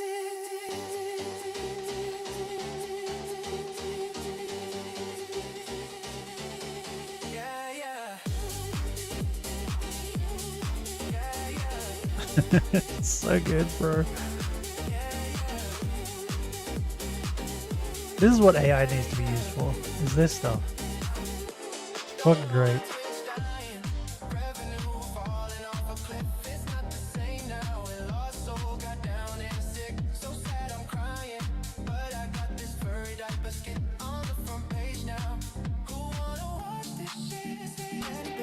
He got this shit out so quick, too. It's like 2 days after the drama.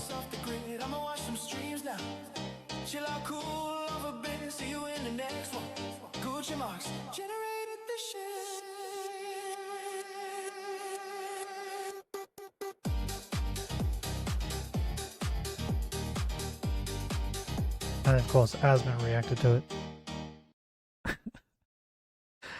So good. It's so good. I love it. Yeah, you missed a bunch of stuff, Benny. We reacted to... I don't know if you were in the stream this entire time or not. Say something, old man. Okay, fair enough. We reacted to Johnny Somali. We reacted to a bunch of stuff. Oh, is this your team?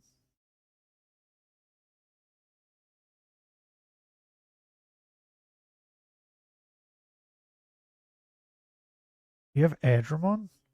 I'm not a fan of Adramon, to be honest.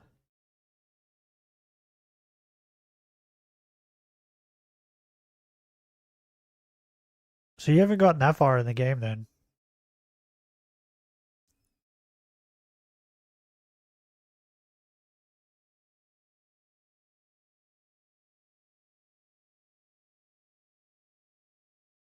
On the main 6?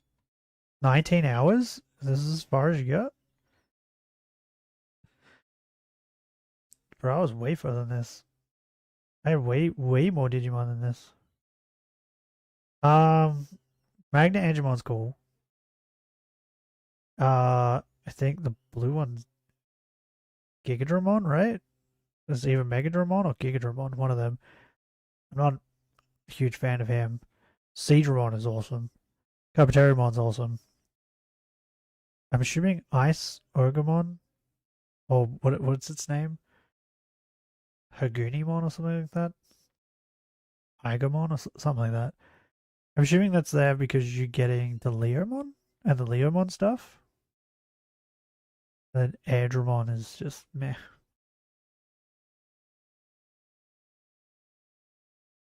Fully exploring and we're stuck. Lack crafting materials for one of the Digi-Eggs. Igamon, that's it. Bro, by the time I like got to where you could get the Digi-Eggs, I pretty much had all of the stuff. Because I was just collecting things as I was going. Things I was missing was some of the like TMs, I think, which I got from the main town. I just went back there real quick and bought them.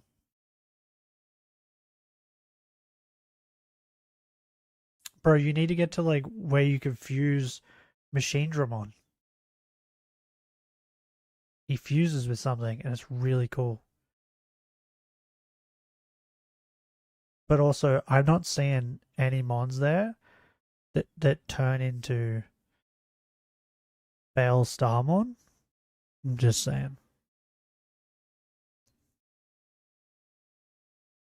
Sucker punch people who call him out and then exploit young women for his OF business. But I mean, it's safe to say things have gotten so much worse for Jack after his ex-girlfriend sat for 5 hours in 2 different interviews going through the extremely alarming reality of being in business with Jack. And this ranges from pressuring her into doing OF to getting her hooked on stimulants, to literally putting her life at risk for content. And just when you think Jack would maybe, you know, take a step back, respond to it, maybe even lay low after dropping something like that, I guess he just decided to break into TwitchCon without a badge and harass other streamers, and even steal someone's microphone.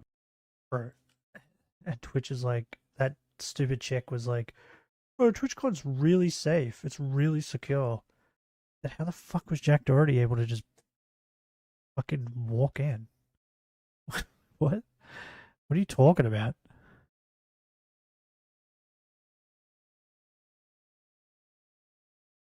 Bro, I see that you have a Blimpmon. There's another Blimpmon after that, and he's awesome.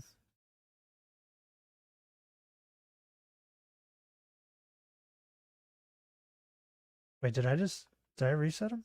Yes, I did. I didn't. Hold on.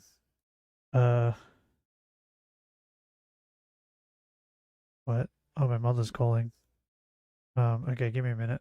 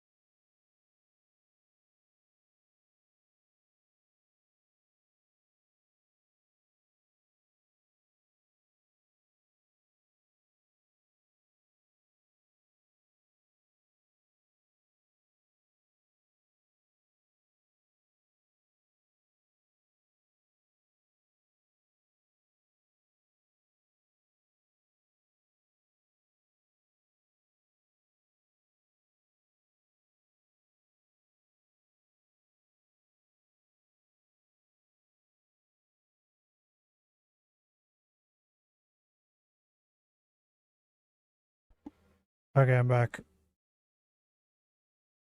My shopping's supposed to like come around now. It's late.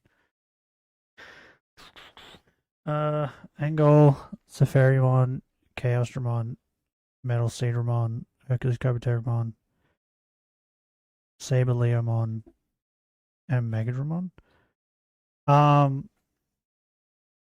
Gigadramon for Chaos Dram. Okay.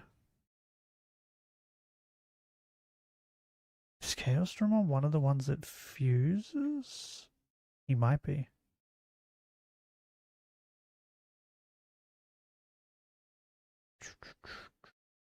If you like Machine Dramon, you should get him and then fuse him, Benny.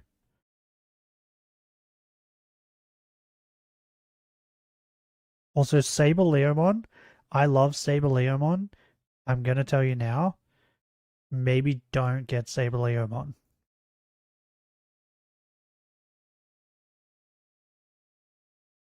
Because the final like bosses kind of shit on him. Because he's a data Digimon. And the final bosses are kind of like all virus Digimon.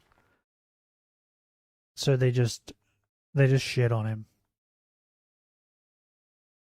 I only have 2 options for Ice Leomon. What is he? It's like fucking. Is it Grappler? You need to get Banchaleomon, bro. Saberleon and Mirage Gagamon. Mirage Gagamon also has another form after that.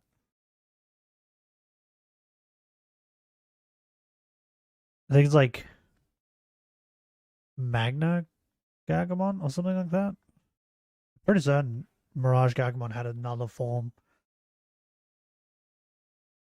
But yeah, if you have Banchaleomon, he can fuse with things.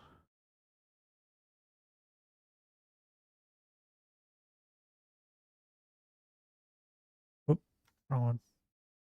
Then have a public meltdown Also, afterwards. there's not going to be a stream thing tomorrow. Just doesn't make sense. I gotta go do things. Go do IRL stuff. The face of that shirt looks like your face on your face. So stupid. You can't let me speak, you idiot. Go ahead. What? Can you speak? Then on that one. You got you got 6 And all of that just happened in like the last 2 weeks. But I mean, overall, it's safe to say Those that two- Jack has had a rough What a couple of while. years. But considering his track record, we all know the worst thing that's ever going to happen to Jack is the next thing I love how that's about to secure happen to him. Twitch is. Because somehow That, like- things just keep getting worse. So Or TwitchCon was so secure that one of like a very recognizable douchebag was able to just walk in and then wasn't thrown out by the sounds of it. And like, isn't he banned? Like what? Yeah, TwitchCon was so secure. what happened? McKinley, who is Jack's ex-girlfriend, appeared on Camila Arroyo's podcast for a I don't know who two-part that is. episode that spanned like 5 hours.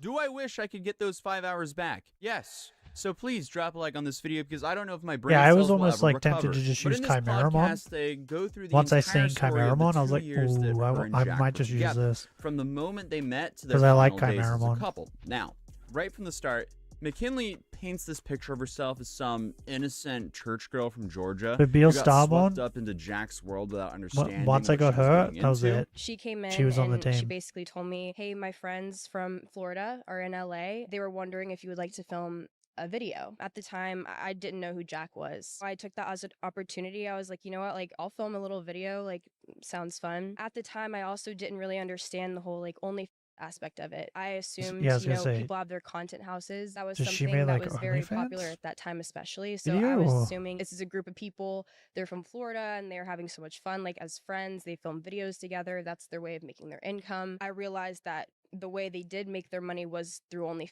and that was something that I didn't judge them for. That was something I knew that I didn't want to do for myself. And like at that time, my parents, I'm from Georgia, very conservative. I grew up conservative. I grew up in church.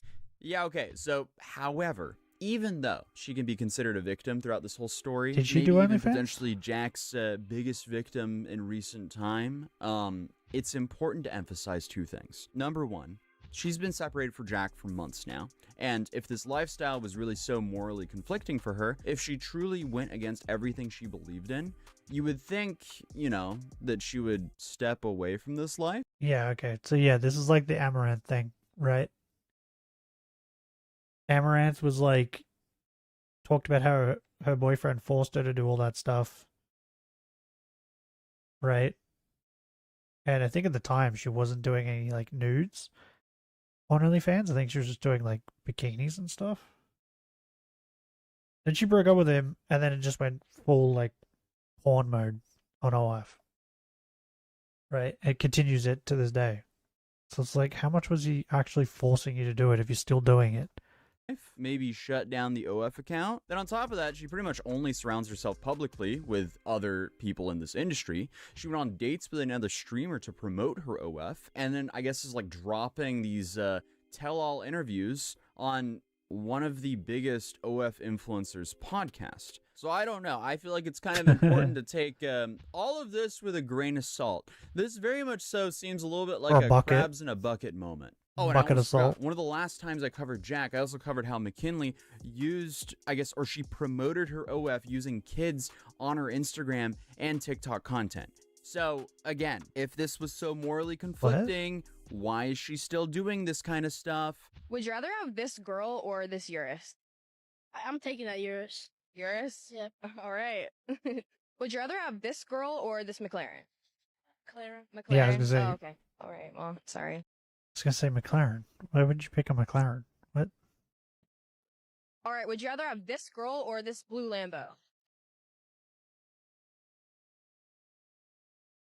I mean, the cars are cool, right? But like, and the women are very attractive, but they're all F models, right? So I feel like it's bad to say. I feel like they're pretty sloppy at this point, right?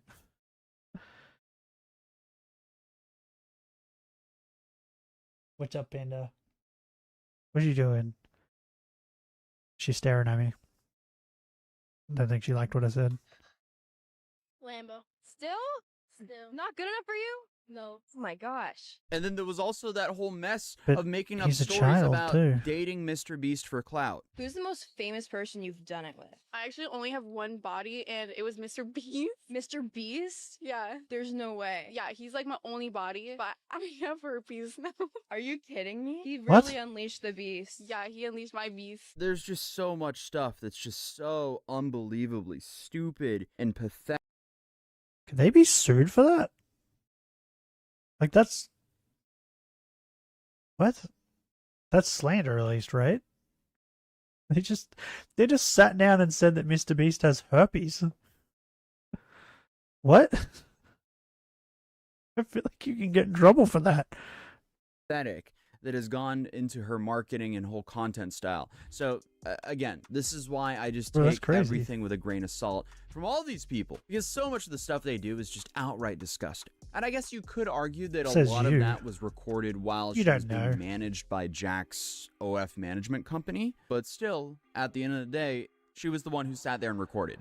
So again, nobody is completely innocent here. But even with all that said, it doesn't mean that what she revealed isn't worth analyzing, because honestly, ow. most of it is pretty disturbing. And a lot of it lines up with what people have been speculating about Jack for years. So, the interview he's a kicks off worm? with McKinley talking about how she met Jack and what their relationship was like in the beginning. And pretty quickly, we start noticing a pattern. She keeps circling back to this idea that Jack made her feel special and cared for her, but then, in the same breath, When I came back from Vegas, why I kept giving him chance after chance, even though I was kind of seeing things that were crossing, boundaries that I would have never let happen in a normal relationship. But again, this is not normal because he was, so involved with social media, and I that did was an old something Amber that I again. actually looked up to. He was providing an illusion that he cared for me and that he was a genuine, caring person. That one of the best. He did care for you. He cared about how attractive you were and how much money you were going to make him. He cared, just not in the way that you thought. For me, he was also providing me a life that I had never had seen before. In Miami, I'm 20 years old. I had never been to a bar or a club or like seeing these boats. Like, it was something that was so new to me, and it was exciting in itself. Even Okay, so without she a was like, boyfriend or "Ooh, money." whatever, that was an exciting moment. yeah, she I like admitted the money. main reason she tolerated his behavior wasn't necessarily the love or loyalty. She says even though she did fall in love with Jack at first for the illusion of the nice guy that he was providing, the main reason she always kept coming back was the lifestyle. Money. Now, this is where things get Money, sketchy, money, because according to money. McKinley, every girl in that house is Money. locked into an ironclad NDA, and these basically forbid them from discussing their financial arrangements with Jack. She says that Jack takes a significant portion of their OF earnings, but How nobody much? can actually say how much, because that would be breaking the agreements. And if you break those agreements, that could mean lawsuits. A few weeks pass. I'm still Okay. doing my things. I'm getting sent, clothes, and I'm modeling the clothes, and I'm doing brand deals. I remember one of the girls had a conversation with him and just said, "What value does she bring to you? Like, she brings no value. She makes you no money." She was like, "All she does is take selfies, and she's around the house, and she does this. She's unemployed. She doesn't do anything. Like, she doesn't make you any money." That's when I started piecing together. Shit, bro. Can we all like just laugh at the fact that they're like, she's unemployed? I'm sorry. Like, what's Jack employed with? He's not that on any streaming sites, so he's not employed with any of them.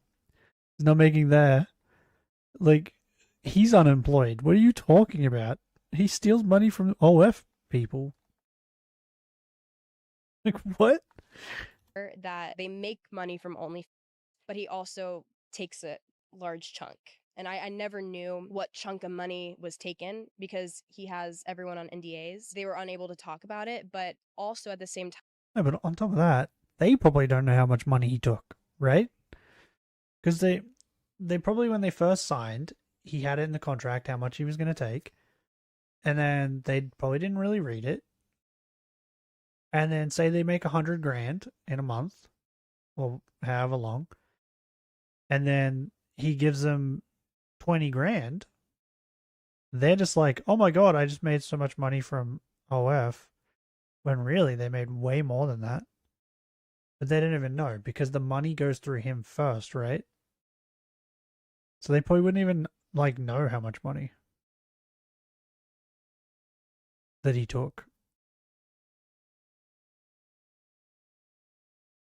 Get what I'm saying? Also, Benny, my rating for this game has gone up since I finished the game, and then I did like the post story stuff. I'm gonna give it an 8. I'm sticking it an 8. I enjoy this game quite a lot. Definitely more than I thought I would. I would have given this game a 9 out of 10 if there was voice acting.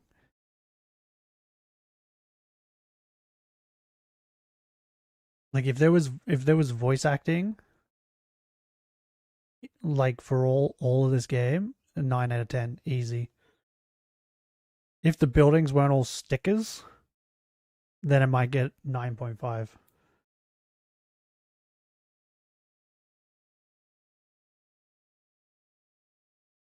Time I did have a I lot like of the this girls game more confide in me because I wasn't now. involved in the business side of things, and they would just tell me how unhappy they are with the contract that they're in. So you essentially have a full house of young women who can't legally discuss their own income arrangements, and honestly, that doesn't really sound like a content house. That sounds like a different kind of house. And the word that keeps coming up in the discussions about this is how this is all predatory. And honestly, when you're using legal documents to silence people about the money they're earning, that label could fit. And McKinley also revealed that Jack basically gave her an ultimatum at one point. Either An join ultimatum? OnlyFans and sign his contracts, or pack her bags and bail out. And despite her moral conflicts, she decided to sign that dotted line. I'll never forget this night. Michelle walked into the bathroom I was in. I was by myself. She basically Wait, told me. hold on. So to start with, she was just Jack's girlfriend? And then Jack was like, you know what? You also need to work OnlyFans. What is that what I'm getting at? Is that what happened? Which just makes me think which I already thought before, that he was probably sleeping with all the other OF bottles. So then in his mind, she was just the same. Listen, don't freak out. Jack really wants you to start OnlyFans.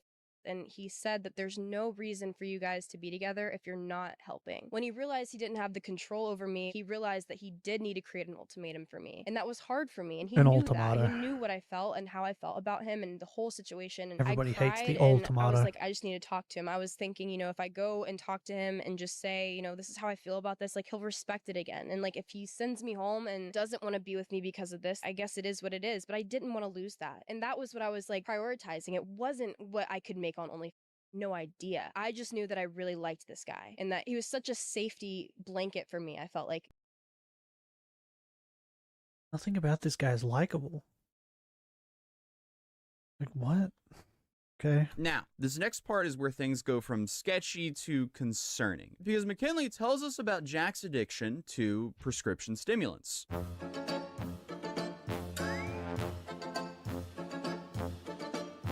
Safe. We all know in the back of my mind, so I'm a W and you sacrifice everyone else for me. But it's like, it's okay. Only I have to know that. How many points you do? How many, Mom, what the fucking lies, dog? I don't take pills, bro. Mom, I don't do anything. I leave my goggles on, bro. Mom, you know I love you. Mom, that's not funny. You have to go now. You're the best, but, dog, you're cool. Okay, I'm going. Bye. I love you, Mom. And it gets worse, because according to McKinley, Jack was constantly fuck taking did we these just prescription watch? stimulants to maintain his insane content schedule. And when she asked him how he kept What does he mean by prescription stimulants? You still there, Benny? Do you know what that means? Oh, like, put a name to it so I know what the fuck you're talking about.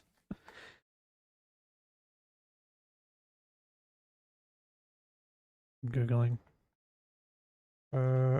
Prescription. You don't know either? Prescription glasses came up. That's pretty funny. Stimulants. Methamphetamine? Wait, what? Methylphenidate. What? Oh, like Ritalin and that. Oh.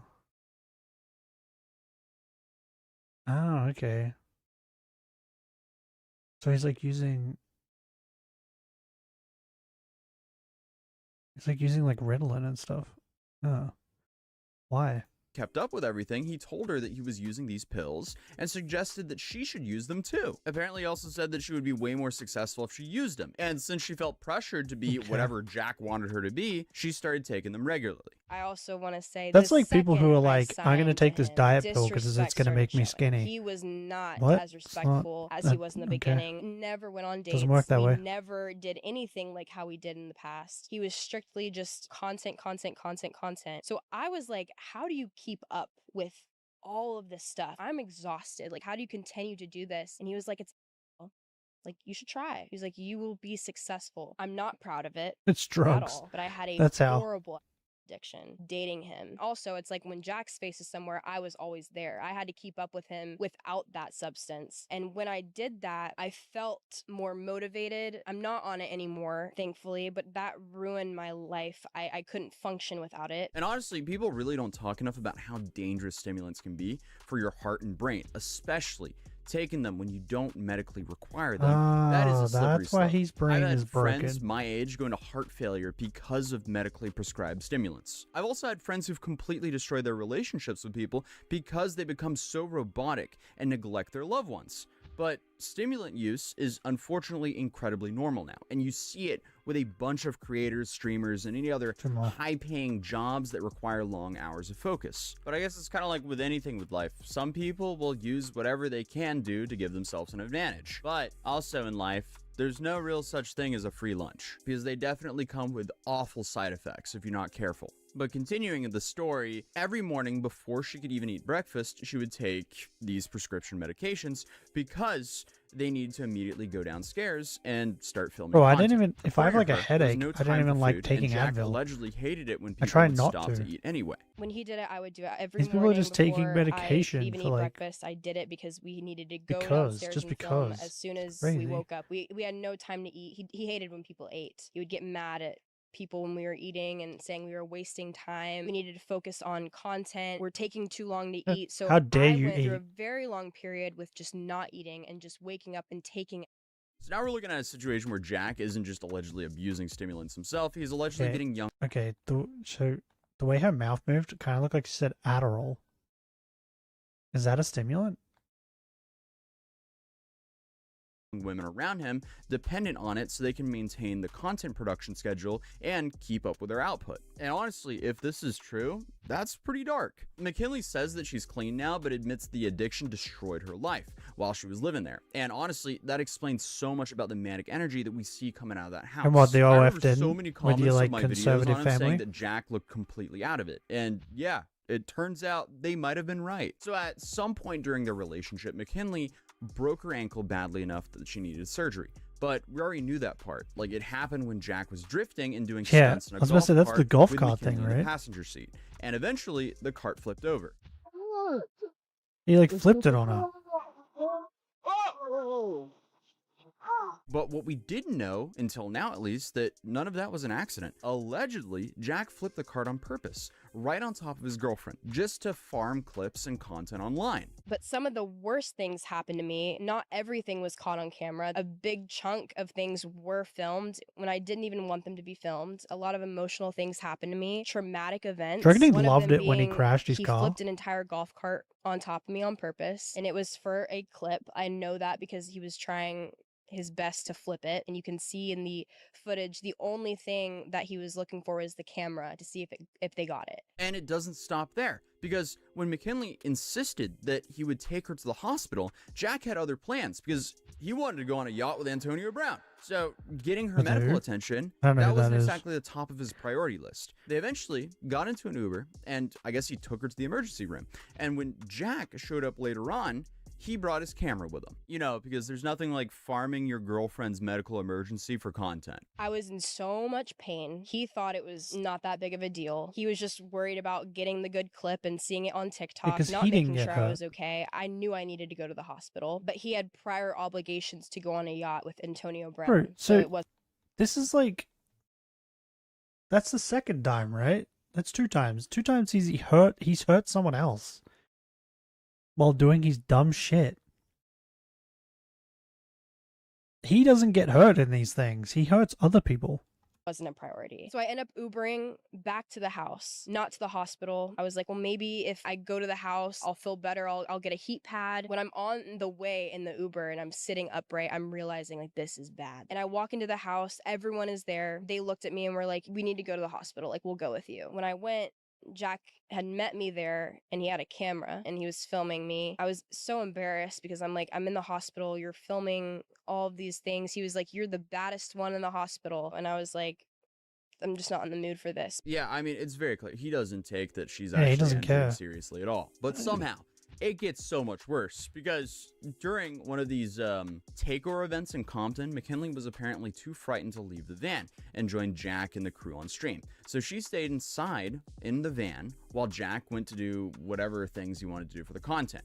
And while she was alone in the car, someone approached with a weapon and robbed her. I told them, I was like, I think I'm going to stay in the car. I don't feel safe going out there. The last time I was out there, we had heard gunshots. I'm like, I can't do this. They're like, okay, well, we'll give you the keys. I'm going to lock What? the door. They get out. I tried to tell them just to not go because I really genuinely felt Okay. like something bad was going to happen. And that's where I'm like, always trust your gut. They leave. I had the keys in my hand and the light was on in the Sprinter van. This is like a big like party bus looking thing. Like we were not hiding anywhere. Like we were in a party bus. And I was sitting in my seat and I remember looking up and making eye contact with 2 guys in shiesties. And I was like, oh, I hope they can't see me. The lights are on in here. I need to figure out how to turn the lights off. So I get up.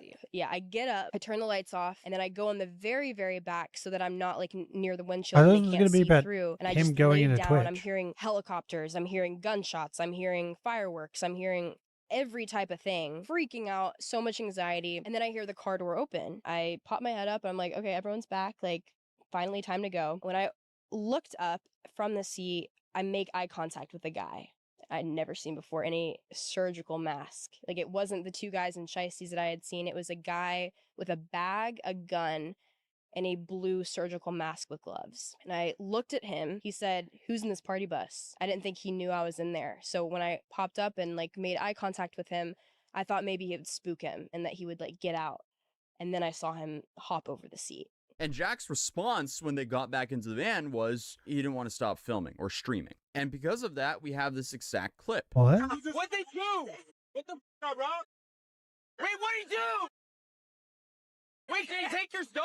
He took your purse?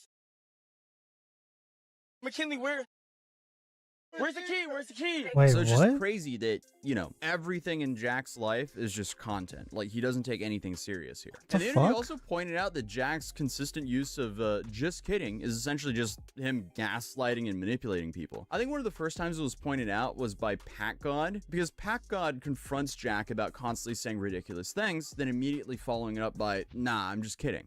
What? Because why not? No, I'm kidding. Can I ask you a question? Why do you, is that like a trick? I'm kidding. Stop. No, okay, Jack, come on, man. Come on.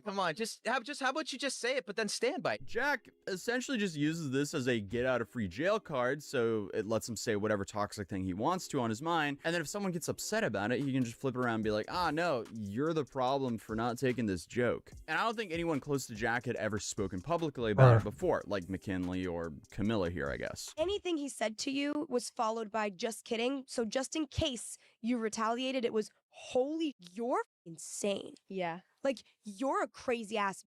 And I was just kidding. That's what was always. I literally think we need to right now add in a compilation of every time he has said just kidding. He says the most vile and we'll go.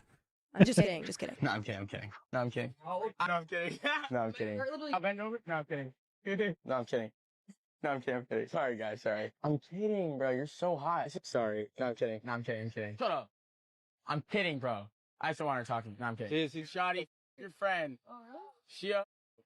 No, I'm kidding. And the reason it comes across as manipulative is because he just doesn't take accountability for the things he does and says. So this video was going to be about him breaking into Twitch. Then things get very sad. I feel like I was lied to. At some point during their relationship, McKinley got pregnant. She took a test. What? It came back positive. Took another one to confirm, and then had that overwhelming realization that her life could change forever now. But when she told Jack, he apparently was not surprised at all. McKinley says that he also wasn't excited about starting a family or beginning a new chapter in their lives as parents. Okay. Apparently, his first reaction was to get excited about how much money they were going to make. I go downstairs and What? Jack is outside and I was like, Jack, I need to talk to you. And I told him and he didn't seem surprised whatsoever. He was like, W. He literally was excited over the fact that we were going to make the most money we have ever made in our lives. It wasn't because he was excited to have a baby with me and have a family and start a new era. It was, oh my gosh, we're going to start a family YouTube channel and you're going to make so much money when you're pregnant and you have a pregnant belly. I remember looking at him and I was like, Jack, you do not realize if this is happening, I'm done. I'm not doing I'm not doing that. And I don't want to be on social media and we need to change our lives. So that was a thing that allegedly happened, I guess. So being with Jack seems like it was nothing short of hell. Like a short man syndrome stimulant addict, constantly on edge, raised by questionable parents, all while making millions of dollars exploiting young women. And I say question. Bro, what's wrong with my brain? I think I just did that wrong. I think it was supposed to be 420, right? Too busy distracted by like, I was in my brain, I was in my thoughts. I was like, he's gonna ask this chick for an abortion, and then my brain just stopped working. When I went to type the number. Questionable parents with absolute certainty, because near the end of the second part of the interview, McKinley shows a bunch of excerpts from the conversation. He's gonna ask this chick for Jack's mom, and the things that she was saying to McKinley But, like, are pretty wild. Now it doesn't seem like he's gonna ask her for it. It seems like she's gonna go, oh, I need to get one because if I have a child with this person, he's gonna exploit it, right? for some mother to say. You definitely don't want that as your in-law, that's for sure. So that covers the interview. In these 5 hours of content, there are a few more points the girls discussed about the last 2 years, like the time Jack withdrew over 300 grand from their joint account he shared with McKinley on the very day that she was going to buy a car, and instead he spent that money on a house that she never even wanted. And this is without even consulting her. That same day I bought my car, Jack and I had a joint bank account. We shared a bank account. He would take the money from only put it into this joint bank account and take his cut of money. But when I went into my account, I realized that all my money was gone before I even could wire the money for my car. The day I was buying my car, I went into that bank account, which was where I was gonna use that money to buy my car. I looked at it and it was all gone, and I was like, what? Like I was so confused. Thank goodness I had money in my other accounts because I was making YouTube money, so I was able to wire the money for the car. He took that money from me and put it into the house. How much? I want to say $300,000. And then on top of that, apparently Jack was always calm in front of the camera, and then as soon as the cameras were off, he became verbally aggressive and even escalated to physical aggression once. He's like, you're stupid, and he's spitting on me. He literally, I could feel the spit come off of his mouth because of how close he was to my face, screaming in my ear. He seems to use the word me as whore hard a as he lot. can into the wall, and I caught myself in my arm, which I have a picture of the bruise from the day after. He pushes me, and I caught myself, and he told me, he was like, oh, you flopped. He's like, stop flopping. I was What? like, I did not flop. I said, don't you ever put your hands on me, ever. And he was like, I didn't put my hands on you, you flopped. He was like, I don't give a you flopped. Bro, he needs to meet an Australian girl. I don't, just like thinking about it, like if this was an Aussie girl, most Aussie girls would just beat the shit out of him. Especially since he's like, how tall is he? It's like 5'1" or something, right? Little short guy. Bro, most Aussie girls would just beat the shit out of him. Flopped. So I walked outside to the outside balcony. I just remember I was on my phone. I think I had texted Michelle on Snapchat, and I was like, bro, like I need to get the out of here. But now, as of the timing couldn't be worse, literally right as this interview started blowing up online, Jack decided to not address it at all, but actually just go to TwitchCon without a pass, Here we go. sneak in, and start causing some chaos. What'd he do? Hey, look at this aura. This is crazy. Bro, how sneak in? He has like 5 women around him. It seems like he just walked in. This is insane. What the fuck is party? Why does it say party on the bottom? I've never experienced that. I'm gonna FaceTime mother and father. And I guess his opening move was to walk gonna up to some random FaceTime streamers mother such and as father? Peach Jars and start throwing around homophobic and transphobic slurs like he's trying to hit some sort of like offensive content bingo card. Then, when people called him out for essentially being a scumbag, he tried to... Peach Jaws seems like the type, like, kind of like Aussie girls. They would just slap the shit out of you. Like, did she not just slap the shit out of him? I feel like Peach Jaws probably could beat the shit out of Jack. argue that he could be offensive like that because his brother's gay. What? I'm kidding, but like my brother's gay. The 2 guys at once. How can I be homophobic? You don't know anything. You're just a woman. You can still be homophobic. Oh, and what are you? Homosexual? Reasonable human being. How am I homophobic? I love my brother. You're not just hear all the slurs you So what was? Doesn't mean I'm homophobic just because I say I'm homophobic. I'm homophobic. What was reason? Yes. What? Just because I say homophobic slurs towards like gay people doesn't mean I'm homophobic. Yes, it Nothing's does. gonna happen to me. That's the problem. No, I'm kidding. My guy, that's not how it works. What? Peach Jars just kept trying to walk away because she clearly didn't want to engage, but Jack followed her around with his camera, trying desperately to get some sort of reaction from her. This will end up backfiring for him because he's the one who ends up giving the reaction in the end. Just walking away. She walked up and flicked you off. Yeah, you walked up and flipped me off, bro. You have nothing to say to me. I'm not homophobic. Wait, time out, time out. What if I wasn't homophobic? What else do you have to say against to me? Transphobic, Okay. homophobic. That The dude in the green behind her, is that Twitch stuff? Is this the security? I'm doing air quotes. That Twitch was talking about? Because he's not doing shit. He's just letting Jack fucking harass Peach Jaws. Like, what? That's for sure. None of my family members are trans, so. That's why the curls are You on his wish. forehead. You wish, boy. My dad's 69 and had full. No, it says something studios on You the wish. back Now, of him. give me. I need a good comeback. I need something from you. You're full of hate. I need you to have one good, hateful comment on me. Something that makes sense. Something that's true. Because I'm not. I think he's better looking than you.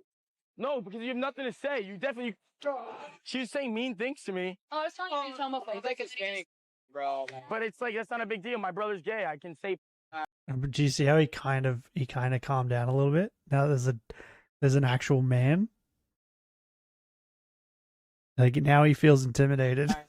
This is a dumb clip you're farming. I can say. Bro, and by the way, the dude in the fucking shirt that I'm not sure if he's Twitch staff or not, he's now saying something. Why? Because you feel less because there's another man. Oh my god, bro. I can say it. If a word offends you, you can cry about it. During that situation, when things started to escalate, news traveled quickly that Jack was at TwitchCon, and multiple streamers started actively hunting him down. And this wasn't just because Jack has a reputation for being obnoxious, but it was also to confront him about the multiple crypto pump and dump schemes that he's been running over the last year.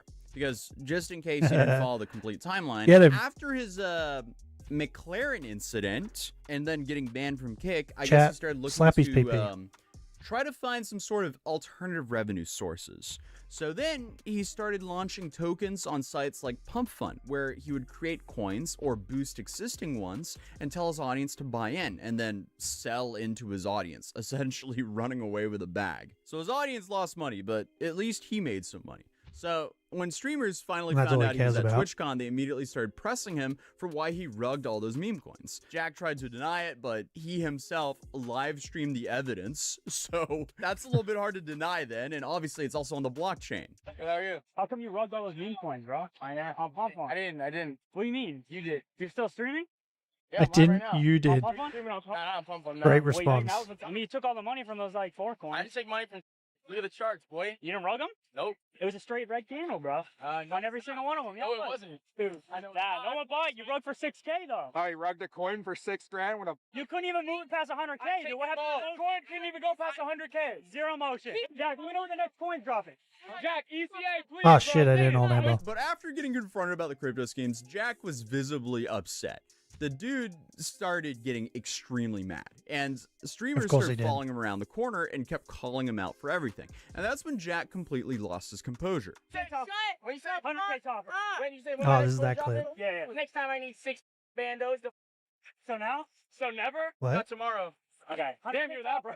Huh? 100K topper. Wait, what coin you guys You think you can pump a coin and pass? Alright, you're so stupid. You can't even let me speak, you idiot. Go ahead. What? Can you speak? You damn, bro, you on that one. Hey, you guys are dumb. You think I made only 6 days? Is that Marlon? Oh, the cash out's great. They have nothing left. They have a rugless. Dude, are you crying? Yeah, is he crying? Look at that loser, bro. Which is kind of funny because just, minutes ago, he was following around Peach Stars trying to get some sort of reaction from her. But instead, when the tables turn, it was him providing the reaction that he was looking for. And in case you thought things couldn't get more petty, Jack somehow finds a way, because after the whole crypto confrontation, he was so upset that he actually started stealing equipment. By the way, can I say, like, it looks like he didn't even what's that banging? Looks like he didn't even get thrown out. Like, it looks like he just left.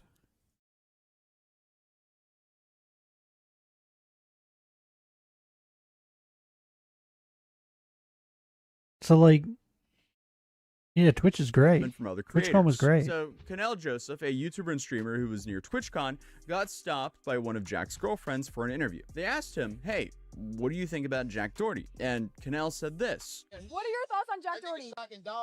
What's up? Why? Because it's Jack Doherty, bro. He's a bro. If he doesn't have no security, bro, he's. Where's he at? Is he behind me? Where's he at? Would you pull up on him? I would pull up on him, but like no security, like I'll pull up on him. Well, that was apparently enough to make Jack confront him directly with his bodyguard, of course, because this guy will not go confront anyone without his paid bodyguard. Because, I mean, who else would he hide behind? But Jack got into Cannell's face, trying to provoke him, but Cannell made it very clear that he wasn't going to fight because that's obvious what Jack wanted. Because at the end of the day, Jack wanted to bait something so his bodyguard could hop in. Your main income maker right there. Jack, Boom. I got the Twitch. Twitch is not my main income. Well, then touch me. Do something. Why are you stuttering? You nervous? Nah, Can I touch your heart? Yeah, you should. Wait.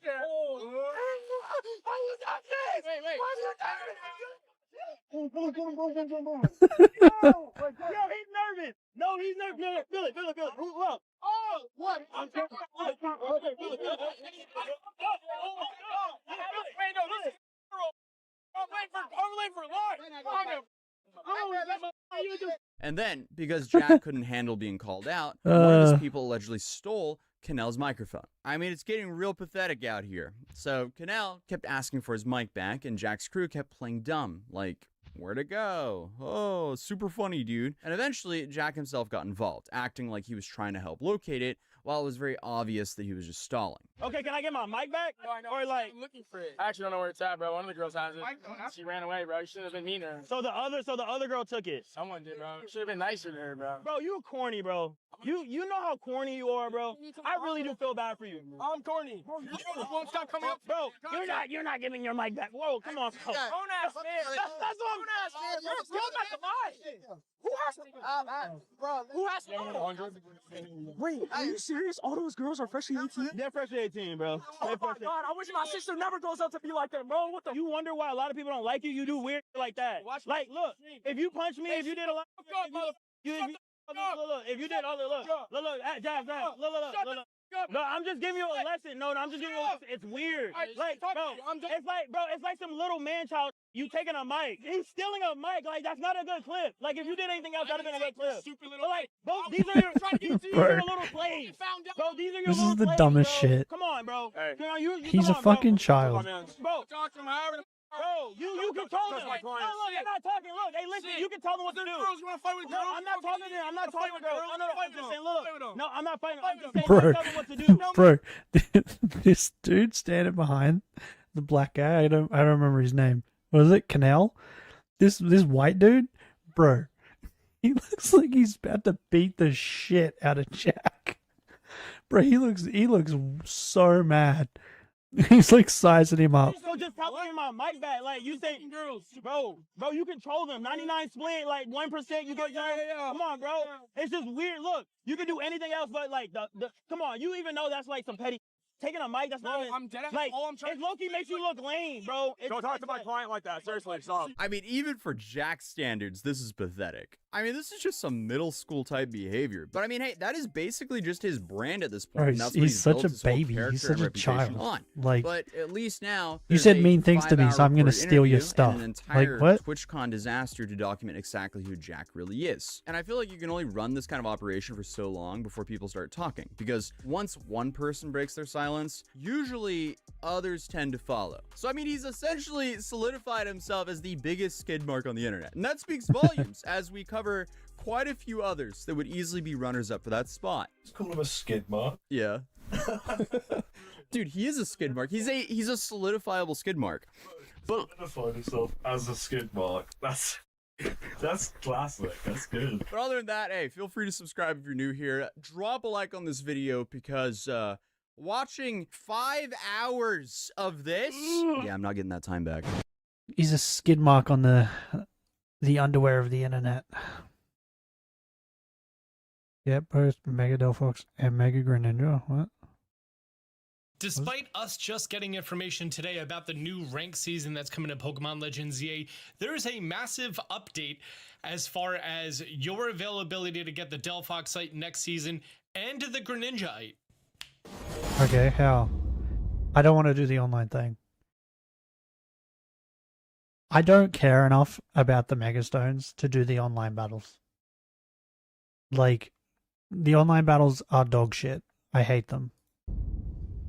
If you watched my video earlier today, watch this one because there's all brand new information. The current season that's going on right now for release ends November 5th in like 4 days, which is like November 4th at nighttime, 5 days. I'm gonna say this now. If the Raichu Megastones are locked behind online battles, I'm gonna be so mad. Because, like, you have to pay for the DLC, right? To get the Mega Raichu stuff. Like, that was what they made out, right? Because, like, the DLC, like, the whole image is the Raichus. If you have to fucking play the online battles and get to a certain fucking rank to get those things, I'm gonna be so mad. Because then that just means I'm not getting part of the DLC. Because I refuse to do the online battles. They fucking suck. I think I've done 3 in total. I did the first one, and then I streamed like the next day and told you guys about it, how much it sucked. And then while I was sick, I did another one. Tried to collect all the stuff, do all that. I was like, okay, maybe this isn't as bad as I thought. So I did a third one, and yeah, no, it fucking sucks. Okay, it sucks. Even if you do collecting all the stuff and all that crap, it sucks. It's not fun. May I change Justice Mon for Chaos Dramon, a Machine Dramon for Mega Dramon? Yeah, bro, you need a Machine Dramon. You also need. I can't tell you. You'll know once you get to Machine Dramon. What Digimon you'll need. But you do need a different Digimon who's not in your list at the moment. I don't want to spoil it.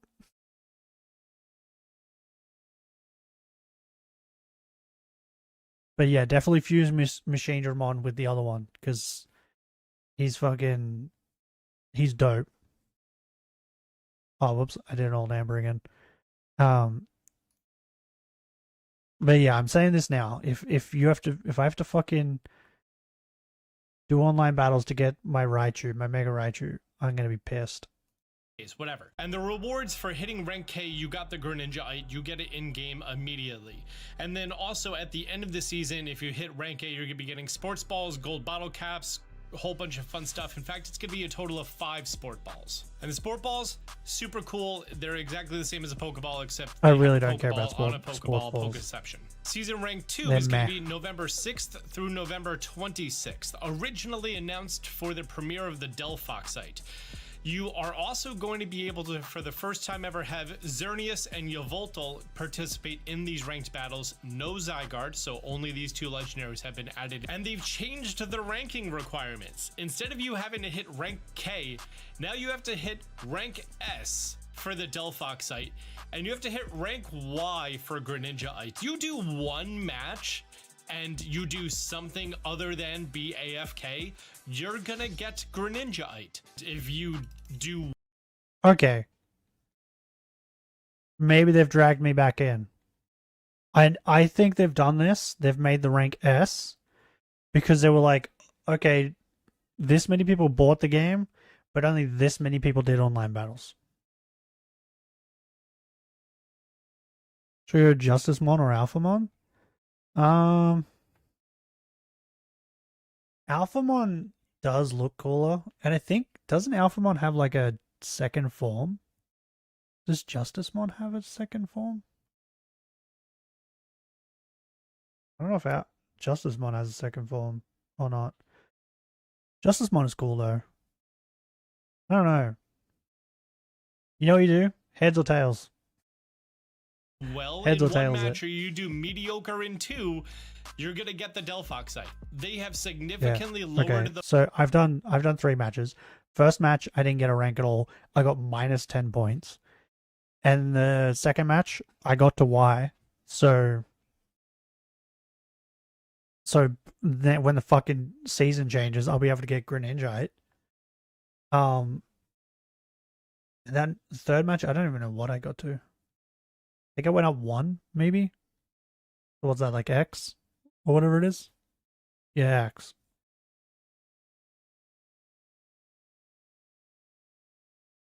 Both don't have form after. I thought Alphamon No, like I mean like Alphamon has like the Alphamon, but then there's like Alphamon BM or whatever after that. Because isn't there one where like his wings open up and his sword gets bigger? Or like flames behind it or something? Could have swore there was. Monodramon Pure, blah blah blah, or Alphamon Tails. Go for it.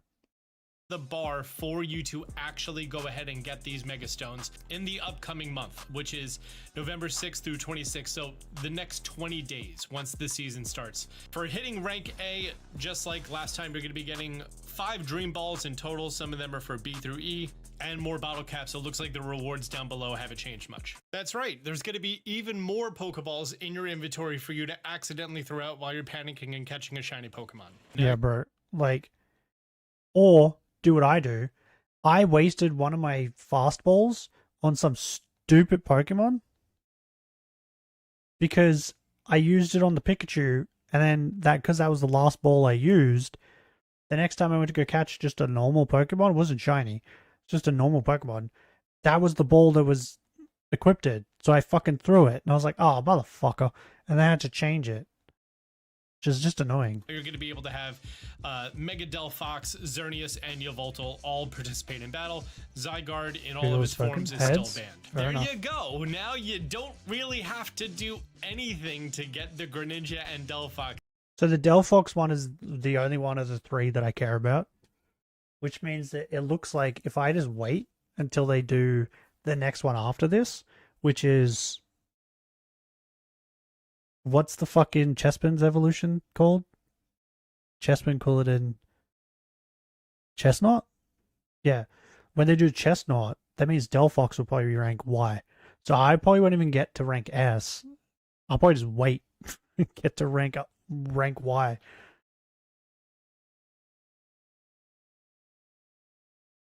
This timing is still going to be before Christmas season, so we're gonna have to wait and see if they decide that season 3 is going to run up until Christmas or after Christmas or Christmas break or something else, because that's when... The other thing too is like, what are they gonna do?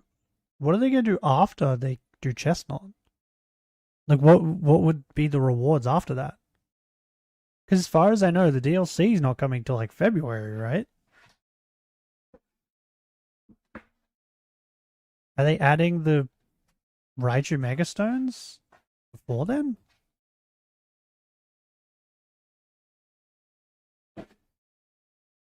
Are you good? Do you want me to move?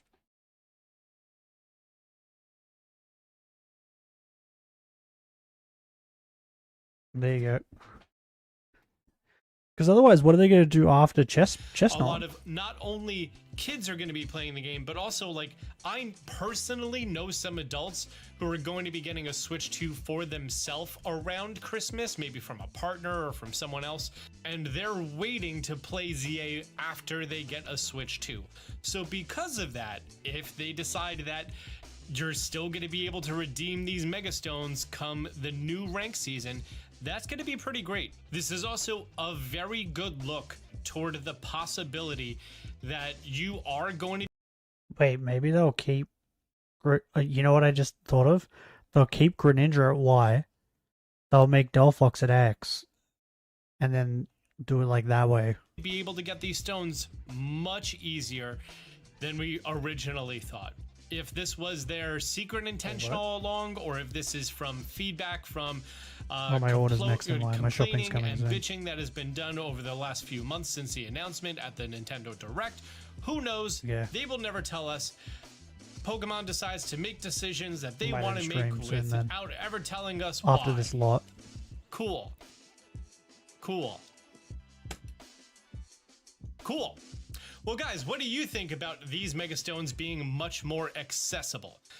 I think I love it. And I actually will try to do this now. When that happens, though. But getting to K, I was like, there's no way. When I saw that, I was like, there's no way I'm getting to K.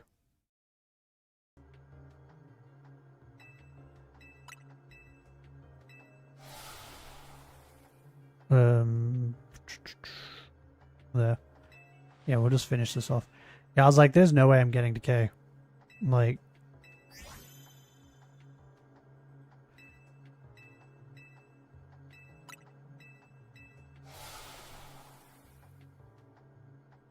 It's a nightmare, bro.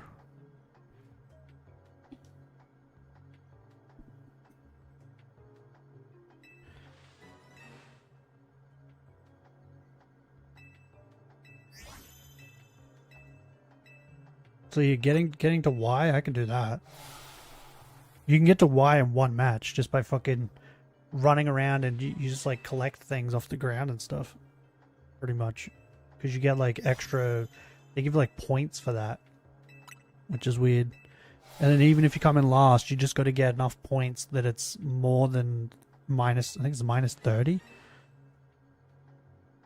if you manage to collect everything and then kill at least one Pokemon I think. Because my first match, where I got minus 10, I killed one Pokemon. And that was it. And then I couldn't kill anyone else because people kept stealing my shit.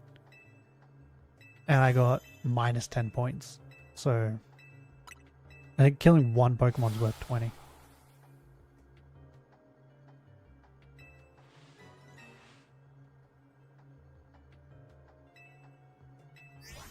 Yeah, I don't know how people are having fun with the online battles. I don't get that at all. Like, I didn't have a fun time with them at all.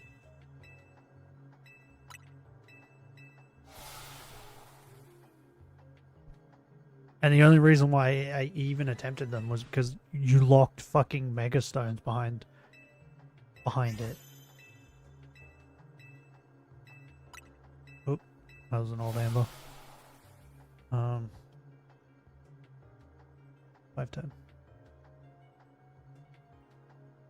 Okay. I'm gonna leave it here for today. Because I need to pee. I need to go get my shopping soon. But there's no stream tomorrow. There will be a stream the next day. Which is Saturday? Yeah, Saturday. Oh, tomorrow's my birthday. Bro, what is wrong with me? I started stream. I didn't even know what date it was. I thought it was like closer to like the 20th. Then watched that thing where they said the 28th was their birthday. I don't remember who it was now. Whoops, I didn't mean to start that. Which then made me realize that today's the 30th and tomorrow's my birthday. And then I forgot again by the end of the stream. What's wrong with me? I don't even know how old I am. I don't know what I'm turning. I was at the new squad. I'll save my judgment till the squad is complete, until they're at their final forms. How old am I? How old? I don't want to do the math.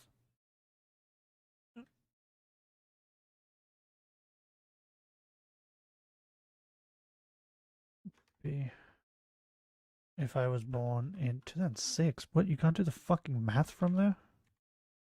What's wrong with you? 32. Am I turning 32? Or am I 32? Fine, then I'll do the math. Okay, 7. Then 27 plus 5 is 32. Yeah. So I'm turning 32 tomorrow. I was going to stream on my birthday this year too. But I guess I can't. I got IRL stuff to do.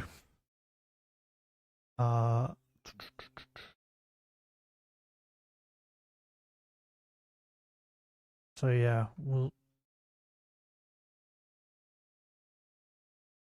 see you guys on Saturday, I guess. But before I go, I need to play it again. I need to play it again.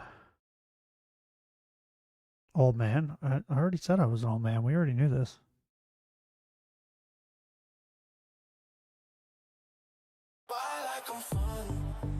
Yes, Danny and his bitch. It's my platform, baby. Come stream on Twitch. I like 'em crazy. I love this fucking song. It's so good. Fucking rich girls, don't be lazy. Put some energy in that clip. Go buy a hot tub. Strip down. Shawty lose the fit. And Danny 60, but still want some off that drip. Don't worry about safety. Twitch con, young, wild and free. These baddies chase me, but don't bring security.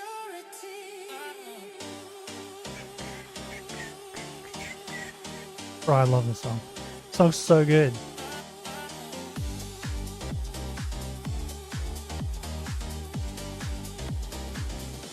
Hey, you know what one of the hardest things to deal with is? If you have the runs and throwing up. Wait. From food poisoning. One of the hardest things to deal with is having dogs that also have the runs. The amount of times I nearly shit my pants waiting for the dogs was like ridiculous. Yeah, I know. There's a truck and you don't like it.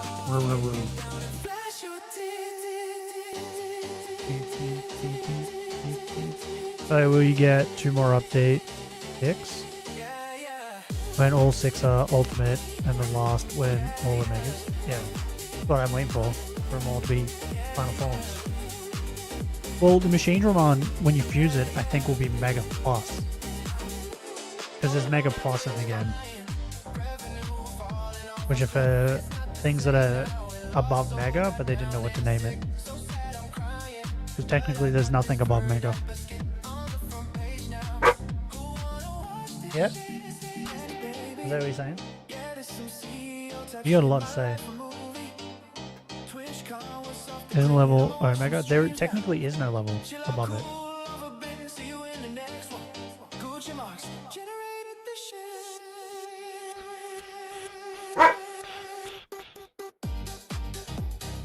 Like Omnimon once was named as level Omega Digimon.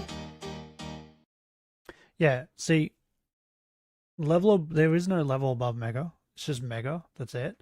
But there were Megas that could fuse. So, but they didn't have a name for it. So a lot of the games just called Mega Plus. Or like come up with a name.